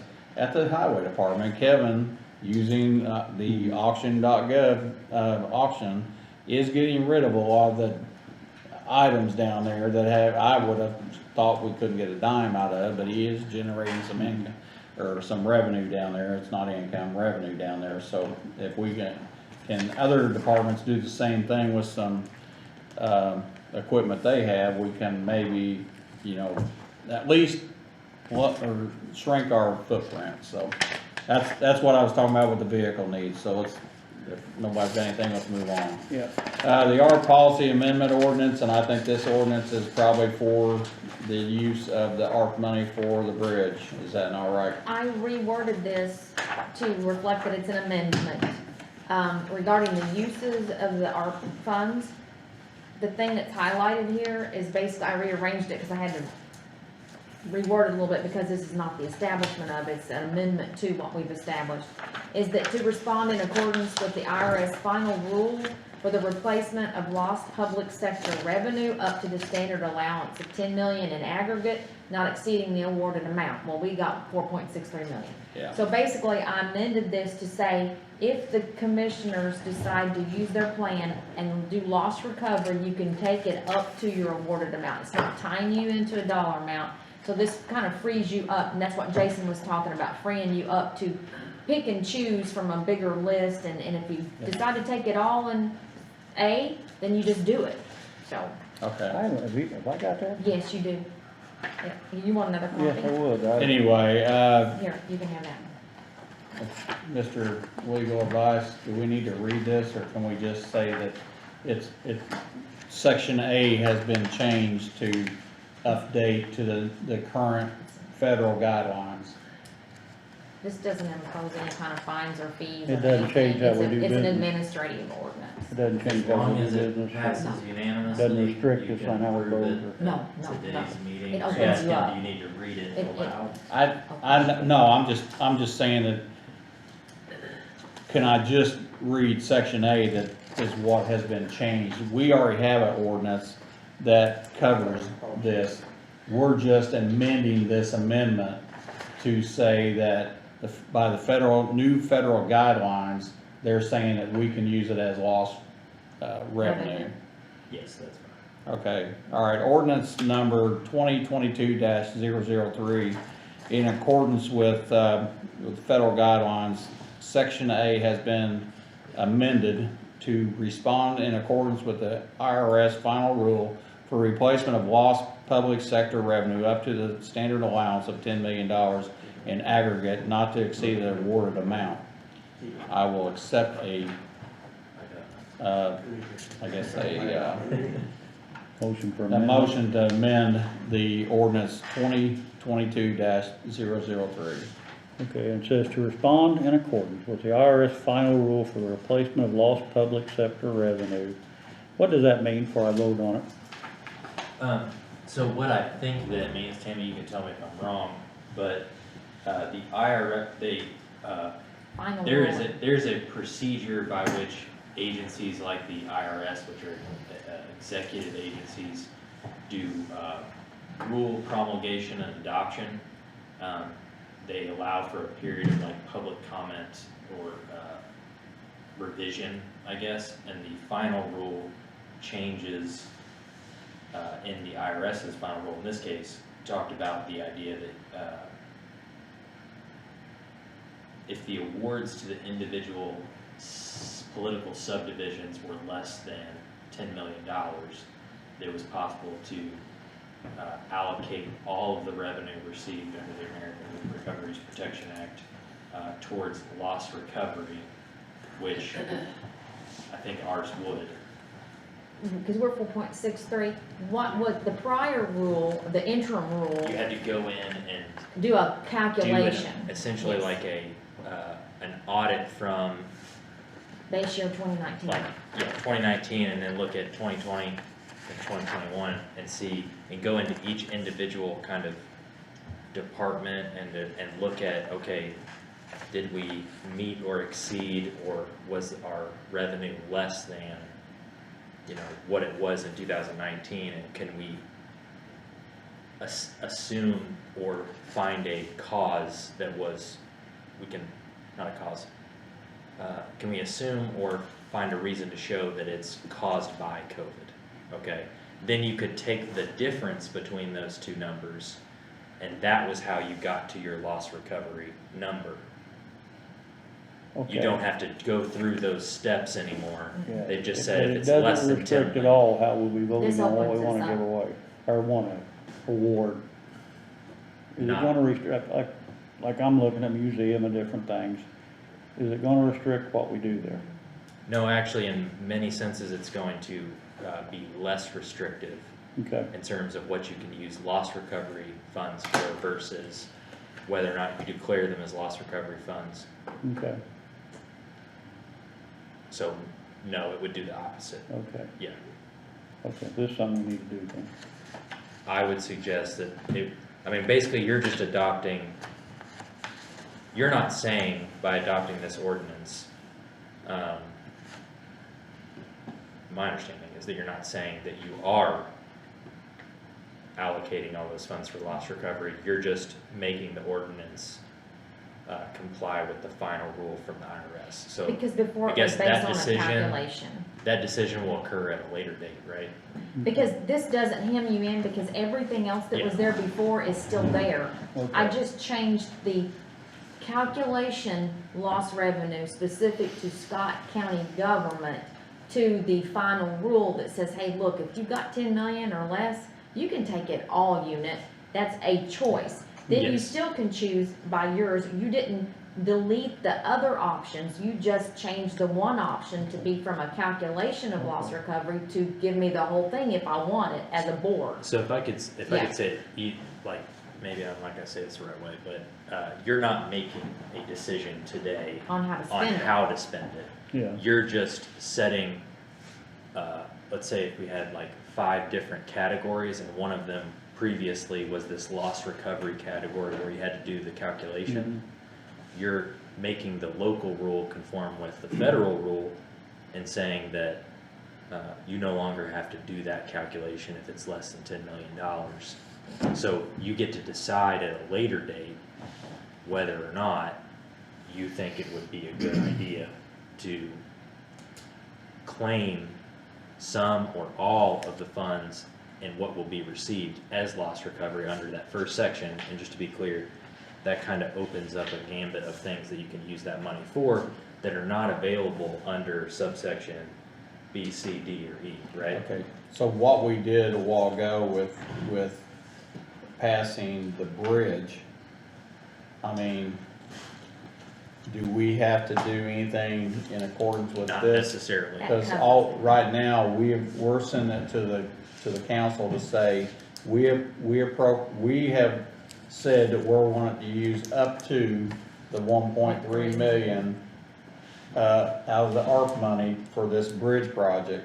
Now, it may not be 1.3, but we're not to exceed that, and if we do, then we'd have to go back and reappropriate And some ask to additional amend your funds. project. So it would be my belief That's that, 1.5, right? it would be my belief that by passing this ordinance, think we you went would to not 1.3. affect Okay. the prior. Because It's just simple. I don't wanna vote to do something that's gonna restrict me from helping an organization that I wanna help. I think that, Well, we You can always- may not, but but we can always amend that. If you got, if when we come into the ARC money and we say, okay, we got 10 organizations over here want Yeah. to have a grant or a process that they wanna try to ask for some money. We can, on each individual basis, say yes, yes, no, yes, or, hey, so when you have an organization that you want to do that, then at that time, if they don't fit in these guidelines, we'll adjust this guidelines to meet that if we Well, want to. As long as let me- it's not past hang on. December 31st of 2024. That's exactly right. and there's, we like, got time. I guess the way I'm interpreting But the ordinance. I'd like to do it earlier than that. I Yeah. mean, The way I'm interpreting this ordinance is, okay, like, we have the federal rules are our guiding principle, right? The ordinance just adopts the same rule locally for how we will spend it. Which individual projects, and let's say it establishes, funded. category A, B, C, and D, these are categories of projects that you have approved, not specific projects, but just categories of items that you would like to Yes. Yeah. use ARPA funds for. By adopting this ordinance, you're not deciding on what money goes into A, what money goes into B, what money goes into C, what money goes into D. You do that at a later date when you say what you did today, which is I want to allocate however much money towards bridges, which falls under A. A, right? Okay. So there's no, in some respects, A is going to be a kind of, Catch-all. I hate to use a phrase, but a catch-all category that will not be as restrictive as categories B, C, D, and E. And if you read B, it says to respond to the public health emergency with respect to the coronavirus or its negative economic impacts, including assistance to households, small businesses, nonprofits, or to aid in the impacted industries as tourism, travel, and hospitality. So that option is still on the table. There's no dollar amounts tied to any of these categories. So until you've expended the whole thing with projects, you still have options in every category that you've got listed in your original ordinance. It just allows you from the financial calculation to not be restricted to if our lost revenue was $100,000, that's all we could allocate to a local project in the county's realm. Now this just considers the final rule as part of how we're going to operate the funds. That does not dictate the amount that you spend. It just tells you that this has widened from your calculated to up to your awarded amount. So. It just brings you up to date on the final rule. Well, we have lawyers and auditors. Oh, All right, we're good. Either way, it still has to go through the commissioners in order Yes. for it to be allocated or anything. So anyway, back to the motion. Oh, who did anybody I'll motion? make the motion. Thank you, John made the motion to amend the ordinance 2022-003 to change the verbiage to the IRS final rule, and that is in section 1, subsection A. Randy?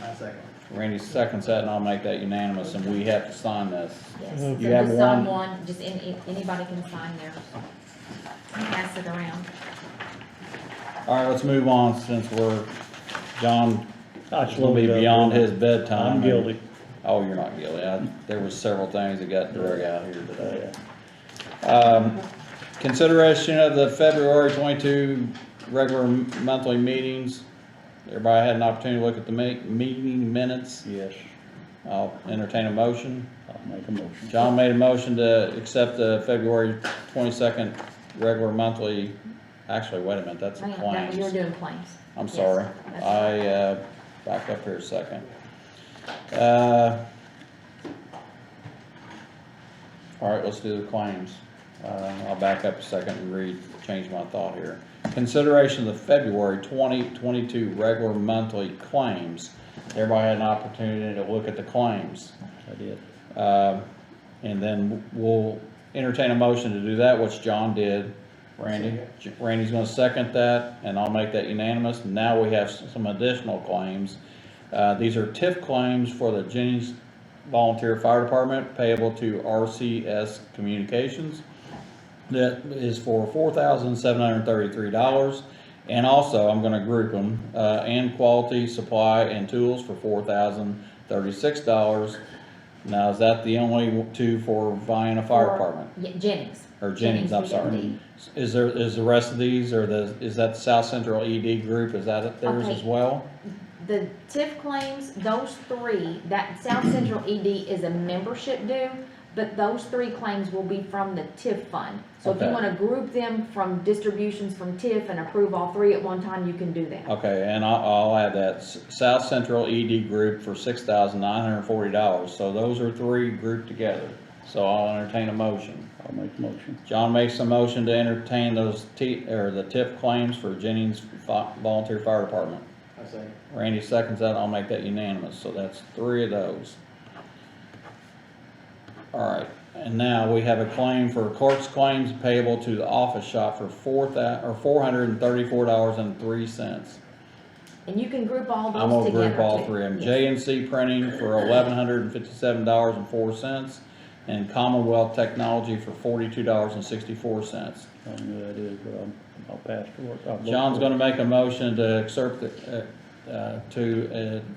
the claims of the clerks payable for the office shop, J&C Printing, and Commonwealth Technology. Randy? I second that. And the reason why you're seeing these is there's an urgency about a due date. When the new clerk got in there were some things that she needed to tend to very quickly, and these are the three claims. Okay, and Randy seconds that, and I'll make that I'd like to unanimous. throw something out there. Go ahead.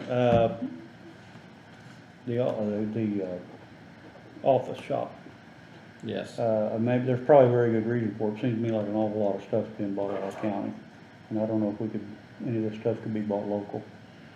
I don't know, we have a local supply company more. Well, I'm the same way. I didn't know. No, there's no office supply You place. what? It's J&C Printing. Well, it says right in front, The well, office shop. Boyce, Oh, Boyce. okay. Boys. Oh. But you're talking Those about- are Indiana State Board of Accounts forms So we that don't are have a approved, choice. and you can Okay. only get them through Boys. All right, then you've answered my questions. Thank you. I'll go on and shut up. Okay, so we've already made that So motion. you're good Yeah. there. So, Thank you. payroll ratification for February 25th, 22, everybody had an opportunity to look at those? Yeah, I'm good.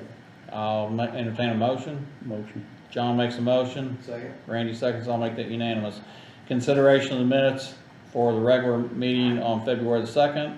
Motion I'll made. entertain a motion. Motion made. John makes a motion. Second. Randy seconds that, and I'll make that unanimous. Before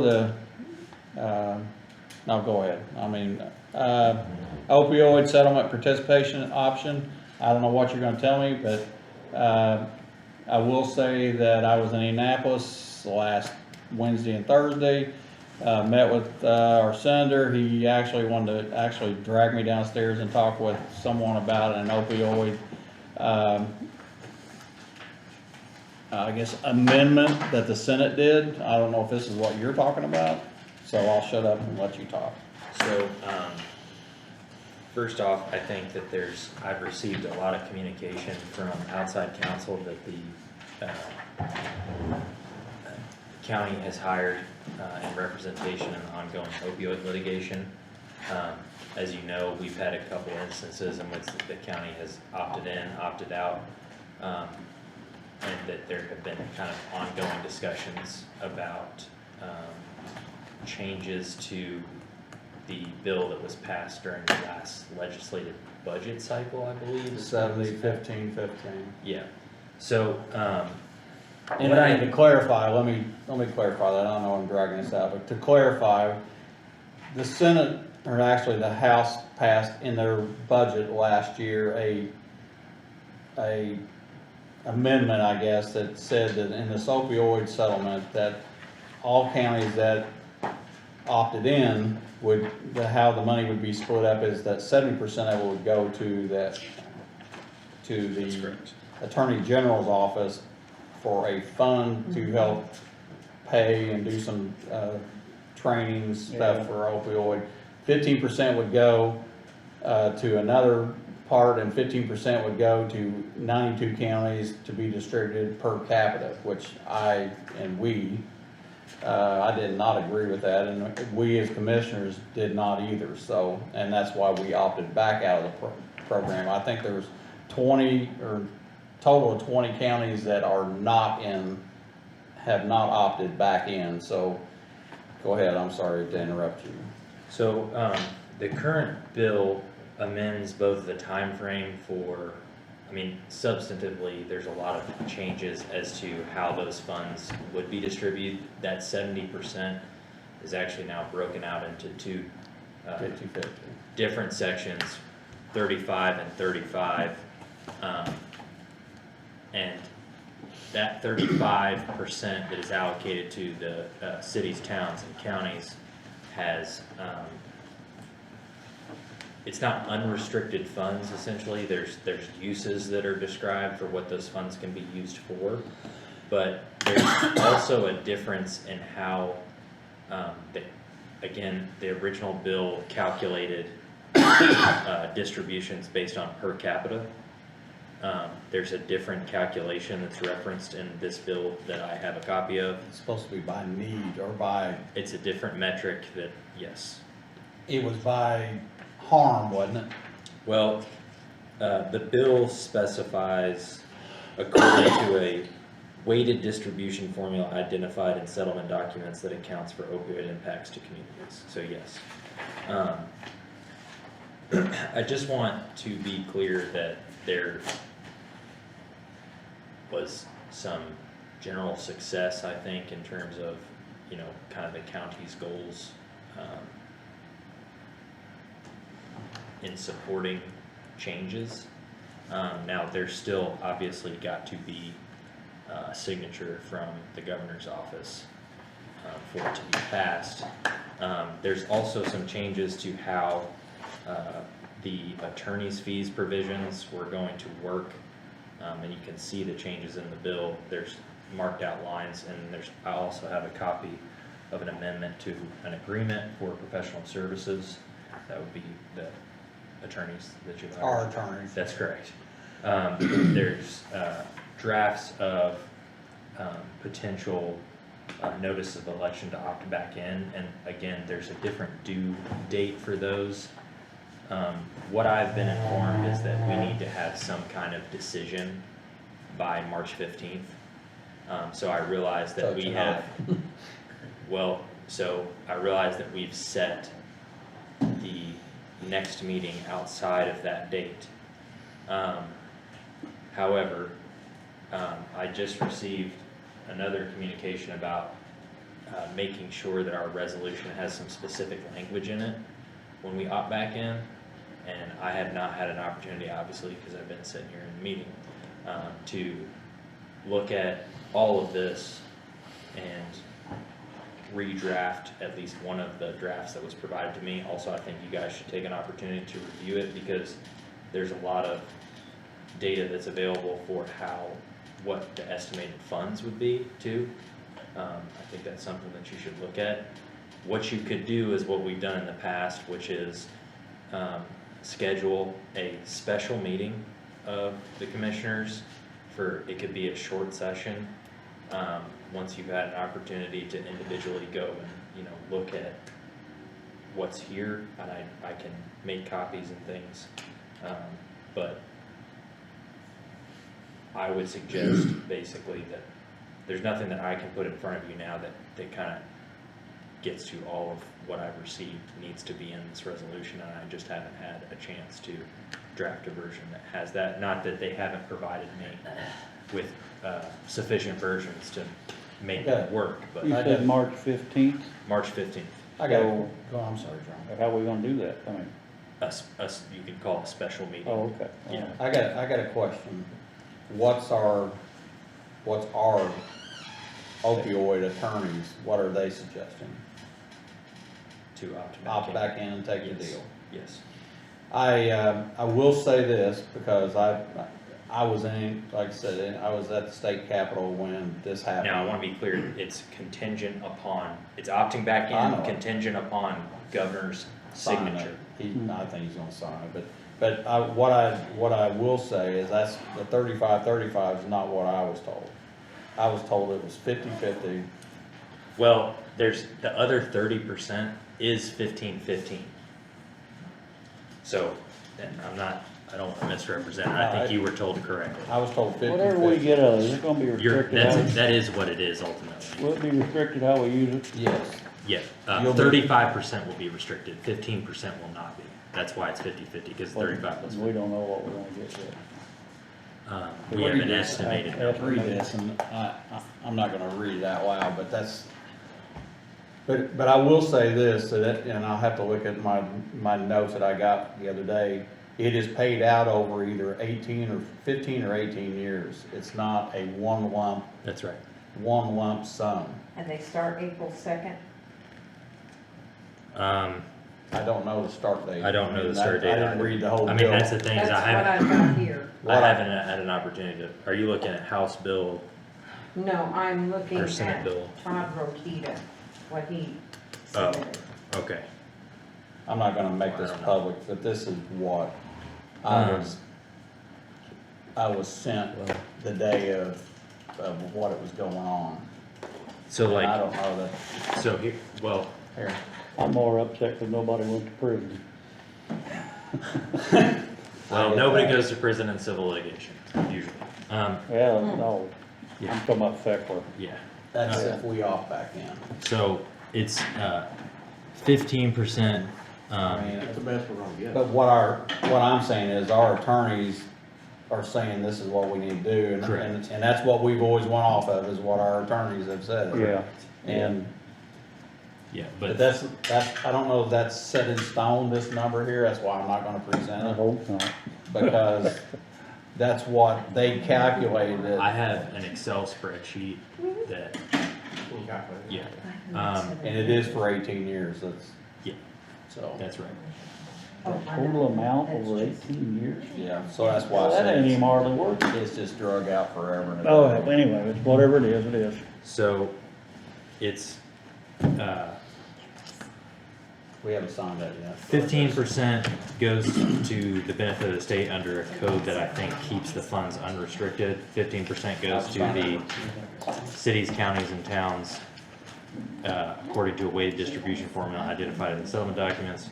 That 15% again is the unrestricted part of the code. I'm losing my mind. I need to go in and make sure that's right, but 35%, because it references a different code number, 35% would go to a restricted fund for the state, and 35% would go to a restricted fund for the county. And restricted meaning that it could be used for only for programs of treatment, prevention, and care that are best practices as defined or required by settlement documents or court orders. I was hoping that number you gave was one payment. That's what I thought. Yeah. No, it'd be great if that was a one lump sum, but, well, I know what you're saying, we'll all read what they're saying. I'm gonna say that I've always, from the beginning here, have always went with what our attorneys have said, because I think they know best. Yeah. They told us to opt out when I don't think the law was a very good law. And I'm not saying second guess your attorney, I'm saying, Read it. Take the time to read it so you understand exactly how the funds will be allocated. And there's other material that would be available to show you kind of the, see, I don't know, I think you need to look at the. You say read it, I don't think I've got that to read. I have it right here, and You're gonna, okay. I'm gonna leave it in Tammy's office all right. so that she can make copies. Or I can do it as Well, I'm That's gonna throw out something here. Can we, I would like though to go ahead and try and schedule a special meeting. That's where I was getting. And just with the idea, it's a special meeting, you call it for a specific purpose. We're gonna call it for the, exactly what's defined in our agenda today. And you can only act on that item at that meeting. But it would not need to be, We did that to go in and out of it That's a couple exactly of what we're times. doing. And I'm gonna throw something out here, cause and I'm not telling anybody where I'm going or what I'm doing, but I'm not gonna be in town on the 8th, the 9th, until the 20th. So I'm good for the 7th on I am too. next Monday. I am. That'll give you plenty of time to digest whatever Yep. information he's gonna give you, and let's say 1 o'clock on a Monday, is that fine with anybody? 1 p.m. Monday. Or 10 o'clock in the No, morning? I don't I'm care. good either way you want to. that works. Anytime Monday, I just I need to feel know the what earlier the the time better is. for us. Anytime you want. Yeah, I'd be better. 10 o'clock good on Monday? Okay. And we're here for 30 seconds to say we're voting or we're. February 7th, 10 o'clock, right? March Yeah. 7th. March 7th. Yeah, You lost a whole month. yeah, that was my birthday. March the 7th at 10 o'clock, and we're here for 30 seconds. Tammy, Oh, if I you know could what I was gonna go ask. ahead and notice that I know what I was gonna so ask, that well, we- this is, We we'll have be the right voting one. on this. And I need your Because that gives signatures on us- some stuff. That gives us tomorrow, we get Friday. So I'll have all day Thursday and Friday and we'll be fine. Can you post it before 10 o'clock Oh, tomorrow? yeah, I will. Okay. Because there's money involved here, does the council have to approve it also?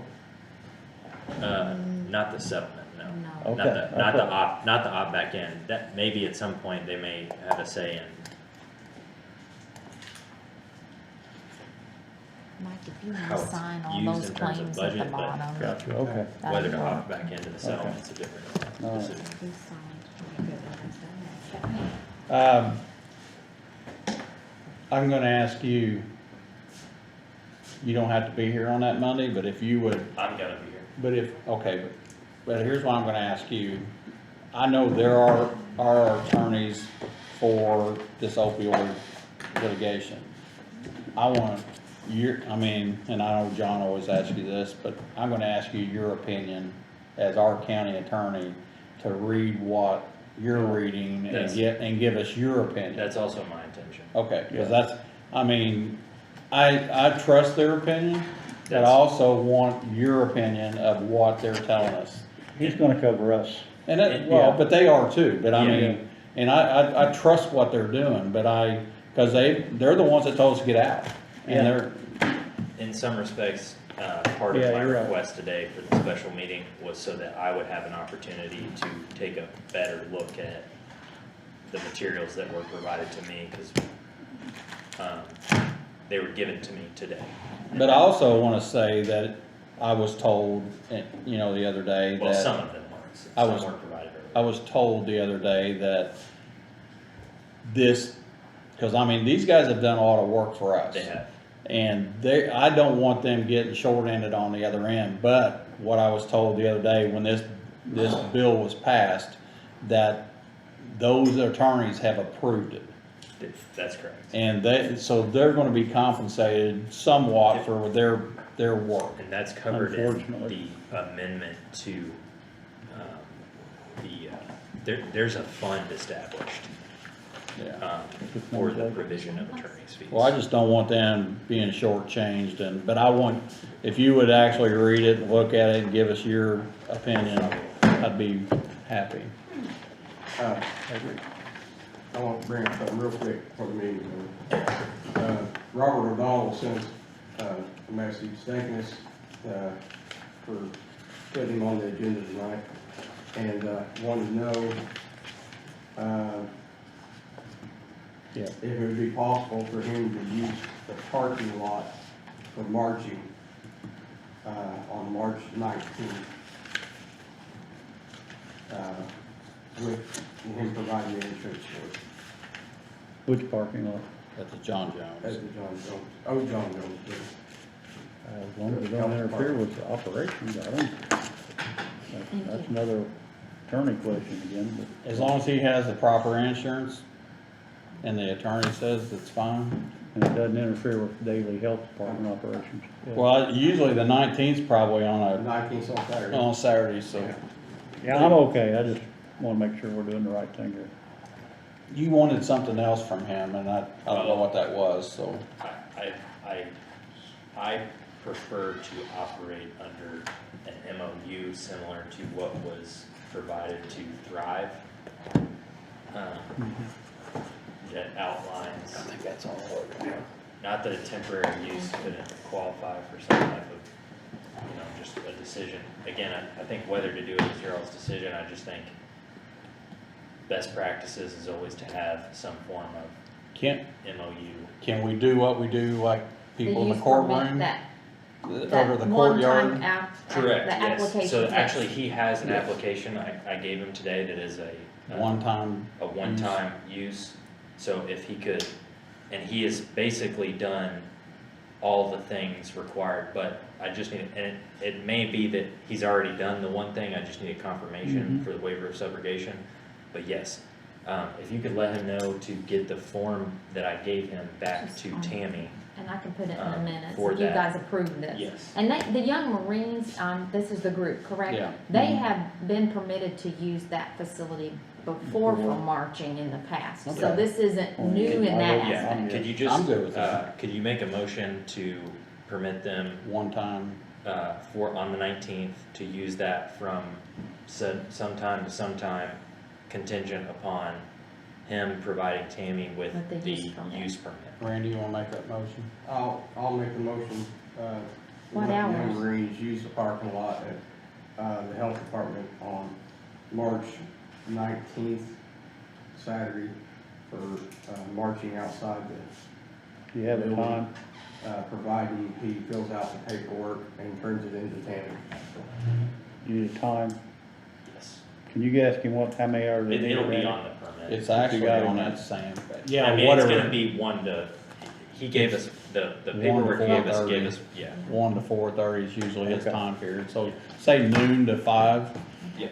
I'm good with it, I'm good with it. Randy makes a motion, John Second. seconds that, and I'll make that unanimous. yeah.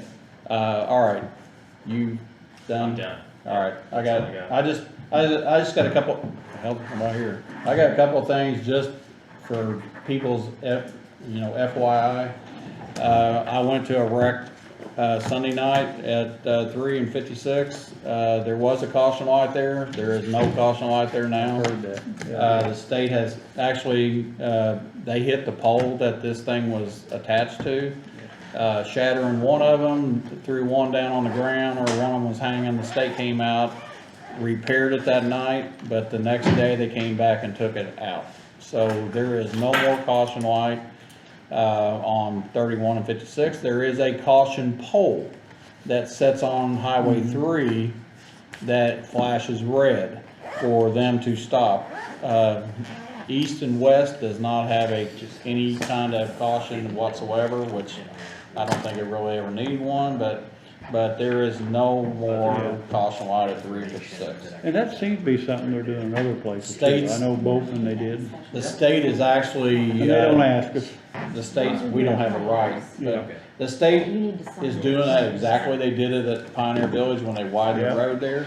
I do have a contact at the state highway, about the intersection at 256 and 203 at Pioneer Village, because I've been to 4 accidents in the last year there, and they were all in daytime hours.